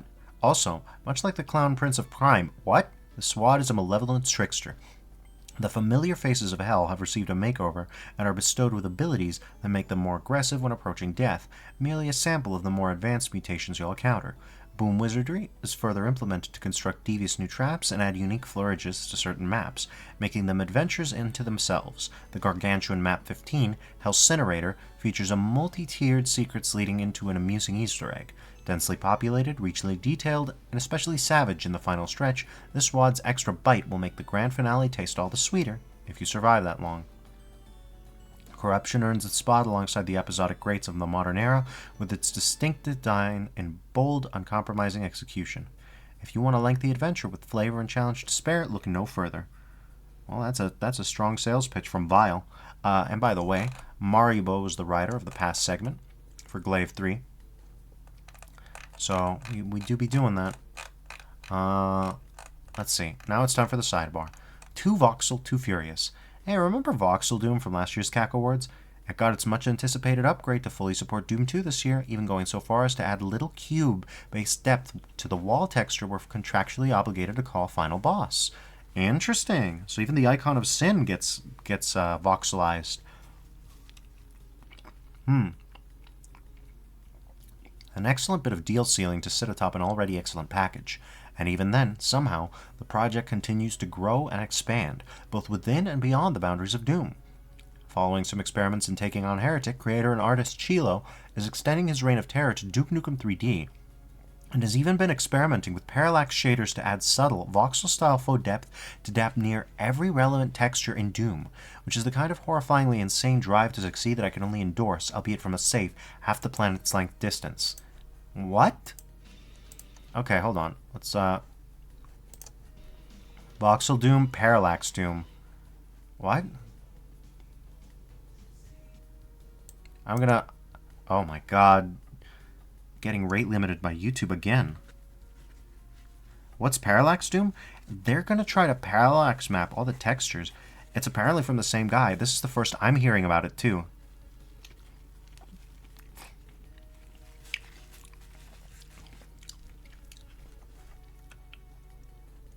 Yeah, you can actually kind of see it here, but of course... Whoa. Whoa. What is happening? Experiencing interruptions? Yes, I am, YouTube. Okay, well, it's kind of hard to tell from YouTube slowly buffering garbage. But, yeah. Let's see if I can... YT's been throttling free users, I think. Man, they really want me to give them money, huh? Well, good luck. YT is slow on Chrome because they're trying to throttle free users. Which is crazy to me, but that's just the internet we live in these days. You don't get to watch your videos anymore. This is ridiculous. Yeah, no, I agree. I mean, wow. You want to be a content creator? Time to start paying up. I'll keep refreshing this. Try Firefox. Firefox is worse, lol.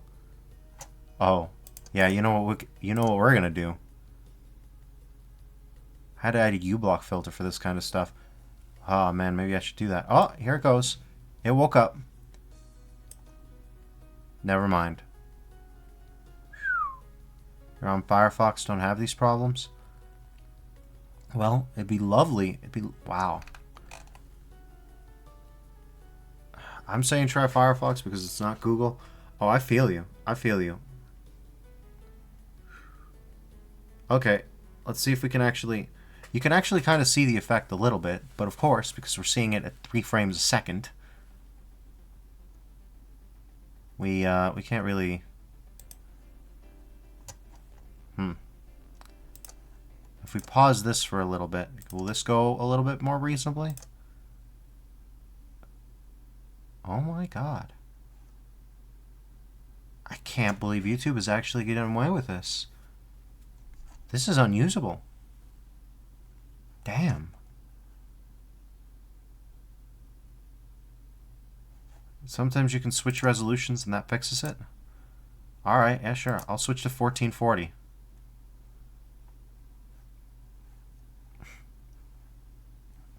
Well, you can kind of see it. You can see how all the wall textures actually have like little bumps and ridges.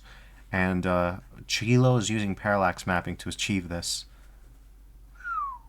I mean, I might be tempted to download the videos next time with this going on from YouTube. Yeah.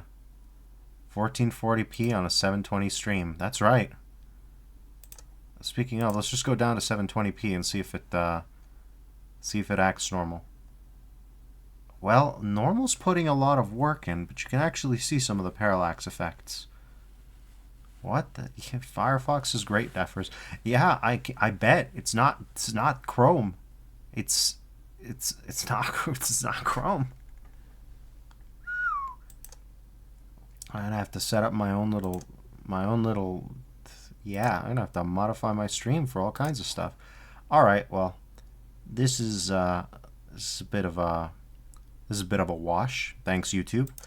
But you get the idea. Basically, every single texture in Doom has three-dimensional depth to it now, thanks to parallax mapping, which is insane of Chilo. It is absolutely insane to try and do that. Oh, cool. He also froze the music. How's the path to affiliate going, Beamer J? Pretty good. I'm at 45 followers. 5 more, and I'll get there. Anyways. At least we still got the music. Widget-based HUDs. While there are a lot of us out there who still play with the original status bar, there are some who'd rather not see Doom Guy's mug, or want a more modern, perhaps minimalist version of a heads-up display. While the classic vision of an advanced HUD has existed for a long time, and many people out there have made their own custom HUD modifications, Nugget Doom and DSDA Doom are 2 ports that have both adopted widget-based HUDs in the past year. They do this via reading a lump that designates what widgets are enabled and where on the screen they should be displayed, allowing for an extreme level of fine-tuning of what is included in the HUD and where it is shown. No longer are you restricted to having your health, ammo, stat counters, and whatever else all in set locations. You can move them around wherever you wish, scale the size of the text, remove or add optional bits like percentages or icons, and just generally set it up for your liking. Hexdrone 6459. Hey, you could go ahead and call us Strawberry System. Welcome, Strawberry System. Pleasure to meet you. I like your username.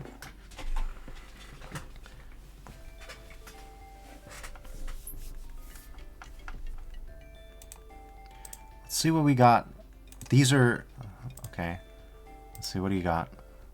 Nug HUD Guide. Oh my god. Jesus. Huh. Your birthday was 3 days ago? Well, happy birthday. Happy birthday. You turned 20. Nice. Okay, interesting. So this is also Nug HUD. Interesting. HUD.md. Oh my god. A lot of DSTA Doom configuration stuff. Interesting. So yeah, basically whatever kind of HUD you want to set up these days, you can set it up. That's neat. Alright. So myhouse.quad. Special features. Alright, we got some special features this year. What do we got? Okay. Past Spotlight. Over the many years of Cacowards coverage, it has become inevitable that projects occasionally slip through the cracks, not being discovered or played in time for this or that reason. Longtime readers may recall that to partially rectify this, we ran a Top 25 Missed Cacowards feature for Doom's 25th anniversary. The truth is, there is so much material we could potentially cover that it would be simply overwhelming to try and rekindle 30 years and counting of Doom history each cycle. So how about this compromise? Here's 4 mods, all released within the last few years, that we decided to take a look at because, in one way or another, they tie into this year's mod lineup. This way, we can not only contextualize the WODs even further, but get to showcase some very cool projects that we, and perhaps even you, have previously missed. Quest for the Crystal Skulls by Captain Toenail. Look at this.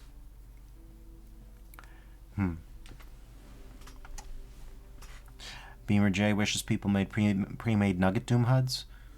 I've never played around with one. I'll have to give it a shot sometime. And Strawberry System says the Wii is old enough to play its own entire library. I would believe that. It does look like a Golden Souls level. Captain Toenail's wadography extends far and deep, and this year he has gifted us Veil of Darkness, an exceptional hex and partial conversion featuring an immense world with large levels and plenty of custom content to beef up Hexen's gameplay. But a few years prior, Toenail had first tested the Raven Waters by releasing Heretic, Quest for the Crystal Skulls. Corvus sets sails to a mysterious island where a disfigured heresiarch is attempting to bring back Desparal through the power of the eponymous skulls, all of which must be collected in order to confront him and put a stop to this evil plan.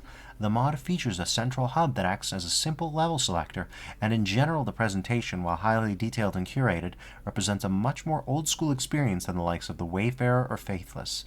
As you visit darkened towns, ruined temples, and lava grottos, you'll be engaging in non-stop combat with the hundreds of Desparal's faithful who haunt these lands, with the secret level even providing a rare Slaughterlight offering for Heretic. Raven fans will find this package well worth a try, even if just as an appetizer for its bigger Hexen cousin. 20 more hours to go? Oh, you're not wrong. That's good. 15% of the way there. DIY community project led by Violent Beetle. Oh my god, look at these guys. Look at these little guys. That's great. Look at Mancubus. That's a freaky Mancubus. Just remove all the shading and they get scary. Violent Beetle has proven an exceptional project leader, seen with this year's What Lies Beneath, or with Solar Struggle from the last cycle, but between those two, the DIY community project ends up being no less notable, setting itself apart by focusing on a flat color scheme.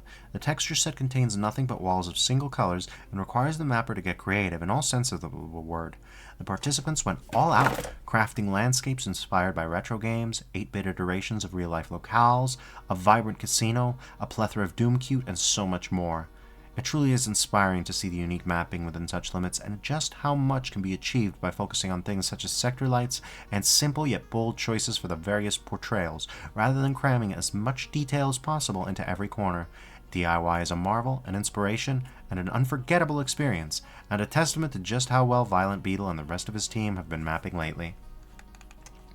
Alright. Caldera of Wretchedness. Look at this. Why are we square? Oh, I know why. I know what this is. By In Taco We Trust. This year alone, we've taken a look at a few console Doom adjacent releases with Dreamblood and Forgotten Chapter, so I think it makes sense to go back and talk about one of the driving forces behind the console resurgence, Psydoom. This wonderful source port takes the PlayStation version of the game and fully ports it to PC with improved frame rates, resolutions, and controls, and perhaps unexpectedly, modding support. Powered by Team Gex Doom Builder PSX, brand new levels can be created for either the PS1 original or for Psydoom's limit-removing enhanced feature set. To showcase all this, Psydoom creator and Taco We Trust released a demonstration map, Caldera of Wretchedness, which I had initially assumed was a simple demo level to be looked at in editors to see how all of the magic is done. Wow, I could not have been more wrong if I tried. Caldera of Wretchedness is a veritable tour de force of a map, an Otex-powered lava canyon interspersed with sinister temples and hell's tormented legions, ready to turn your every step into a fight for your life. The nerve-wracking atmosphere and sublime colored lighting are complemented by custom music composed in the engine's original tracker format, and the glorious return of the Archvile. Caldera of Wretchedness, then, is not just a fantastic map in its own right, but a phenomenal start to a new mapping format that has all the potential to bloom into something truly special, and I, for one, cannot wait to see more. Ooh. We got some blue here. A little bit too much blue. Alright. Dissension by Doom Ex Machina. The GZ Doom mapping scene has been proceeding at a rapid pace, and we featured multiple map sets utilizing the powerful port this year alone. Two of them in particular, Proto Slayer and Final Carnage, toyed with somewhat similar ideas as another set that had evaded our detection until recently. I am talking about Dissension by Doom Ex Machina, originally released in 2019 and then remastered towards the end of 2021. The mod is a retelling of the horrors at Phobos and beyond, as the titular project Dissension the UAC has been running causes all hell to break loose in the entire Mars system. The initial levels set in the crew quarters and warehouses eventually give way to a spectacular set pieces as our protagonist flees a space station on a collision course for Mars, causes a giant reactor meltdown, and traverses through all sorts of ruined tech bases and underground facilities to discover the truth of the demonic invasion and keep the mysterious Experiment 666, which the UAC has locked deep within the Mars complex. With a kick-ass bespoke soundtrack and 12 levels of carnage, there is much to like and discover in Dissension, and hopefully a new chapter will reveal our protagonist's fates as he drifts towards the shores of hell, from Dynamo and Terminus. Interesting. Quick detour, let me see if I've seen Dissension. Video unavailable. Video got privated. Well, with the way YouTube's behaving with me today, maybe it's for the best. Maybe it's for the best. Oh, and thank you for the follow, Strawberry System. Very, very appreciated. Alright. Out of Sunder 2009's womb. That's a fun way of saying it. The mapping scene that followed in the wake of Sunder has reached its 4th or 5th generation, and creators are now taking inspiration from the creators who took inspiration from the creators who took inspiration from Insane Gazebo and Death Destiny's work, along with a lot of people who are working in the stream of it all without directly referencing anything. It has become a subculture in itself, and I felt like doing a quick tour of some of the recent developments that I found interesting. Late last year, Meowji, a speedrunner whose speedrunning accomplishments have been overshadowed by his cats, led Junk Food, a community project almost exclusively featuring BFG spam maps, which showed how far BFG spam has come along in a variety and tactical depth since the time of Scythe 2 and Speed of Doom, thanks to 10 plus years of collective wisdom, and something speedrunners. Then followed a rush of releases, with some examples including 1x1's diverse, often esoteric hardcore maps built around an extreme texture restriction. ICGYA, with its love for void and minimalist sheets of color, the Hall of Mirrors aspect as a structural texture, and yes, lesbian symbolism. Okay, first you had my interest, now you have my attention. I can't give you anything. For people with freaky, violent eyes. Screenshots. I was hoping to see some lesbianism in the screenshots, but you'll have to play it if you want to see them yourself. Pretty and pink, though. Red. Very red. I guess. Lesbian Doom. What? No, I feel you. I feel you. I think it's cool though. I support it. Maribo, huh? Didn't Maribo write some of these articles? I feel like that happened. All right, well. Artist Speedrunner Dashi's emotional mood piece Dum Dum Thoughts. Black Diamond. Soozer Doozer's Undersea Riff on Swim of the Whales. And Sunlust. Junk Food 2. Even more gluttonous than the original. Petyan's Fire Rainbow, which proves you very wrong if you thought Fireball was the full extent of stream-destroying eyesores. Oh. Let's see, do we got some screenshots? Oh, yeah. Oh, that's the stuff. Oh, wow, this is not the rock texture. What's my opinion on BFG spam wads? I can't say I'm very good at them, if I can be honest. I had a pretty hilariously hard time on Godless Night because I didn't figure out how to use the BFG spam there in one of the bonus maps. Oh my god, look at this. This is ridiculous. Fire Rainbow for real. This is the firest rainbow I've ever seen. Oh, it's so crunchy. Oh, it's so crunchy. Okay. So yeah, I haven't done much BFG spam, if I can be honest. But yeah. You can't play Sunder because of it? Well, you can always play it modded. That's if I ever do Sunder on this stream, I'm going to be playing it modded for sure. What about Black Diamond? Screenshots. Okay. Oh, pretty. Very, very restrained, though. Alright. Keegan Dunn and Rivy the Warlock start a 20x7 expired Violent Shift. One of those wads that had me thinking about just how active this niche is. Ririan's Cocktails, which continues in Crumpet's tradition of naming sets of small, intense challenge maps after food and drinks. Bartender, I'll have a, Corpse Survivor number 2. Whoa. Yeah, these are some good looking. These are pretty good looking.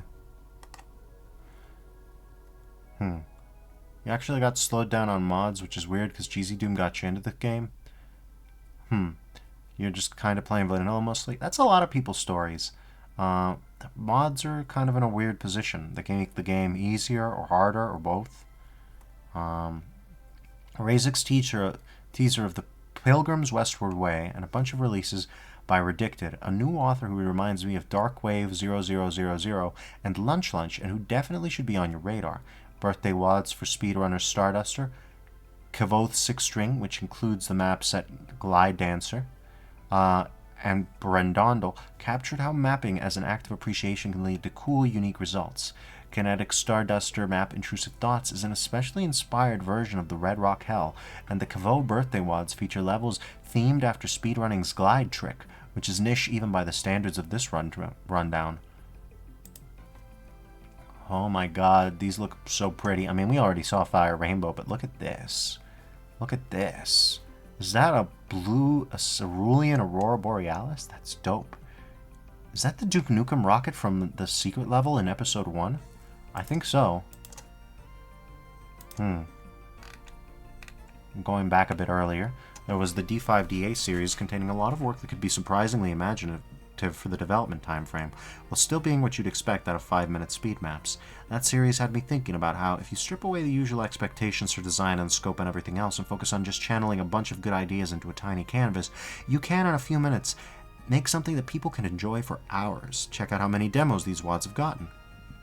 Our Mock Award recipient, Good Wad, and its movement challenges and outlandish gimmicks and bite-sized scale, has a lot of intersection with the D5DA wads and many other works in this tradition, such as Raven Desks, who made this year's Ouroboros and had a banger sepia map, 4 Perfectly Fine Lemons. Recent projects, like the Hardfest Series 1 and 2, certainly belong to this sphere too, and if you like Dashlet's The Settlements, you should also check out other projects they have been involved with. From recent past years, beyond all the wads featured somewhere in these awards, 10x10 Project, Old Still Life, Dance on the Water, Poogers, and many more, Lunch's Hopscotch helped players hone their platforming skills, and Meowji's Practice Hub worked as a base for more general speedrunning skills.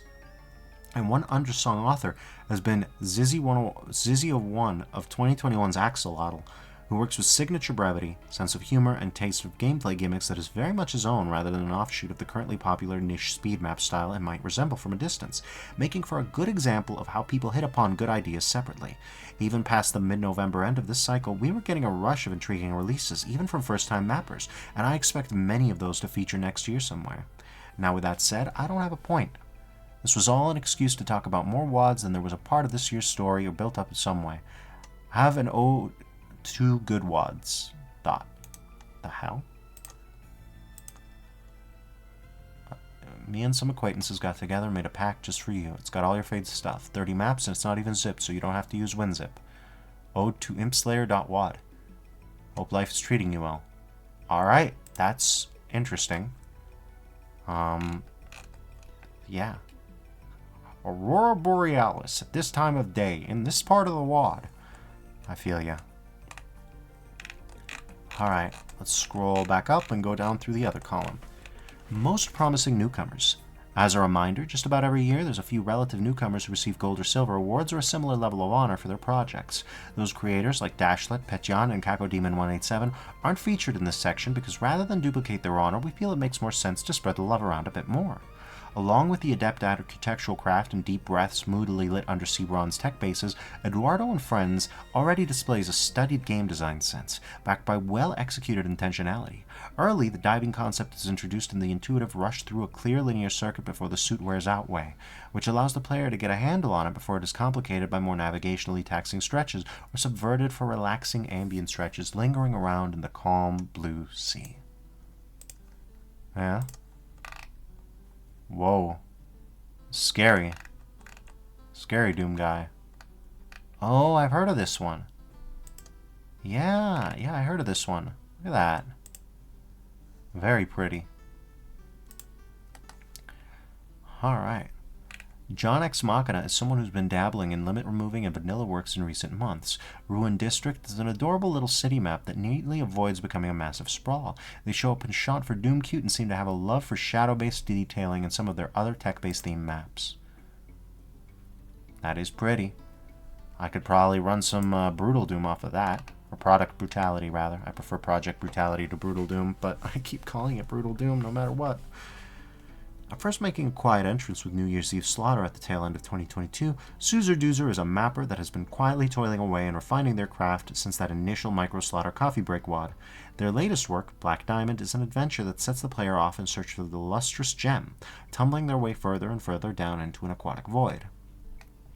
On a path of discovery of not just Doom, but also his own origins, Mr. Hypnos released Octate, a case study of Dr. Sleep's seminal work. Oh, right. The layout and progression are actually quite interesting, and besides Dr. Sleep, for influences of the likes of Jim Flynn and Sfera Caverno slip through during playtime, and with an exotic custom music track specifically made for it, playing Octate is almost hypnotizing experience, nearly as intriguing as the story that led to its creation.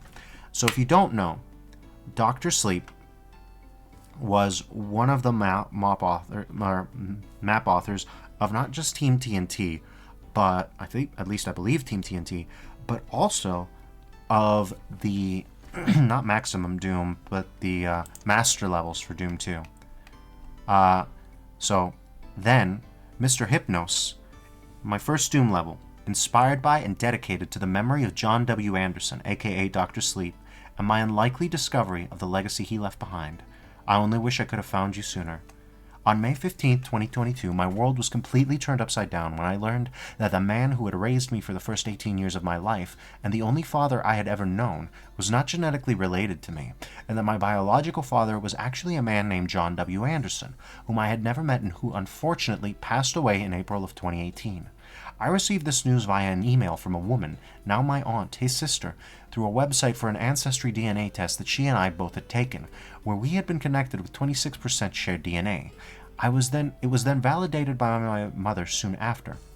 I was totally blindsided by this information and had a difficult time believing and accepting it initially, especially since the past 15 years of my life had been spent mourning the loss of my father who raised me after he died of cancer in December of 2008. I quickly learned that John Anderson was a level designer for the video game series Doom and worked under the alias Dr. Sleep. I had no idea what Doom was at the time since I only played video games casually, but I began to do some research once the initial shock of this life-changing news had subsided. Since John was no longer here for me to meet and get to know, I thought that designing a Doom map of my own would be a great way to learn more about him on a much deeper and personal level. Several of my new family members, aunts, cousins, and even a brother noticed many similarities between our personalities, appearances, interests, and talents. So, trying my hand at level design naturally appealed to me because of these genetic traits that he and I shared with one another. I started to brainstorm ideas for my first map, Octate, in November of 2022, and finally completed it in late June of 2023. I first began by sketching ideas out on paper, and had many long nights spent learning how to use the level editors, Doom Builder, Slade, required to bring my ideas to life, while also familiarizing myself with the Doom franchise in general.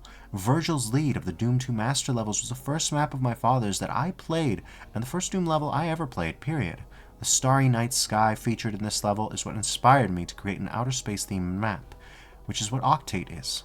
I also thought that it might be interesting to continue the narrative that my father had written for his levels by using the same characters from Dante's Inferno in mine, although my story has many personal references regarding my newly discovered reality.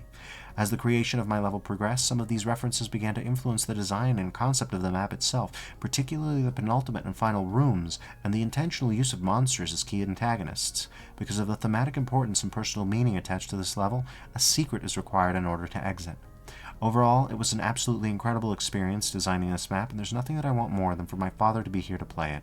But since that isn't possible, I want to share it with the next best thing, his Doom family.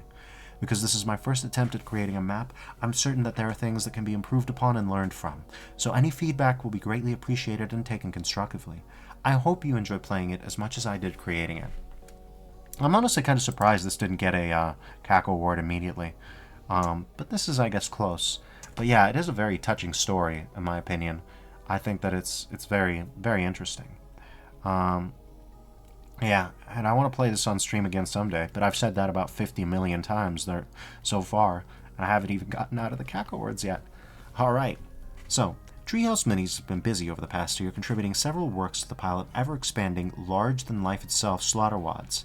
Between Early Mass and Bleak, Slaughter fans are set to claw their way through dank catacombs stuffed with plenty of skeletons and spooky things, or discover what was hidden away beneath a tech base with its lights long shut off. Damn. I ain't kidding, that do be bleak. I like it though. Look at all this. This is nuts. Alright. Eater29 came out of nowhere with Mudman, a massive muddy swamp made with Boom's friction floors in mind. Recalling Criticality by Scotty's sunless brown slime grottos and the early cave levels of Speed of Doom, it was a stunning delivery, both in the execution of design around the mechanics and the visual construction of the swamp, the iron brick ruins, and the temple lying underneath all of the muck. We can't wait to see what the orange follow-up they've been teasing turns out to be. Interesting. Well, let's, Ooh, muddy. Who could have guessed? Any more screenshots? Yeah. Yeah, that's about right. Look at that. God. Alright. And then there's an orange follow-up. Let's give that a look-see as well. Whoa. Yeah, that's something else. That's something else, alright. Shades of Sunder. Shades of Sunder. Alright. So, having previously contributed to a number of community projects, Rata Underground has spent the last year or so carving out a niche of simplistic but starkly beautiful solo maps. The mapper excels at getting a lot out of very little, with muted palettes and the limited use of color conveying the quality of half-remembered dreams. Memories in particular plays distinctly like the final glimpse at a familiar landmarks from someone else's life, just before time turns them to dust. Interesting. Whoa. Huh. Yeah. Do be looking interesting. Redacted has been a machine, pumping out a lot of compelling work, largely in closed circles, along with a good release after the mid-November cycle deadline.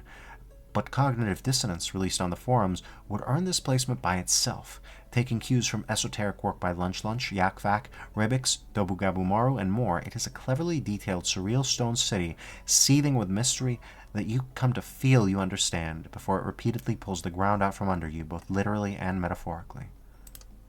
Whoa, look at that. Yeah, there's so much stylistic stuff going on with Doom. I want everybody to look at this and think that they can make basically anything with a Doom engine.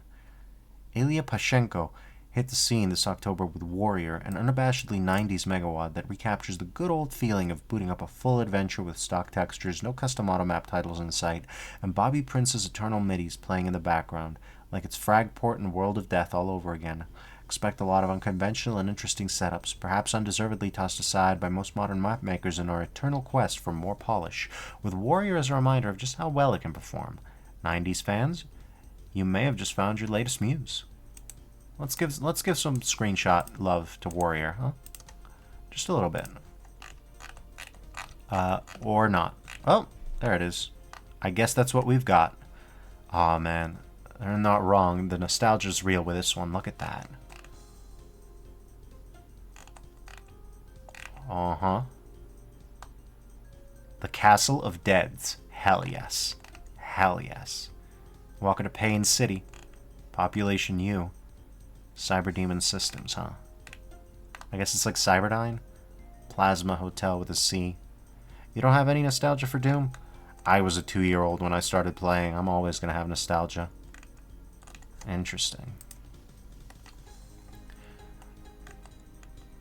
Raven Desk's output over the past couple of years has been prolific and varied, exploring the spectra of platforming, puzzle making, and slaughter, and even crafting a highly experimental WAD where each level can exit to multiple other levels. Interesting. His maps often blend gorgeous visuals, abstruse technicality, and a strong personal vision for gameplay, and he seems willing to focus on speed maps even as he's capable of impressive, ambitious work, which is only ever a good thing.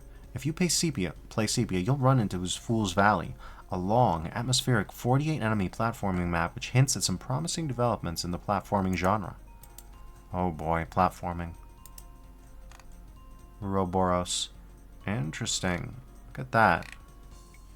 Map and MIDI list. More screenshots. That's what I wanted to see. Whoa. Creepy faces. Interesting. I might have to... there are so many maps on my list just from this year. Alright. In her most standout works this year, D-Legit, or D-Legit, has shown a vested interest in reimagining existing things with her own personal touches. She took the iconic entryway and gave it a Flames and Marvel makeover, retrofitted the chasm into a massive stalactite-filled mining cavern, and then took the Stanley parable out of the source engine and straight into Doom. Stanley by D-Legit. Nice. Is that Otex? It might have been Otex, but I think it might be using a different color palette. Stanley Parable in Doom. That's a fun one. Finally, after opening his third eye and deciding to try his hand at making Doom maps early this year, Ririon later decided to follow up on that momentum later in the summer with a curious platter of drinks. Cocktails, inspired by the likes of Sunlust and started 20XD6 and themed after a few alcoholic drinks of choice, delivers a short episode's worth of buzzed fun, though its bite might best be tackled with a sober mind. Doom 64 Reloaded. After years of hard work, Doom 64 Reloaded, also known as Doom 64 Ascension, is now essentially feature complete. What began as a detailed reimagining of Doom 64's final map, the Absolution, has grown to become the largest ever collection of maps for the oft-neglected entry in the Doom series. Interesting. Okay. That's odd. Atomic Frog's experts seek to answer one question. What could Doom 64 have possibly looked like if Midway had not been so restrained by the memory limitations of the Nintendo console? The reply comes in the form of a retooling, reimagining, and retelling of the original campaign with more enhancements than you can shake your unmaker at. Virtually every facet of the original has been augmented in one form or another, from updated graphics and visual effects to entirely new music, story elements, and whole maps. Look at this stuff. This is nuts. Good old Doom 64. Thanks to the release of the official remaster, the Doom 64 mapping community has expanded considerably in recent years, not to mention the injection of new blood helping crack the code on tons of new visual tricks and engine exploits. Atomic Frog, though, was here way before Doom 64 was cool, having released maps for 64EX all the way back in 2012. So Ascension is able to take advantage of every engine trick we've come up with, plus a decade's worth of Atomic's personal mapping experience. In addition, the laudable level of detail and masterful use of the game's color lighting system, the maps are rife with impossibly 3D-looking objects, environmental fog effects, readable books and notes, translucent textures, and carefully choreographed new cutscenes. All of this is possible in the original engine, and indeed, the point of Reloaded is to demonstrate what Doom 64 is capable of out of the box. Whoa. Check it out. The mud is a bit clunky, fun though? Interesting. Beyond the visual enhancements and impressive technical skill on display, new life is breathed into the Midway maps through changes that range from the subtle to the dramatic. Although the layouts and progression don't stray far from their original incarnation, you'll always be able to spot something new, whether it's a parked tank in a workshop and staging area or the surface of Mars visible in the distance in the terraformer. You'll also come across plenty of added areas that complement the existing locales perfectly, providing additional pathways or greater context to the installations and hellish dungeons you'll be prowling through. The latter have received some of the most radical makeovers, with breakdown now a veritable pit of fleshy horrors, bloodkeep encased in ice, and an increasingly terrifying final stretch of maps to close out your journey into the abyss. Players might be familiar with the reworked Kaiser maps from the Absolution TC that find their way into the campaign, but there are also some unique creations by Atomic Frog himself, interspersed in the main lineup, or available as part of the aptly named Atomic Death Run. There's even a series of unused but finished deathmatch maps, available in the hope that Doom 64 will be able to run multiplayer one day, which truly is future-proofing taken to the next level. Wow, so they made deathmatch maps that nobody can play, just so that in the future, if there's Doom 64 multiplayer, it'll be time. That's commitment. Doom 64 Reloaded isn't just Atomic Frog's love letter to Midway's original, it's a celebration of the history of the Doom 64 modding community as a whole. This is perfectly encapsulated in the Catacombs, where brand new mapping techniques are smashed together with an entire visual aesthetic that calls back to the very earliest promotional images we ever saw of Doom 64. The Mesoamerican temple of those blurry pictures long ago axed from the original Doom 64 is resurrected at last and reloaded. And that is what Atomic has done here. Not supplanted the original game, but created a miraculous new way to play it like it exists in our memories. This is your chance to play a Doom 64 that goes to deeper, darker hells than could have ever existed on the N64, and to be wowed and frightened alike, the way we were back then. Add it to the list. Add it to the list. Across this new divide. Okay. It's been 3 years since Doom Eternal was released and 7 years since Doom's 2016 crash-landed onto our planet, leaving a hungry crater that can only be satiated with the advent of new FPS subgenre known as boomer shooters. We're no strangers to Doom, Quake, and Corridor 7 likes that have permeated the market, whispering sweet nothings in our ears about the good old days, and look, we're probably never going to escape the age of enemies exploding like a piñata in a shower of multicolored ammo and health pickups or gent music. However, as the years continue to pass since the initial explosion of retro FPS-style games, the abundance of competition has ushered in equal amounts of innovation. Last month, Beyond Sunset was phased into cyberspace with a healthy offering of dystopian cityscapes coated in neon lights and in sick katana-wielding action.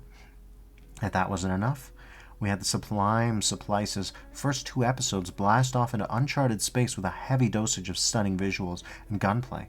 Hope you saved room for dessert, because we also got promising demos for Captain Wayne, Vacation Desperation, and Divine Frequency, Sulaco, and Age of Hell. These games showcase a tangible love of the familiar while also showing off plenty of inspiration from a wider variety of genres. With many new releases scheduled to 2024, it's an exciting time to be a fan of the FPS genre and a part of the community that helped bring these creative visions to life. All of these projects have Doom community members with extensive experience and equally impressive resumes under their belts. It goes to show that after 30 years, we've still got it. From Cardboard Marty. Yeah, I'm very interested. A lot of this is coming out of one particular studio called Hellforge. Don't mind my bottles. Yeah, Hellforge Studios. These guys. Games Forged by Fire. They've got a Twitter and a Discord. They've got Malapitaka, Extranium. Yeah, I don't know much about them, but I'd like to learn more. There's Hellslinger, Disdain, Disdain is actually from Nash, one of the GZ Doom devs.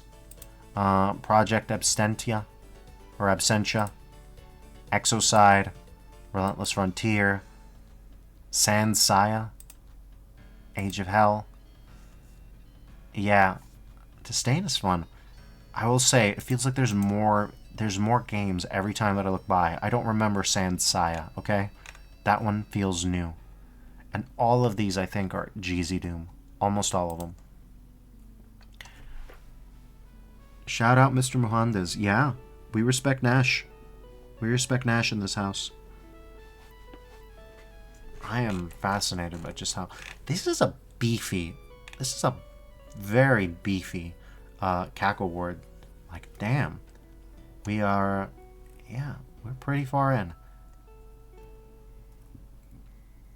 I love the finale music of Ancient Aliens, by the way. It's such a good vibe.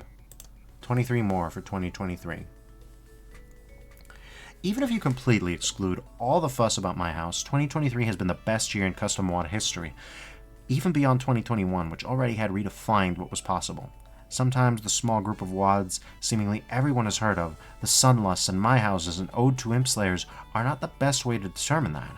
There can be so much more going on, and the dozens of good releases flying more under the radar have just as much to say about trends in community activity. We could sum it up by saying most WoDs here would be Cacowards in the 2000s. If past Steve disagrees, ignore him, and then find a much better use for your time machine. But in my book, it's even higher praise than they are HMs in 2023. At RD. Alright.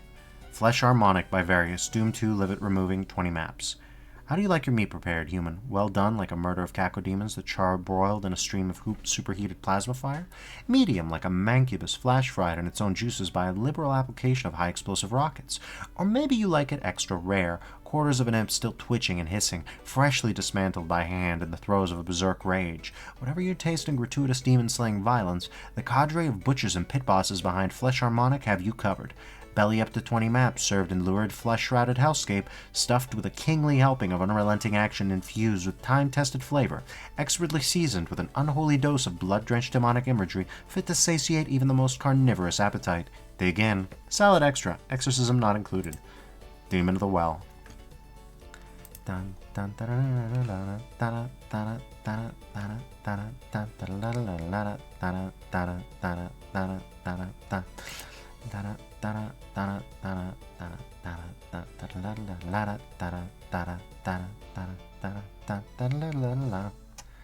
Alright, what do we got here? This one's looking good. Quoth the Raven by Various. Heretic, limit removing, 27 maps. For the Pineapple Under the Sea speed mapping series 28th entries, Death Bear and Egregore lead an expedition far from familiar Doom waters and into places more fantastical. In addition to 3 episodes of Heretic's requisite castles and dungeons, Quoth the Raven leans heavily and apologetically into Heretic's unique gameplay twists and awesome array of inventory items. I challenge you not to smirk all the way through Hunt of the Chicken Mancer, a map that stocks enough morphovums to turn half its monster count into feathered friends ripe for exploding. But maybe the most thrilling chapter comes in upon Wings of Grim Sorrow, which has you soaring on the wings of wrath for its entire runtime, battling enemies high above a grim keep and flying at high speed in and out of erupting magma tunnels. We all need a little more heresy in our lives, and Quoth the Raven delivers. Interesting. Abscission by Snaxolotl. I played this one this year. I was kind of surprised it didn't get a Cacoward, but of course it's going to have a reference. Doom 2 vanilla compatible, 32 maps. I remember this map. The latest and greatest Megawad release from Rising Star Snaxolotl, Abscission is a work of both alien and familiar. An idiosyncratic reimagining of the Doom 2 iWad, a melange of new ideas and fragments of the familiar drenched in a moody, downbeat atmosphere. Snaxo is so cool. We respect her in this house. Beginning as a series of riffs on the iconic McGee levels, the set gradually escalates into something far more ambitious and sinister as the faint comfort of familiar elements is gradually stripped away, replaced with ever more of the author's particular vision of Hell on Earth. Underpinning this high concept is a rock-solid foundation of indigenous progression schema, well-tuned combat, devious secrets, and phenomenal pacing, making Abscission a breeze to play despite its considerable length and relative tonal uniformity. Truly a must-play for any fan of Hell on Earth. I would second this. Abscission was busted, and I think in any other year it would have gotten a Cacoward. The only reason Obsession doesn't get a Cacoward this year is because it's up against some absolute legends from Omniarch. I need to toss some of these bottles. Desk is getting crowded. If you're doing a marathon stream, remember to stay hydrated. The pin is gone, sad face. Yeah, I honestly thought we would have been done with it so far. Doomed by the hour. Finks 13 and Yumheart. Doom 2, boom compatible, 33 maps. Let's see. We'll pin it for another 20. By then, even if it's, yeah, we'll pin that. There we go. Something went wrong. Please try again. What? I guess we can't pin. Oh, okay. All right. I imagine some people might write off 1 to 3 hour speed maps on principle, but don't be silly. This team has put on a great show with slaughter-heavy style that draws from a blend of influences, and the result is some of the most fun I've had all year. Maybe spurred by having so little time at risk, the authors were encouraged towards wild tonal extremes and caution to the wind experimentation. One of my favorite maps of the year was the vicious, violent map 20 Gotcha! ... It pulses with a current of sinister gloom that would make the later parts of No End in Sight blush, but unfolds as a demented mix of gauntlet slaughter and snare-laden dungeon crawl packed with venomous traps, while managing the rare feat of making the light amp goggles work very well. Yet relative to the quality of other maps, this is no extreme outlier. Let's look at it. Gloomy. Yeah, it's really hard to make light amps look good. I appreciate anybody who can make it happen. Fallen Leaves by Bry. Doom 2, MBF21 compatible, 7 maps. Also covered by Mount Pain 27, which you can tell right away. Look at this. Certifiably beautiful. Out of Bry's pair of works released in the past year, Fallen Leaves manages to stand out thanks to its vibrant fall colors and its later autumn going on winter closers. Taking some notes from classical architecture, Bry sets adrift coliseums, towers, great libraries, and even a snow-covered ski lodge into oceans of dying leaves, crimson blood, and an odd orange mixture of both. Yes, it was in the same showcase as Ad Mortem and What Lies Beneath. Within and around these loose buildings, he dresses them up with plenty of candles and torches and hangs autumnal foliage as he pleases, making for a pleasing seasonal mixture of browns, purples, and reds, with a dash of powdered white snow where applicable. These maps come adorned with snappy yet smooth-flowing shootouts that later give way to slaughter-like brawls beneath those beautiful columns. It is an essential play for anyone who hasn't yet found their fill for the season. Protoslayer E2, Volosaurus, Doom 2, GZ Doom, 19 maps. Man. We're going nuts. Back in 2020, Volosaurus released the first episode of Protoslayer, a GZ Doom set that made impression with its furious pacing, all new arsenal and enemies, and a new Doom-tinted storyline. And now, Volosaurus is back with episode 2, Judeca, a much more refined work that takes place deep in purgatory as the eponymous Protoslayer finds himself in the so-called Engine of Eternity. This sinister hub world leads to multiple levels, each more otherworldly and surreal than the last. Except vast suspended corridors with gravity-inverted imps. Expect vast suspended corridors with gravity-inverted imps, swathes of cityscape floating in the void, a toxic forest that fold in on itself, and of course, plenty of hellish fiends, new and old, to put down with your fast-firing, explosive arsenal. Volosaurus toys with ambient music and colorful sector lighting to make each location feel suspenseful and attractive, which all helps in making the improvements in his mapping craft of the past 3 years become much more apparent. Even if E1 wasn't your thing, give Judeca a spin, and you might be surprised as just where it can take you from Dynamo. Yeah, it's got album cover energies. It's giving album cover. Nostalgia 2 by Myolden. Doom 2, Limit Removing, 32 maps. 2023 was a great year for Myolden, who let Pina Colada release the bite-sized and spicier Plutonia tribute Obzen and cemented his status as one of the best active Team Project Glue mappers. Nostalgia Nostalgia 2, while sticking to the original script of smoothly flowing levels with high-octane gameplay, shifts its area of focus, being more of a love letter to the 2000 to 2015 period. A few parts I especially loved were a mid-megawatt stretch built around lava basins and ample rad suits, which shows how theme clusters can extend to recurring gameplay concepts, not just settings. A Monsters Are All Aliens UFO map that has unusually fun combat for this archetype, which has traditionally been more for show, and the early third episode Hell City and all of its crafty doom cute, including cafeterias, vehicles, and all sorts of charmingly depicted living quarters. There's our good friend the Blorb, and this one was by @RD. The Cognition Engine by Snowy44. Doom 2, limit removing, one map. Oh man, look at this thing.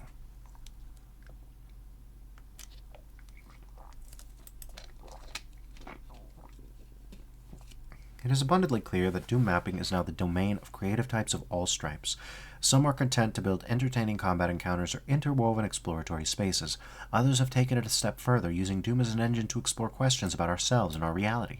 Rare, though, is the map that combines all of the above as elegantly as the Cognition Engine. Snowy44's sprawling technological flesh ruin is an instantly unsettling place, but somehow the worst horrors lurk even deeper.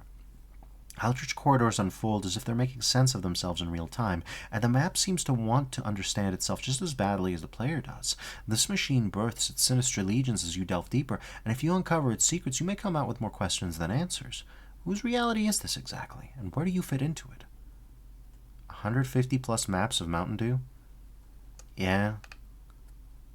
Junk Food 1 and 2, Barius. Oh, I see what you're saying. Oh, I see what you're referring to. What am I looking at? Uh-huh. Sally would have loved this. I wish she could drop by yet. I'm sure she'll be by sooner than later. Complex progression and finely tuned ammo allocation is all well and good, but what if you dispense with the slow boil suspense, indulge your sweet tooth toot sweet, and blast through massive mobs of monsters with all of the heavy ordnance you could possibly want? The 1-2 punch of Junk Food 1 and 2 provides just that. Uncomplicated rocket BFG slaughter and a satisfying speed mapping package with a hyper-palatable bounty of contributions clocking in at over 150 maps collectively. You'll get more than you'll fill of unrefined, sugary slaughter action. These WODs also put unique spins on the difficulty settings to make them seem easier to digest, but if you stick with a standard experience, be prepared. The challenge ranges from taffy soft, jawbreaker hard, to Wonka experimental, putting it lightly. However, there's something for everyone here if you don't mind the mindless. Interesting. It's the Doritos Pope Dimension, also known as TGAs. Yeah, we were here during the Jeff Awards. Remember when Hideo Kojima came out of the monster bottle to give us OD? I remember. Alcazar by General Rosterrock, Ravendesk, and Giswardo. Doom 2, Boom compatible, 8 maps. Nice. These are rather familiar to me from looking at gameplay footage of Sunder, but I don't usually see them used well. Crafted as a loving tribute to the Wormwood series, Alcazar takes the core tenets of that principal inspiration, a spooky seasonal theme, playfully mysterious atmosphere, and intense, mechanically inventive gameplay, and weaves them together with a pronounced narrative sensibility and strong sense of settling into an experience equal parts swashbuckling, autumnal adventure, and macabre cautionary tale. Set on a forbidden subtropical island, the setting's lush colors, jungle foliage, and distinctly Moorish architecture offer a unique spin on the more traditional approach to doomy Halloween pageantry. Framed as a climb from the shoreline towards an ominously looming magisterial house on the hill, the action along the way is inventive and ever-changing, including carefully calculating survivalism, a decidedly deadly game of Foursquare, and plenty of craftily vicious showcase fights, particularly in and around the Shadowed Manor. With all said and done, and the night coming to an end, the story is seemingly fated for an elegiac finish no matter how cunning a thief you might fancy yourself, striking a disarmingly poignant contrast with the otherwise festive tone of the caper up to that point, and solidifying Alcazar as an enchanting yarn quite worthy of becoming its own Halloween tradition. From Demon of the Well. I mean, so many of these are like, I'm tempted. Welcome to the new viewers. Deep Breath by Eduardo and Friends. Doom 2, Boom compatible, 7 maps. Yep. That's right, I love this genre of Doom maps, using the advanced features of Boom to create a thematic episode based around a unique gimmick. In this case, you find yourself in an underwater UAC facility, which requires the use of oxygen tanks to traverse the harsh conditions of the exposed ocean. Despite the simple concept of using radiation suits to prevent damage from ocean floors, Deep Breath does a wonderful job selling the experience to the player through custom textures, both static and animated, and detailed geometry simulating an underwater environment. The levels have a charming early 2010s style with catchy midis and some truly bastardly traps. At 7 maps, it never overstays its welcome, and difficulty progression is reasonable for a filthy casual such as myself. From Scuba Steve. Oh wow, here's another one from Mudman. Damn, it's looking good. Somewhere out there lies a massive murky swamp, housing a mysterious temple for those brave enough to trek through the muck. Eater 29's Mudman is an exploration of Boom's friction effect, dressed up in brown and green sludge as color-coded courtesies to the player, communicating how severe of a penalty their mobility will receive while moving through each kind. The utilization of this effect ends up feeling something like a theoretical damaging floor. The more one moves through it, the more likely they are to take indirect damage from monsters, while the floor itself is merely a facilitator. The aesthetic theme works in tandem with the functionality of the floors, giving off the feeling of sloshing through mud while bruisers slowly advance in their attempts to corner you, or madly hopping across rocks and architecture of the ruins buried beneath. A treat for those willing to get down and dirty. Very interesting. And we've hit the 5-hour mark. Alright. Well, check this out. Oh, seems very Sunlust, kind of. PSX Doom, The Forgotten Chapter, by Dantos King. Doom 2, GZ Doom, 13 maps. By now, we surely are all familiar with PSX Doom, Williams Entertainment's colorful and dreary take on Doom, and its many excellent ports. Psy-Doom and Doom CE. What's most remarkable about The Forgotten Chapter is that it's specifically influenced by PS1 Final Doom, which for the uninitiated contains parts of both halves of the PC original, but also most of the master levels. Thus, the main inspiration here is the works of Clea, Dr. Sleep, and Cranium, but in their much lesser known sector color amped up console equivalent. Most of the maps do a good job of reinterpreting these past ideas and feel decidedly old school, whereas others, most notably Eternal Twilight, dare to tread beyond and offer dazzling takes on the old maps at a much grander scale and with beefy combat to boot. If you find the premise appealing, chances are The Forgotten Chapter is just the slice of old school console Doom you've been itching for. From Dynamo. Deadliest Demolition, from Cypac 2. Okay. You've got my attention. This is looking like good stream fodder. I love the SWAT. To give you a picture of the silliness you're in for, your starting fist is replaced with a rocket launcher that you swing like a baseball bat. The story suggests you're a demoted cyber demon, and later on you dual-wield plasma rifles. The enemies are oddballs like SSG-wielding zombies and plasma barons and vanilla latte pain elementals, my description, and are used in smart, dickish but beatable ways. The level design feels very 90s in a good way, taking after the layouts of authors like Cranium, with an emphasis on complexity, clever progression, and imbuing spaces with a sense of functionality that goes beyond abstract game logic, creating the sense that you're interacting with gizmos and machinery that has some underlying purpose in the world itself. Deadliest Demolition is packed with ingenuity of the sort you come to expect from the creator of Three's a Crowd. Doom Guy with Black Gloves goes hard. I agree. And Double Vacuum Cleaner also goes hard. From this snippet was from @RD. Breakpoint by Major Arlene et al. Played on this stream with Deltarune companion characters added in. This was part of my extremely normal Deltarune fan content. Would recommend, though I can't speak to the difficulty or balancing with Susie and Ralsei without Susie and Ralsei in tow. While Major Arlene and Co.'s other project we'd recommend released this year, Heelbane is more of a dreary and ambient experience. Breakpoint was made with an entirely different goal, to fully showcase just how vivid and colorful Doom can be. Major Arlene and Hellforge crew bring forth a wondrous map set with stunning visuals, each map's design being based on a primary color. The project is backed by the powerful combo of Otex and Supercharged. Beamer J asks, Elmo, Deltarune Dune, huh? Yeah, no, it was fun. It's on my, I don't think it's in my VODs anymore, but it's on my YouTube channel. That for his VOD uploads, and Susie falls into some lava. It's fine. Anyways, the project is backed by the powerful combo of Otex and Supercharge, the new peanut butter and jelly of Doom mapping, and it sure does wonders in here as well. Being no strangers to these resources, the crew lays all their cards on the table, sending the player on a journey through both natural and surrealistic landscapes, all while fighting a familiar yet new plethora of enemies with a fast-paced arsenal that Supercharge provides. The map set also comes with a custom boss, which is no doubt no slouch either. If you can't get enough of Supercharge and Otex, I highly recommend you check Breakpoint out. What about Healbane? I haven't heard of it. Ooh. Neat.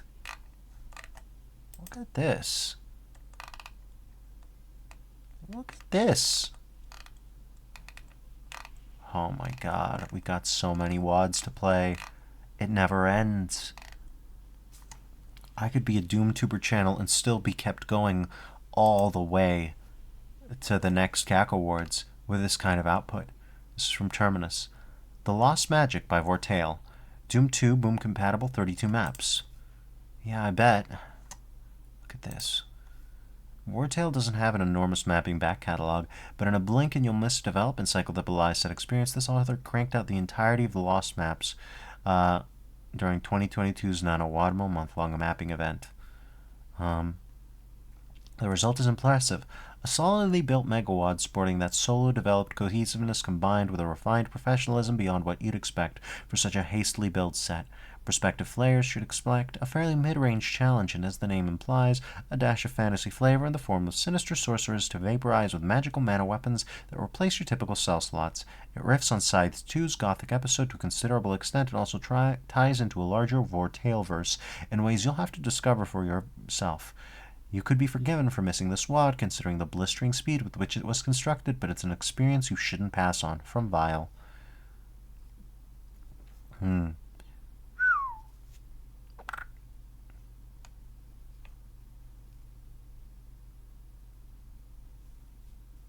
I don't recognize your all say copy pasta, Beamer J, but I suppose I welcome its presence in my stream. Let's see. Venturous by Pixel Fox. Doom 2, G's of Doom, 7 maps. Ah, yes. This one was covered by Icarus Lives, if you're familiar with his channel. He's a dad these days, so congratulations to Icarus, though that was a few years ago now. I'm sure he's still a dad, or I feel he would have mentioned it. Pack your satchel, load your revolver, and prepare to embark on a race against time in Venturous, a partial conversion inspired by classic pulp action films a la The Mummy and the Indiana Jones series. Donning the leather jacket and rumpled fedora of an unnamed tomb raider, you'll scour forbidden temples hidden in the lush jungles of Mesoamerica and plumb cursed tombs buried beneath the scorching sands of Egypt in search of clues, and a daring gambit to stop agents of the Third Reich from uncovering a terrible secret of the ancient world. A hefty array of powerful, period-appropriate firearms and equipment, including torches, dynamite, lever guns, LMGs, and more, will aid you in beating back the forces of the Ahnenerbe and undead legions alike, supplemented by more arcane implements of war, provided you're clever enough to find them.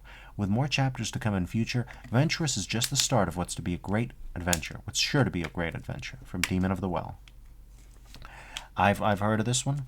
You use a Maquahuitl as a baseball bat to throw cursed skulls. Pretty silly.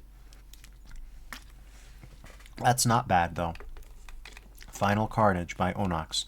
Doom 2, GZ Doom, 9 maps. Ugh. Look at this place. This is that grimy Doom aesthetic. We like it.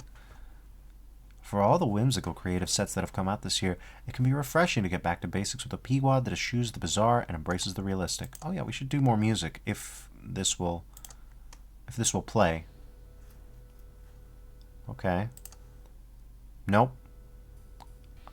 Alright.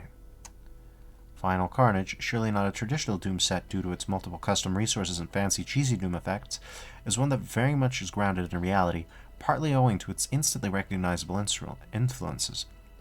The bright tech-based designs and incidental combat call to mind and even reference Half-Life. Its darker moments show clear inspirations from Doom 3, and there are also dashes of new Doom sprinkled throughout, be it music or intermittent arenas. The maps feature all sorts of kitchens, office rooms, and laboratories, and are mostly constrained within the confines of the UAC facility, with occasional ventures outdoors in the ruined, thick Mars atmosphere. For the adventurous, I say, grab your copy of Hideous Destructor and see if you can reach the UAC General waiting for you at the end. Jesus. That's laying down the gauntlet. H-Dest? from Dynamo. I can't give you anything, Maribo and all. Doom 2, MBF21 compatible, 29 maps. Depending on your perspective, it may or may not be surprising that it took this long for lesbian macro slaughter to emerge as a genre. Doom as a medium can tackle some pretty heavy themes, but what's really impressive about ICGYA is that Maribo and guest mappers managed to do it so poignantly with so little. Suggestiveness of a map title here, the choice of a MIDI track there, a wink and a nod layered over the bewildering fog of the disoriented visuals, and the hostility of the murderous demonic swarms. What emerges is a heartbreaking narrative about the rise and fall of a romantic relationship with a distinctively queer edge. The maps are brutal as a gambit. The maps are as brutal a gambit as their subject matter, but whether you choose to reach the ending through your own blood and tears or approach them as an invisible tourist, it's up to you. If the latter, you'll find that the maps fly by, but hit just as hard. Have you been reading for 5 hours? Lesbian Doom is real. That's not a joke. Which is not surprising. This community is queer as hell. Like, it is endlessly queer. Remember, GC Doom is made by a trans woman. Well, not GC Doom. Z Doom was made by a trans woman. GC Doom is maintained by at least one trans woman. And yeah, things are pretty wild. I'm not surprised Lesbian Doom came out. For real, for real. Terminal Stages of Nostalgia, AD 79. Doom 2 vanilla compatible, 1 map. Pretty. Look at that carpet texture. That's good stuff. AD 79, who also released Voidspawn this year, is very often about the authors who influenced them. Many of their works take cues from Tarnsman's BTSX Odysseys and Skillsaw's smooth combat feel, but pull down the intensity and pace to a slow, mellow burn. A blend no one else quite has, despite its apparent familiarity. One of its best showcases yet is Terminal Stages of Nostalgia, an outtake from their WIP episode Paralysis, which, yes, please finish. With the gentle drift of a sailboat, it's an elegiac journey through 2 remote worlds, intricately bound by portals, an ink-blue mega-complex in a placeless void, and a wood-marble citadel under a ruby sky. Pretty, graceful, and steeped in the sadness of something left behind by @RD. Yeah, the Doom community has all kinds of people. It's really a classic. Blorb, once again, our good friend. Oubliette Fatalis by RDE Talus. Doom 2 boom compatible, 1 map. You awaken in a subterranean prison cell, the only light a campfire roaring on the opposite side of the iron bars which imprison you. A wooden bench with a single folded blanket taunts you into thinking you'll find any comfort attempting to sleep. Besides the rats, your only other companion is a bucket to piss in.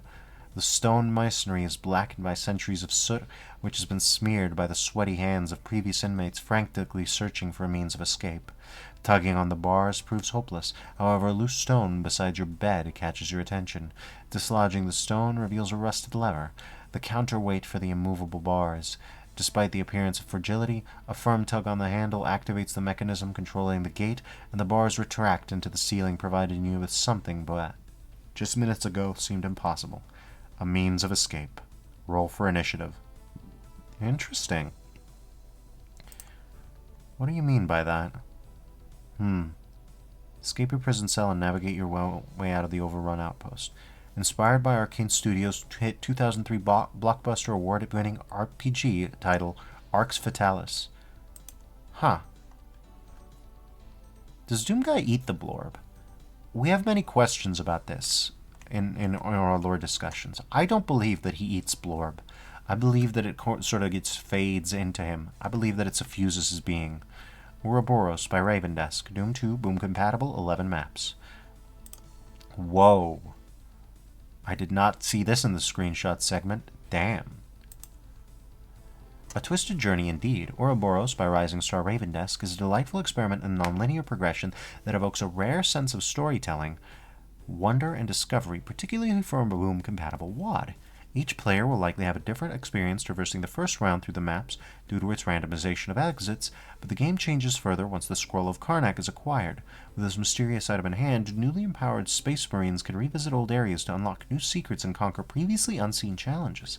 Divulging any more information up front would be doing this WAD a disservice, but its clever implementation of UMAP info adds a heightened sense of adventure and serves as a lens through which future WADs could defy convention and deliver a unique experience. Ride the snake and see where it takes you, but be forewarned, it's gonna get bumpy. from Vile. Interesting. Whoa. We're getting O-Techs all up in this piece. Ooh, we got an evil skull chain gunner. We got revenants. We got red. We got a little... Yeah, we got stuff. Crusader by Cheese Wheel. Doom 2 DSD hacked, compatible 10 maps. I was late in boarding the Cheese Wheel train, offering such thrilling adventures as Uprising and Malevolence. The author's ability to create excellent environmental storytelling sets his P-Wads apart from the mold, but Crusader presents an interesting shift. The maps are disconnected thematically, but in turn display great variation, taking the player to icy fortresses, deep caves, and floating citadels. The focus, however, is decidedly on the combat, with an all-new arsenal and many more custom enemies. From plasma-toting zombies to cybernetically enhanced barons and fire-spitting cacodemons, making for furious, challenging firefights. While it's certainly an experimental release for the author, there's enough fuel in the tank to keep this train rolling for miles ahead. From Dynamo. Alright, let's see what the sidebar has for us next time. Oh my god, we got a big one. Ramping up the newcomers. Alright. At David N is back once again with Ramp 2023. Rabbits all comers mapping something. The latest and greatest gigawad in the now 3-year-old series. At this point, you certainly don't need me to tell you that yes, Ramp 2023 is indeed the biggest wad of the year, but with an absolutely staggering 297 maps, it is also the biggest community project ever made, period. Yeah, 297. Ah, right, Rabbit's All-Comers Mapping Project. Thank you, Beamer J. We have already talked at length about the scope of ramp projects as well as the welcoming community that David N has built around it, so it makes sense to go a little bit more into the specifics this time. Fans of the previous 2 projects should immediately be pleased, for David N has retained the flavor of mapping heavyweights such as Lord Entropy, Arsenic, and the Viper Killer, alongside ramp superstars like Chukum, A Handsome Fridge, and Laszlo Panaflex. But besides these, many more mappers whose name may not be familiar to our readers have given it their all in Ramp 2023 and produced some truly memorable maps, as the entire project has greatly increased in complexity and experimentation. It would be impossible to cover all the great mappers and ideas Ramp 2023 contains, but it still makes sense to look at some of the individual examples, so buckle up, for here we have 16 promising mappers from the Ramp lands and their impressive creations. I would encourage you to make a ramp map, Beamer J. I think there'd be a lot of interest. Kicking things off, we have at Zappa N's Molins La Montagne, number 14, a disquieting journey to a sleepy, secluded countryside villa that hides more than its fair share of dark secrets. Darkness follows through and swallows us whole with Elmwood Straw Dogs, number 24, an unconventional yet extremely impressive adventure full of alternate paths and stalking horrors, seemingly only the first part of a much larger project, but one that no fan of Doom Horror will want to miss. But switching from trepidation to admiration, we can indeed admire some of the best Doom cute this year in Detox, number 41, by SWLZ, as open books, coffee mugs, and a fully prepared breakfast table await the weary traveler. At Arcturus, the hero behind the porting of Alien Breed 3D to GZ Doom flexes his mapping chops with Xanthus Outpost, number 68. An industrial outpost with stellar architecture and an atmosphere as thick as tar. No less impressive is the atmosphere on display in At Raza's Endangered Habitat number 92, an excellent Otex-flavored alien world with bizarre floating spheres and oddly angled arches. Otex expectedly powers quite a few of the maps here. And another example is Krell's Revenge of the Blood God number 106, a lava-soaked hell temple covered in a menacing red fog and fire embers flying by. Menacing is also an excellent word to describe Funny Parsons' The Unholiest of All Cathedrals number 117, a sinister yet beautiful map set in a canyon at night that only gets darker as you delve deeper into its reaches. From the dark to the dazzling, Big Smoke's Tomorrow City, number 135, is an eye-candy fest with futuristic cars and holographs dotting the Cyber City skyline, as the player enters a heavily guarded tower overlooking this unique urban hell. Back down on the ground level, Cold Storage, number 145, by Spacegrass creates one of the best winter atmospheres I've ever seen in some time, with expert use of colored lighting and misted panes of glass. The ice gives way to water, and hi, my name is Chairs. Wow, this looks like a great place for girls to kiss, number 163. There it is, Lesbian Doom again. Lesbian Doom will not die. An impressively detailed natural landscape with waterfalls and mossy rocks as far as the eye can see. Much more congested but no less heartwarming is Goodnight Phobos number 189 by Sasamia, a nighttime map that espouses greatness through subtlety with its quiet lighting and gentle texturing on another moon base lost in the depths of space. Going back indoors with style, deep into the machine, by 11 Dead will make you quake in your boots with its immense spinning machinery and infernal contraptions that lie in this massive factory.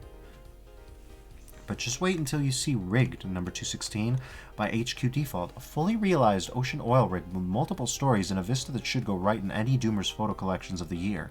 Your camera might not be much use in Neil Forshaw's Temple of the Rain, number 225, which displays one of the better usage of both fog and rain I've seen in Doom as the player explores the mysterious floating ruins way up in the clouds. Last but not least, The Haunted Mansion, number 241, is by the box office again reprises the horror theme seen in many of the maps this year, with multiple objectives and many custom actors that will leave you exploring these haunted halls for quite a while. And with that, we close off with these maps that have left a strong impression on me, but this is merely scratching the surface of a myriad of treasures Ramp 2023 carries. And at this point I hear you, dear reader, ask if you should really go out of your way in a stacked year such as this to try to soak up as much of Ramp 2023 as you can? Why yes, that is exactly what I'm saying. You don't want to have catching up to do by the time Ramp 2024 hits the scene, do you? Oh god. Oh god, don't even say that. Oh.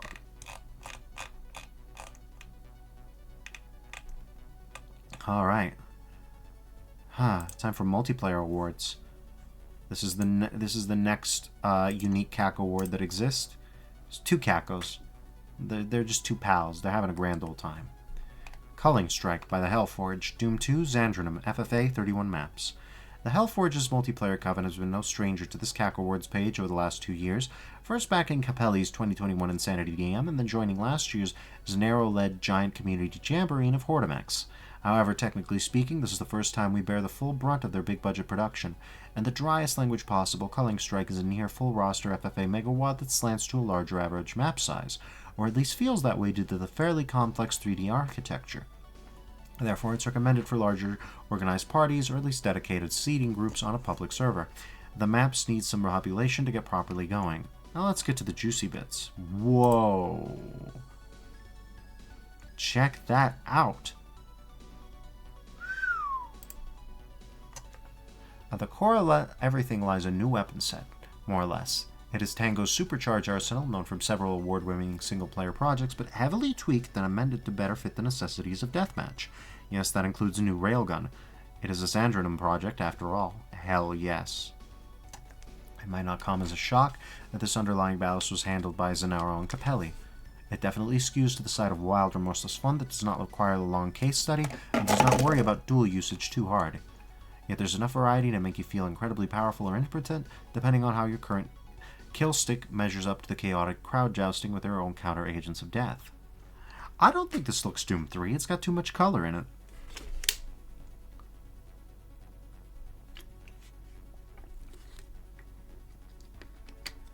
Waterfell. Moving on to the maps themselves, we can say that the baton has been passed to the new generation.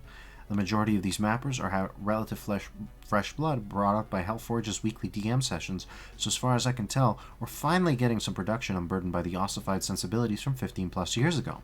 Speaking in Doom Age, kids that are into Bridge Burner's bleeding-edge, extremely detail-rich visuals played by Mechanics DM wads of the late 2010s a whole lot, and use those as a jumping-off point for their own heavily advanced set. Also played a bunch of Rot King's Rot Zone, and like the Life Cyberdemon, Monsters and DM maps are back on the menu, boys. There's a certain fresh eyes vibe that builds on ideas that were seen as outliers and wild experiments so far. The support of a few old DMs like Zanero, Exel, and Remarath only tells me the formula is viable and attractive. And now I can finally say it. This is the best looking, most detailed, sexiest DM wad I've ever seen. The layouts may not be as aggressively optimized as Neon DM, but they're grand, epic, gorgeous, and impressive. It is truly a testament to how far mapper prowess has got, when this is several months long community project decisively outpaces even the previous beauty queen, the 12-year-old Space DM9. There's a whole lot of beautiful castles and such. There is Stormcatcher's tech base, in which most floor detail is made entirely of models, and there is obviously Guard Soul's space station with a halo-like rotating orbital ring that rolls literal dice for special surprise effects. Like goddamn orbital bombardment. Oh yeah, there's a lot of scripting too. Jark's Map 06 is a flying pirate base that gets regularly invaded by Caco demons. You kill for currency that can be exchanged for weapons and items at a no-kill zone shop with a dedicated pirate announcer. Please expand this ridiculously involved scheme into a separate team deathmatch set, folks. All in all, Culling Strike is a beautiful, playful, casual, yet highly advanced and demanding megawad and a slam dunk award from @Dew. Interesting, that does sound pretty ambitious. Vignettes of Deathmatch from MZ712, also known as Shane. A blast from the past in more than one sense, Vodham is Shane's personal training ground to become a more efficient, disciplined mapper. You would be excused if you consider this project to be a long-lost DM WOD for the mid-90s, because it looks exactly like one of Dweller's or Dangenzig's or other grandparents of DM. However, it is met with no disrespect and goes to Shane's credit because it is exactly what he set out to do. I mean, it's looking pretty good.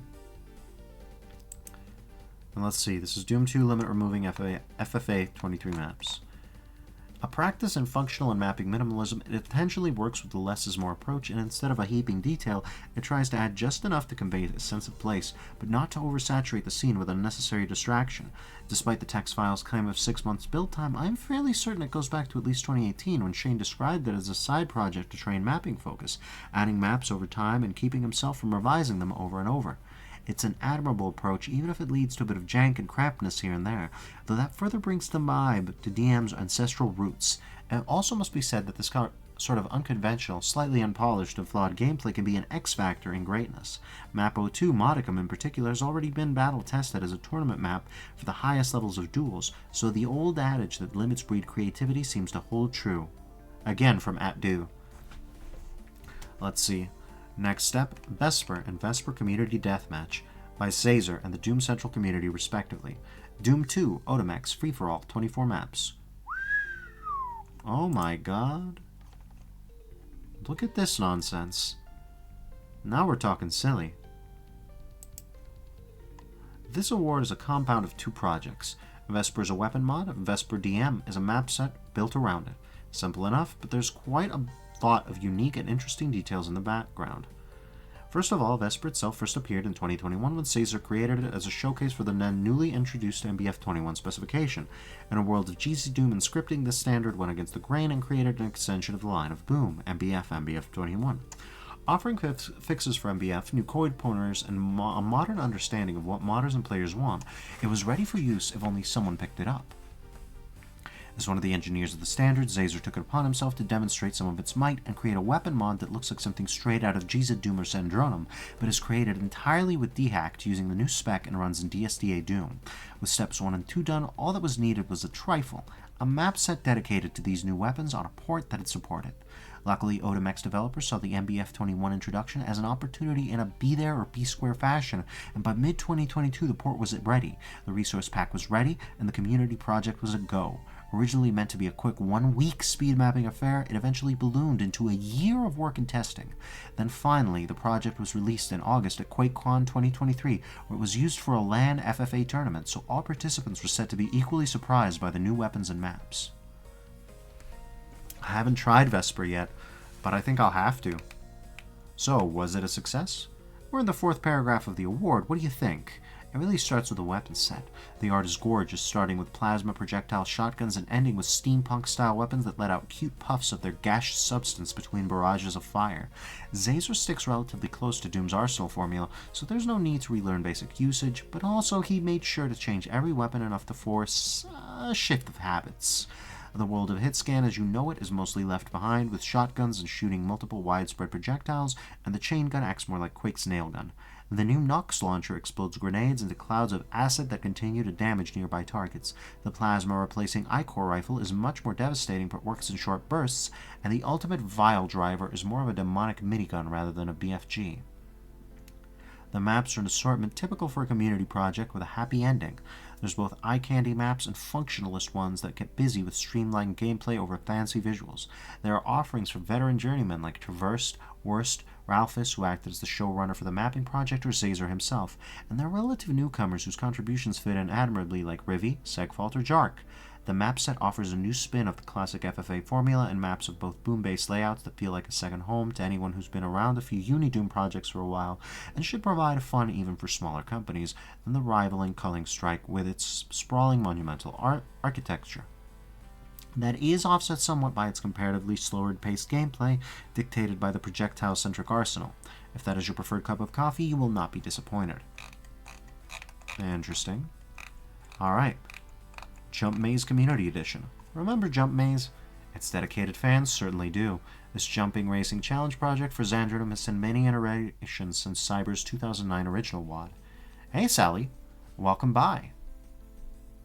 We've got plenty of things. I am on my 5.5 hour and I am still on the Cacowards. I have been on the Cacowards from the beginning. This year was huge. Anyways, remember Jump Maze?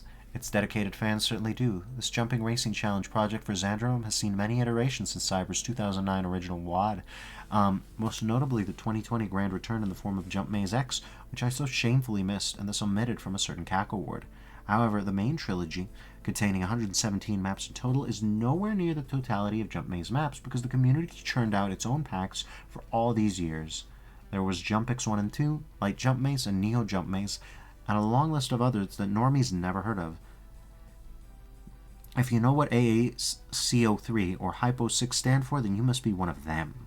The downside of all these scattered sets is that a lot of them only exist in the liminal space of Xandridom's servers and people's hard drives with no proper archiving to speak of. The project that tries to rectify this potential rot is the Jump Maze Community Edition, spearheaded by the scene's veteran Hypnotoad. This May, JMCE saw a considerable update of 54 collected maps, bringing the total to 175 so far. This is commendable effort because it not only preserves the maps, but also opens them up to the outsider. This is from @Dew. Alright, so we've got SP Award for Lifetime Achievement down, Doom Eternal, top 12, page 1, page 2, page 3, page 4, special features, 23 more for 2023, and multiplayer awards, all out of the way. Yeah, it has been a reading stream. We will get into gameplay mod awards and other awards soon, but I have to go to the restroom first, and then we'll continue on. Begging your pardon very much, but you know how it is sometimes. I'll be right back. I'll be right back. Once we're done with that, I'll hit up Sigil. Anyways.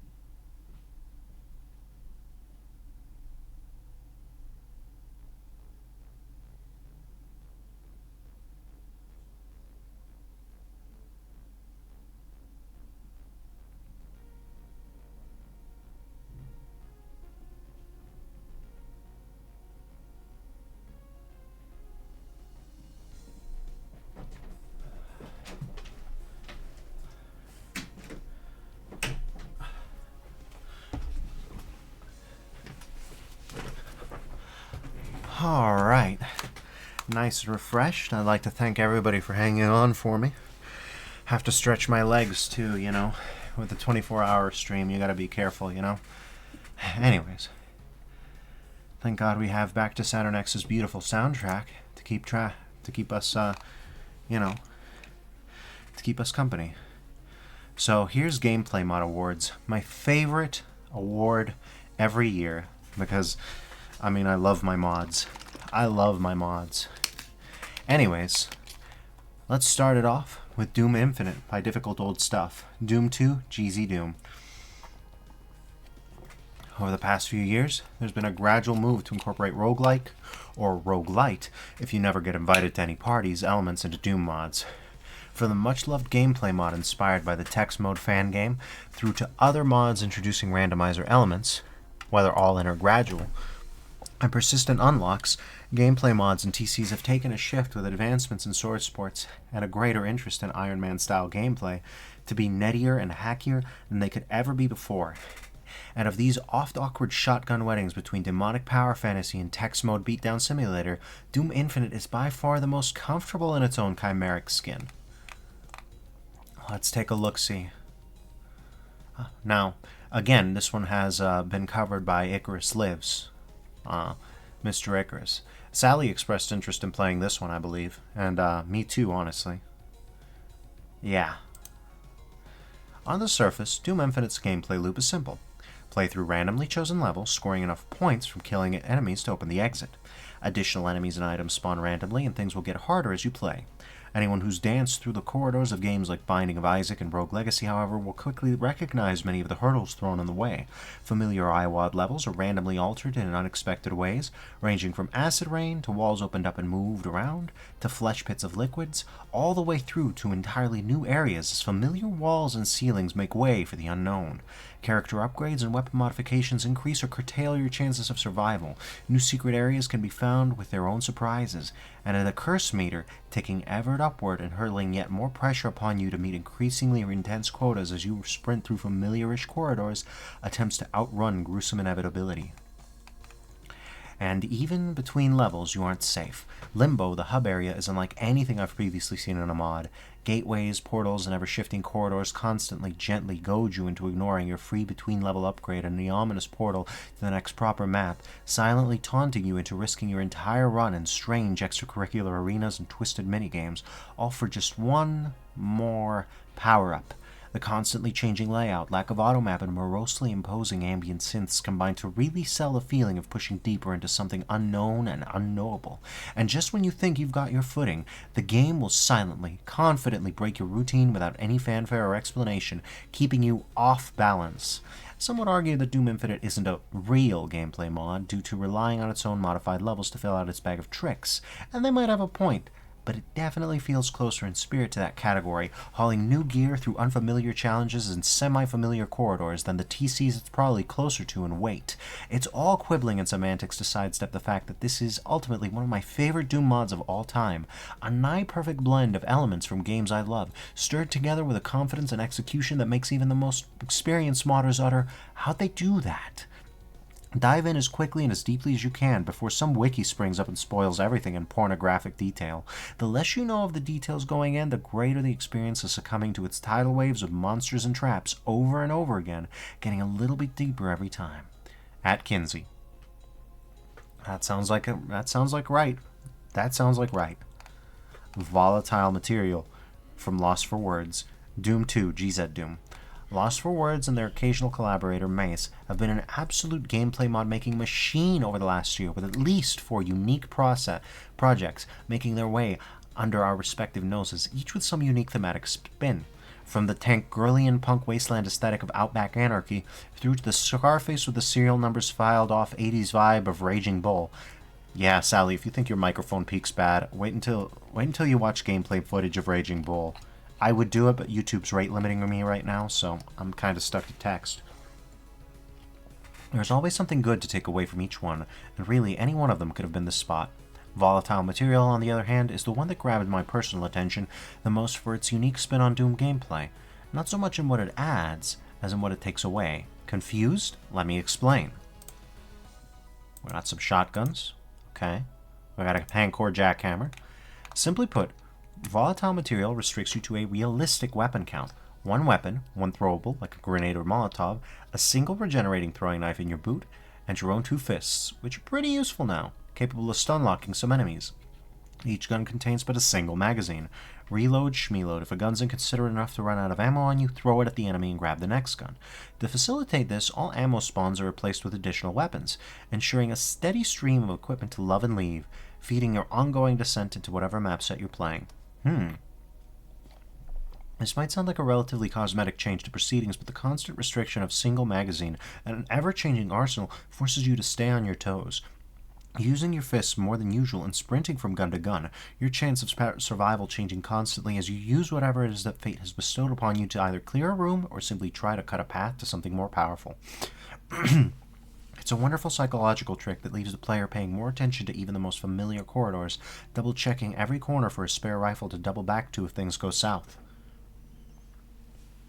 This would all be much of a muchness if the arsenal that you'll be picking and flicking through wasn't up to scratch, but it fulfills its role with panache, mostly consisting of the sorts of bulky handguns, massive assault rifles, and rotating dumb grenade launchers you'd see in a grimy straight-to-video action flicks. With a few slightly more exotic choices and higher-tier spawn points, they look the part and feel great to use, with well-chosen sound effects booming forth and the sparks and smokes flying from every bullet providing excellent feedback to every shot. Volatile material may not be the biggest or most dramatic gameplay overhaul to ever fill these pages, or for that matter, the biggest or most dramatic gameplay overhaul Lost for Words has put out this year, but its one simple trick works an absolute treat in recontextualizing the player's relationship with each combat space. Pair it with some city wastelands or some neon-lit labyrinths the community's conjured up, and you've got a damn good time ahead of you, chewing your way through an entire arsenal in a VHS-tinged, high-stakes blast of a mod. Just remember to rewind when you're done so other people can enjoy it. From Kinsey. Interesting. Bring Your Own Class by Various. Doom 2, Xandronum. There is no point in burying the lead with this one. Bring Your Own Class, BYOC, is an unapologetic chaos in PK3 form, coming to us hot off the pizza stone from a private community hidden away within the confines of the World Wide Web. BYOC presents us with a gargantuan serving size of over 40 playable classes. At first glance, it's easy to feel overwhelmed with the number of characters offered, but experimentation and discovery are part of the fun when it comes to BYOC. You could get bogged down reading the massive manual. Have you ever read a 200-page manual for a Doom mod? What the hell? And trying to figure out who fits your playstyle best, but the ideal way to get the prime BYOC experience is to pick a map set and jump into the fray, ideally with a couple of friends and or enemies. Is this Check's quest, man? I think this is Check's guy. Flemoid. Okay. There's no easy way of giving every single one of the classes in the project an overview. Our Carnival of Misfits contains the likes of the Roaring Revenant, you know him well, Serious Sam in both original and Serious Sam 4 flavors, and even a Smash Bros. Inspired Dr. Doom guy who finally put down the shotgun long enough to get his degree. For those familiar with Pizza Tower, a frantic 2D platformer that came out of the oven earlier this year, we've got several characters originating from the titular Greasy Tower. A considerable percentage of the cast has an energetic, highly animated artwork reminiscent of that game's style, which deviates from the standard affair that you'd inspect in a Doom mod. Each character also has a unique HUD, player sprites, and their own set of weaponry they bring into the fight, so scampering through a map or two with a character at least once is highly recommended. Although BYOC is fully playable and single-player, as mentioned above, the definitive experience is co-op. The project shines brilliantly online as synergy between different classes quickly becomes apparent. For example, playing as Morshu enables rupees to drop from damaged or fallen enemies, allowing other players to buy items from him. Players entering the arena as the Kitsune Kyuteru can place two-way teleporters that let her companions traverse the map quickly. Several classes, such as Bazinga, can summon a cavalcade of friendly assists to aid in heated battles. If I sound like I'm having a stroke, I'm not. These classes give players who feel more inclined to play a support role a lot more to do, rather than the usual you are the medic that heals people, so many class-based affairs typically lean into. You know, the Morshu support class. We don't often get collaborative gameplay mod projects, and Bring Your Own Class is a brilliant example of why they should be more common. Featuring an over-the-top assortment of characters that otherwise would have been out of place in a traditional gameplay mod, combined with a truly unique, out-of-the-box approach to both presentation and mechanics, BYOC is an incredible experience for seasoned and new players alike. It could easily be considered a 40 different gameplay mods in one package. However, the uniqueness of all these oddballs being playable simultaneously creates a Super Smash Bros. Of lovable weirdos that's fun to experience and watch. It's hard not to be excited for the promise of even more classes in the future, as the playable classes currently on display showcase a fantastic sense of wonder and creativity that few other mods can boast. From @Cardboard Marty. I'm imagining in my head a sort of fun community stream once I get a community going, where we all tried to play like a slaughter wad, working together with the classes. That would probably be fun. Rampancy by Yol. Doom 2 GZ Doom. Yol. Very famous. Very famous. Since 2012, we've been lucky enough to avoid several possible Armageddons. As the years have passed, there haven't been any sightings of a Horseman of the Apocalypse or other harbingers of the Dark Abyss arriving to bring about a human extinction-level event. Despite this, one scenario in particular has been looming over the horizon: the artificial intelligence takeover as predicted by the 1994 documentary The Terminator. We've spent the last 30 years battling Doom's iconic hellspawn through various locations across the universe and their own turf in hell itself. Yol, no stranger to creating engaging monster replacements, see Doom RL Arsenal's Monster Pack, this is what I know Yol from, brings the pain with a whole squadron of robotic badniks, replacing the entire roster of Doom's bestiary and then some. I had not heard about that. Well, maybe I have. Some of this feels familiar. Maybe I have. From a presentation standpoint, Rampancy instantly delivers.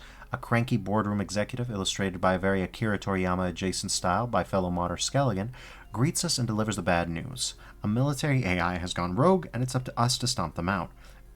Rampancy's new gang of cybernetic evildoers is mainly composed of crisp, clean model rips by Cherno, which help give the new enemies a sleek look. Scattered throughout are a couple of edited sprites from In Pursuit of Greed and Strife, but as a whole, the new roster feels like they came straight out of a mid-90s FPS, especially during the heyday of using charming pre-rendered models for graphics. Accompanying the visuals is an excellent selection of sound cues, electronic beeps, buzzes, and zaps that add to each automaton's identity. Some of the core design philosophies behind the mod also change the way many encounters play out. No more hit-scan attacks or infighting, along with the addition of some sneaky changes under the hood, making playing through maps you may be otherwise intimately familiar with a brand new experience. Maps with generous monster placement could quickly become bullet hells, for example. Each enemy has their own identity and is easily readable in a crowd, but their unique tactics and movement force the player to forego the usual circle strafing and infighting affairs when fighting the machine menace. Also, how did I get this far without mentioning that all of the robots in Rampancy explode when they die? Seriously, everything explodes in a beautiful display of fire and metal scraps, which makes shredding your way through crowded areas or arenas so visceral. Part of the course for Yol crafted affair, Rampancy offers an expansive option menu that allows you to tweak health values, enemy spawns, and a variety of other settings. One of the coolest features is the AI mainframe replacement enemy for the much maligned Icon of Sin, taunting you with a foreboding message upon entering the map and attacking with a new series of moves that can immediately make a routine Map 30 experience turn fatal. Rampancy also plays well when paired with other mods, boasting out-of-the-box compatibility with Yol's own Doom RL arsenal, Cacowards winners Final Doomer, Doom Delta, and almost every other weapon mod out there. Chances are that you'll find a combination that suits your fancy, but the fact that the robots are fun to fight against, even when paired with vanilla weaponry, is a testament to the sheer fun that Rampancy provides. It's hard to match the familiar ranks of the underworld that we're so used to combating, but Rampancy does so much to diversify its roster and presentation alone that it's astonishing. All hail our new robot lords. From Cardboard Marty. Let's read the sidebar. Alright. Mini Mod Safari. Doom mods come in all shapes and sizes. Here's some little bundles of joy to stir up your next playthrough with. Flexi HUD is, as the name suggests, a HUD more customizable than most, with an impressively detailed menu through which to make your interface as useful or gaudy as you so desire.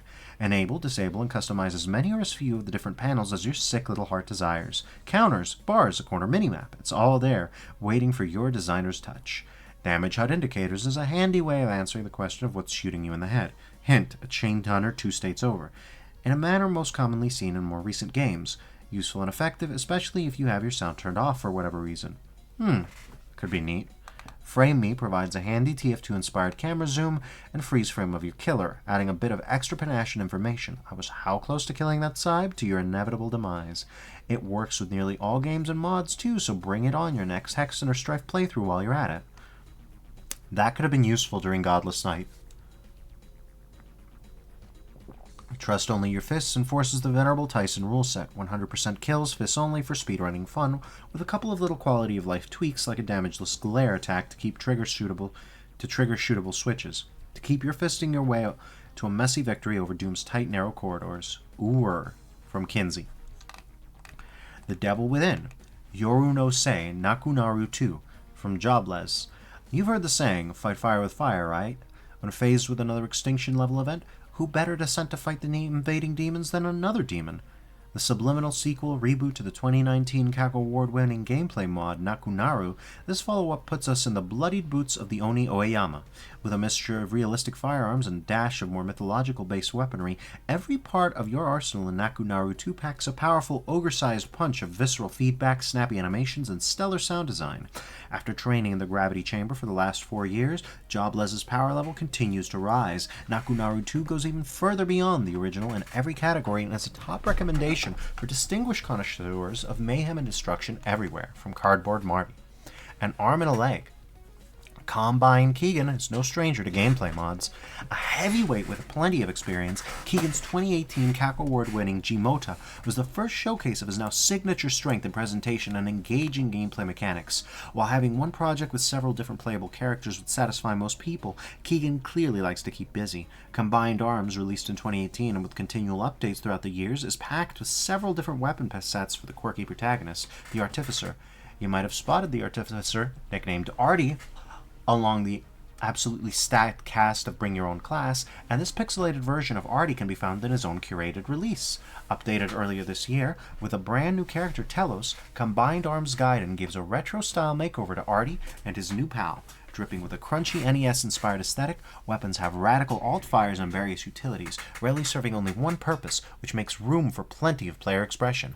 Much like the rest of Combine Keegan's body of work, co-op is supported and encouraged, and the interplay between the two characters makes for a delightful time.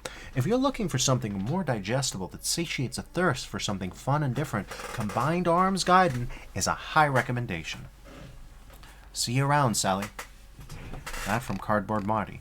Along came a spider.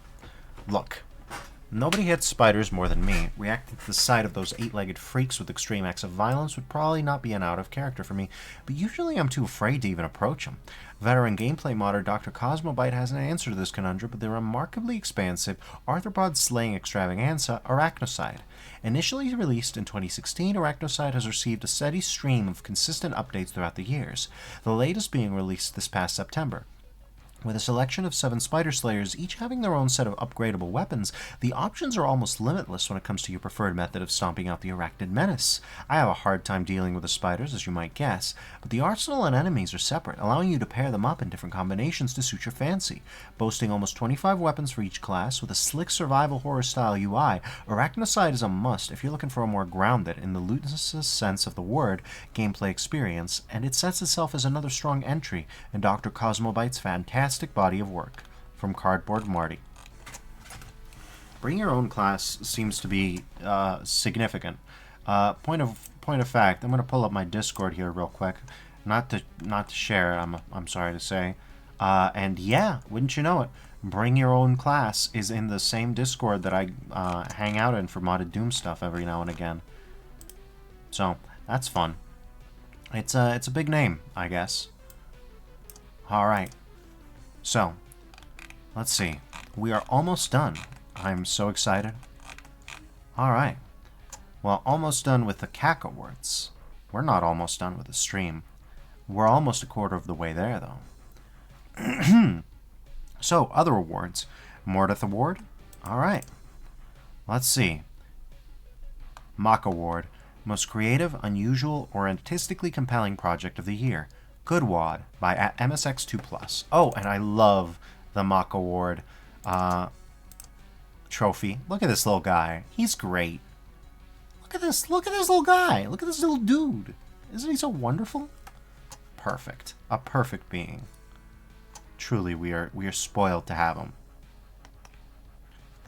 Goodwad, which MSX2 Plus understatedly describes in the release thread as an idea sketchbook while showing off screenshots that range from strikingly gorgeous to eye assault, might be the best of a recent rush of WADs that explore the new short-form philosophies of map design and bridge the gap between high-effort work and more playful, informal work. For some, the idea of making something deliberately ambitious and grand leans on being a stressful experience rather than an enjoyable one. The way Goodwad funnels such offbeat creativity into a string of little speed-mapped vignettes speaks to the idea that one can work in the space of mini-experiences or micro-maps and still make an emotional impact on somebody. Even as Doom's format is so accessible to get into for newcomers, what inevitably happens among so many creators is ambition creep, a constant race to outdo your past selves in effort and creativity, and stories of this are legion in the community. Goodwad's message is thus a wonderful antidote to that feeling, showing how you can indeed do better, but without straining against a progressively heavier burden. Look at these guys. Whoa! Choose your fave guys. Happy face. Hell yeah, we're in the guys portion of the stream. Welcome to Guys Zone. Defers is a celebrity. Am I? As a play experience, it draws on a mix of styles popular in niche challenge scenes. Platforming maps, the Frog and Toad series, Move and Chill maps, Jump Wad, obstacle course challenges, and very quickly made speed maps, the D5DA series, along with all sorts of little experiments, and wraps it up with MSX2 Plus's gift for audiovisual polish and striking creativity. Many of these maps also double as silly, tongue-in-cheek references to things that they love, in ways that make light-hearted fun of them, or simply show appreciation for the original experience. What makes Goodwad such a compelling experience is how dedicated it is to being a set of raw, yet digestible sketches of what Doom can be. The WAD contains many unique takes on its platforming, something of which MSX is very passionate defender. The cold, meditative journey back home in Map 11, Please Wait For Me, and the silly momentum storage gimmick of Map 15, How to Manifest Your Ideal Self, are two radically different takes on designing a navigation-based challenge for the player to understand and then execute. Goodwad's takes on Slaughter range from lovingly spoofing a well-known macro Slaughter mapper style in Map 13, I can think of a few reasons actually, to tossing the player into a one-room figure-it-out style mob flood in Map 19, Collapse, into an emotional uphill battle against blocks of meat shields and clouds of everyone's favorite flying tomato. These showcase the diversity within the genre, even when the ideas are finalized in their rough micromap form. There's this touching dichotomy between humorous, silly experiences like building your own Slaughter map in the aptly named Map 23 Build a Slaughter Map workshop, or crushing a bunch of dudes and watching the engine lose its marbles in Map 18, Watch This, and the serious, emotionally heavy experience of Map 26, Derelict Heart, or the meditative remix and reconstruction of Nirvana into an inhuman void of platforms and player movement. The gameplay can be abrasive, but even players you wouldn't think of as challenge-driven really resonated with it. What helps the most in overcoming the apparent hurdles is to just play into the concept for a minute. Even if you hate it and think it's the worst thing ever, it will be over in a minute anyway, and you might discover something new about yourself. Goodwad goes against the grain of so much of the traditional Doom, its gameplay loop and its formal concerns, and as such, it is one of the most refreshing releases in recent memory. As a creative object, it speaks to the people who may love art, who spend hours drawing in their sketchbooks but don't often have the desire to turn those sketches into a more ambitious or grandiose piece. There's absolutely no reason this can't be more of a thing. From @RD and Moriba. Alright. More Death of War, surprise. Release project with the longest quote-unquote development time. TNT 2, Last Stop at the Border. Congratulations to Marchaic for overcoming the longest mapper's block in known memory. Milky Ways. There's no further information on this. It's this specific map.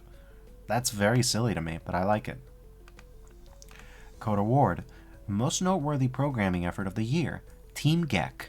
When we last saw Eric 194, I was raising a toast to his efforts on reverse engineering the mobile Doom RPG, and expressed my wishes that further games get ported to modern systems. Not only have he and his brother delivered in style, but they've also had an absolute barn burner of a year, releasing tools that have built upon their past reverse engineering efforts by allowing the console games to be more readily modded, an impressive feat and manifestation of more than a few childhood dreams out there that deserves greater recognition. Leading the charge is, of course, Doom 2 RPG, a far more technically complex game than its predecessor with a proper polygon-based engine and enemies made out of multiple sprites, allowing for more area-specific limited animation while avoiding memory issues on ever-constrained J2ME devices. Eric has managed to drag the deluxe HD version off of the low-spec 32-bit iPhones to which it had been eternally confined and faithfully ported it to modern PCs. This allows a new generation of players to explore the stranger and more experimental corners of the Doomed universe with its multiple playable characters, squirt guns loaded with holy water, remote control security bots, and throwable bathroom fixtures. If you don't mind Data Mobile's perhaps not amazing HD artwork and can enjoy a slightly sillier, less furrow-brow take on the Doom universe, Doom 2 RPG is a fantastically fun little dungeon romp, and Eric has produced an excellent, high-quality part of it. Look at that. Raider Succubus. What in God's name is that? What manner of mad beast? Less grandiose, yet just as important, are the recent releases of D64 Tool and Hexen N64 Tool, building upon Team Geck's long-running projects of reverse engineering the various console games. Using these tools, one can cheerfully extract the IWAD data from Doom 64 and Hexen 64, convert them into formats modifiable with PC tools, make assorted changes to the maps and assets, convert them back, and then stuff them into the ROM file to be played on a real console. The Rubicon of custom Doom 64 maps had been crossed long ago by Doom 64 EX, but playing those maps on an actual N64 or some smartphone or handheld or FPGA-based thing pretending to be an N64 is a fascinating new realm of mod science that I'm eager to see explored further. The prospect of a greater research into the console ports of Hexen, an underexplored realm of Doom's genealogy, is an additional surprise, but to be sure a very welcome one. The console and mobile games tend to be a very underexplored corner of its history for a variety of reasons, and I'm over the moon that Eric and co continue to explore its innermost corners and make them accessible to the wider community.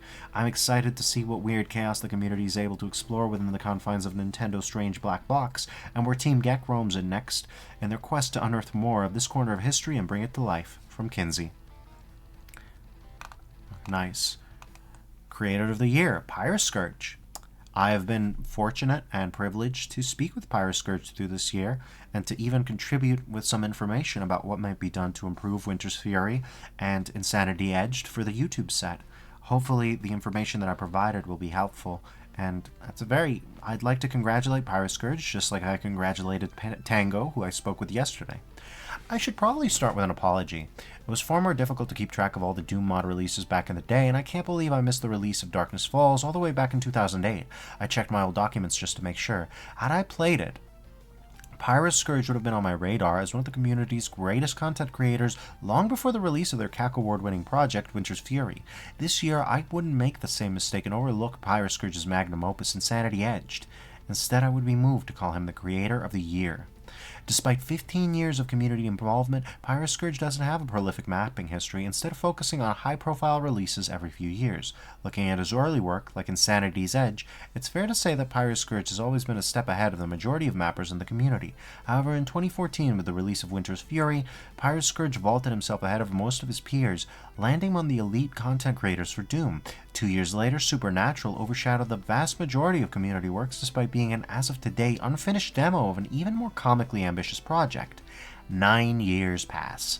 Many in the community were aware that he was working on a follow-up to Winter's Fury. Many even play-tested maps for him over the years, but it began to feel as though Pyroscourge had exhausted his creativity and simply burned out, leaving his map and opus to languish on a hard drive in an unfinished state. August 24th. Insanity Edged is completed. Look at the thing. This is the part in the story where, full disclosure, I was so moved by the breathtaking beauty of these maps that I, the aging, washed-up artist, dusted off Paint Shop Pro from one last hurrah and proceeded with the help of Cardboard Marty to provide Insanity Edged with bespoke weapons befitting a project of its caliber. You see, what makes Pyroscourge more than deserving of being the Cacowards Creator of the Year is that he's a perfectionist. While playing the pre-release, I was astonished at how flawless the maps were. There were no misaligned textures, I couldn't soft-lock the game, and despite some of the most technical and intricate geometry ever seen in a Doom map, I couldn't find a single graphical glitch. After the initial release, he continued to tweak the gameplay based on suggestions in the community. Hell, Winter's Fury even received an update incorporated Insanity Edge's custom weapons. Terminus wrote everything there is to say in his Cacoward article, but it bears repeating. Insanity Edged is the masterpiece every mapper hopes to create at some point in their career. A series of maps that leave everyone in complete awe at their technical wizardry and aesthetic beauty. Whether Pyroscurtus plans for a Winter's Fury trilogy or the completion of Supernatural is anyone's guess, but if Insanity Edged is the culmination of his Doom mapping career, I can't imagine a more fitting conclusion for the 2023 Creator of the Year. From Scuba Steve. I can't deny, Insanity Edged was a wild time. I think I spent, 6 hours on one stream just exploring the final level, and people stuck around. I got a bunch of follows that day. People really liked it. Like, I'm impressed. Anyways, let's read the final sidebar. Expedited exhibitions. Much as I'd like to ruminate about Doom's Dirty 30 and the 4th consecutive recording-breaking year for demo count, there's no time to waste, but a big thanks to Billa for providing a list of great picks that served as the backbone of this section. Also, be sure to watch the demos forum early next year for a thread highlighting the notable demos of 2023 as selected by the viewers. Now, on to the runs. Kicking things off in Ultimate Doom, newcomer Cuck has shaved not 1 but 2 seconds from the coveted E1M1 Max, bringing the time down to 24 seconds. The Hanger UV Fast Run was cut down to 27 seconds by Scuffed, but Cuck removed another second for 26 seconds. Moving ahead one map, Cuck brought E1M2 back Max down to 1 minute 31 before Kinetic stepped in to shave 2 more seconds to 129, but Cuck felt obliged to share the spot with their own 129. E1M8 was truly maxed for the first time with Zero Master in 1 minute 51 seconds. Video and Carl Jobst video. I'd link them, but YouTube is killing me. While MHRZ set E2M1 Max down to 121, and Zitvono brought E3M4 to 3 minutes 28 seconds. E2M6 No More was voided to 1183, or 11 seconds 83 milliseconds by Depravity. The group of Phoenix, The Loneliness, Coincident, and Dashi Frickin' Tian collectively conquered E1 Max with 8 minutes 53 and E2 Max with 10 minutes 55, while Banshee Doom soloed E2 Max with 24:02. And everyone's favorite sequel, the Underhalls were unhinged. Looper scored the first sub-minute run in 59 seconds, but Kinetic sandblasted the run several more seconds to 55. The focus was focused down to 49 seconds by Kinetic and then 48 seconds by MHRZ. Brookie simplified the UV fast for Dead Simple down to 50 seconds. Tidra decimated the Inmost Dens in Axe in 1 minute 42 seconds, while MHRZ cleared out Gross in 31 seconds and did Fast in 30 even for good measure. The Dens were no-mode by Depravity in 10 seconds 69 milliseconds, while the Zone was pacified by 4 Shock Blast in 28 seconds 91 milliseconds. The Citadel by Playmo in 34 seconds 97 milliseconds, and Gross by El Juancho in 11 seconds 43 milliseconds respectively. Kyle McAwesome ran the Kondo Nightmare speedily in 14 seconds 23 milliseconds.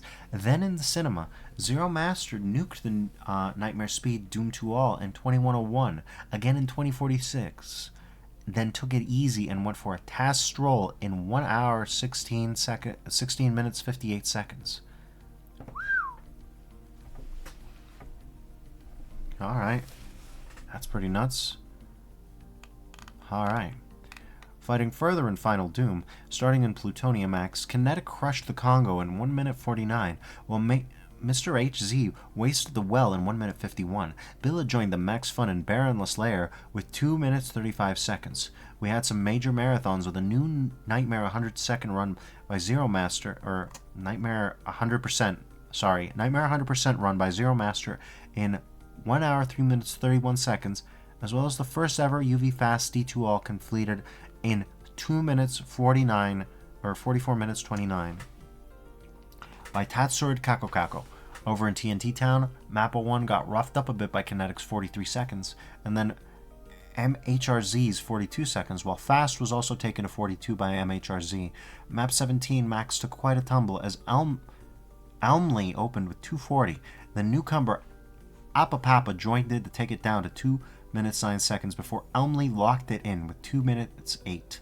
For movies, Zero Master finished the first ever TNT Nightmare 100% run in 1 hour 50 minutes 40 seconds, while Tatserd Caco gave another UV fast performance and shaved off several hours to get 3:35.50. For P-Wads, let's fire off some solo map runs. Alien Vendetta's opening sunset was taken down to 59 seconds by Henning Skogsto, then 58 seconds by MHRZ, then eventually down to 53 by Kinetic. Henning pressed onto map 02 and picked up a 1 minute 32. The astounding and elastic map 32 of Capybara was bested by Brain Freeze in 29 minutes 30. The last undone max of Death and Excess, map 16, was finished by Blue Cultist in 1 hour 35 minutes 50 seconds. Dimensions map 03 max was further refined by Kinetic, this time down to 11 minutes 18. Have Eternity map 19 was Tyson did an endurance round by Akolai in 2 hours 43 minutes 4 seconds. Then Tyson veteran Jario brought it down to 1 hour 50 minutes 59 seconds. Speaking of endurance, Coincident defeated the infamous Ocuplug on I'm Too Young to Die in 5 hours 41 minutes 45 seconds. YouTube. The gargantuan, the absurd Junk Food 2 map 99 was taken down by two folks. Brendanla in 9 hours 50 minutes 58 seconds and Bread in 5 hours 30 minutes 7 seconds.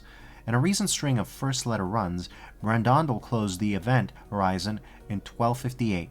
Starduster punished Pooger's map 28 and 21:25, while veteran Maxer and Caligon flushed away the World Orifice, first on map 01 in 2 hours 14 minutes 20 seconds, then map 31 in 2 hours 26 minutes 10 seconds. Good old Ann Caligon. And finally, we have P-Wad marathons. There's a ton, so get out the popcorn. First, we have a pair of Sunless runs. Kinetic shaved over an hour from the max to get 2 hours 57 minutes 59. Then Starduster submitted the first UV speed in 1 hour 18 minutes 40 seconds. Andrea Rovensky made several D2 All Max improvements. Demon Fear in 47:14, Icarus in 1 hour 56:57, and Memento Mori in 3 hours 21:56. Tatserd Caco submitted a trio of undone max D2 Alls, Memento Mori 2 in 3 hours 51:34, Plutonia 2 in 4 hours 46:35, and Requiem in 2 hours 46:49. BF Ganondorf brought the quad damage with 4 max D2 Alls, Augur Zenith in 1 hour 29 minutes 1 second, Lunatic in 19 minutes 17, The Lost Magic in 2 hours 3 minutes 49 seconds, and Zone 400 in 1 hour 51 minutes 19 seconds. Revd added more max D2 Alls to their collection with Autophagy in 1 hour 9 minutes 5 seconds, Ichinichi with 1 hour 36 minutes 48 seconds, and TW Zone 2 in 1 hour 46 minutes 26 seconds. Wait, you want some UV speed as well?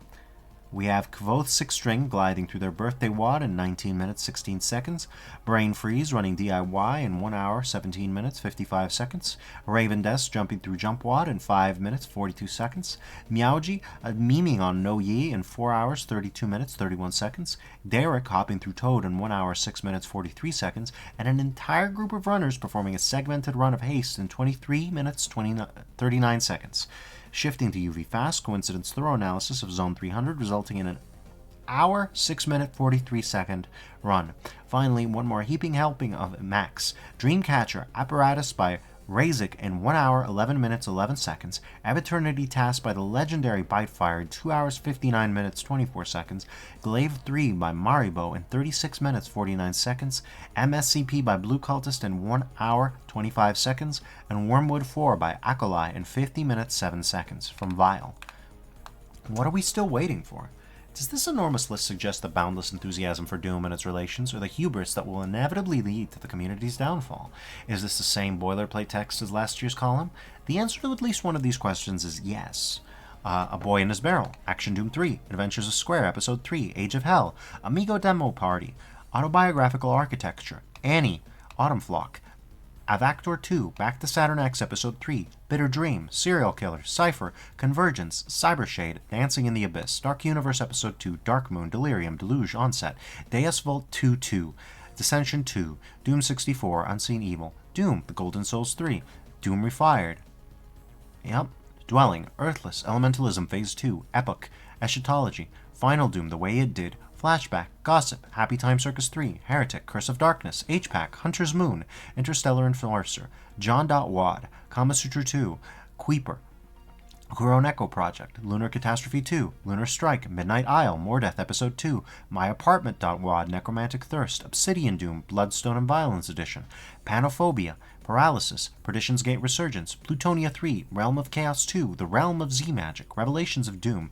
Sigil 2, Line Crossed Out, Sigma X, Somber Density, The Space Pirates, Second Attack, Squenched Avakazage, Strife, Mothership, Sunder V2, Supernatural, Super Wolfenstein 3D, Threshold of Pain 2, Time Tripper, Circuit 2, Tomb Fetus, Touch Grass, Treasure Tech Land, TNT 2, Devolution, Map 26, UAC Takeover, and Undo.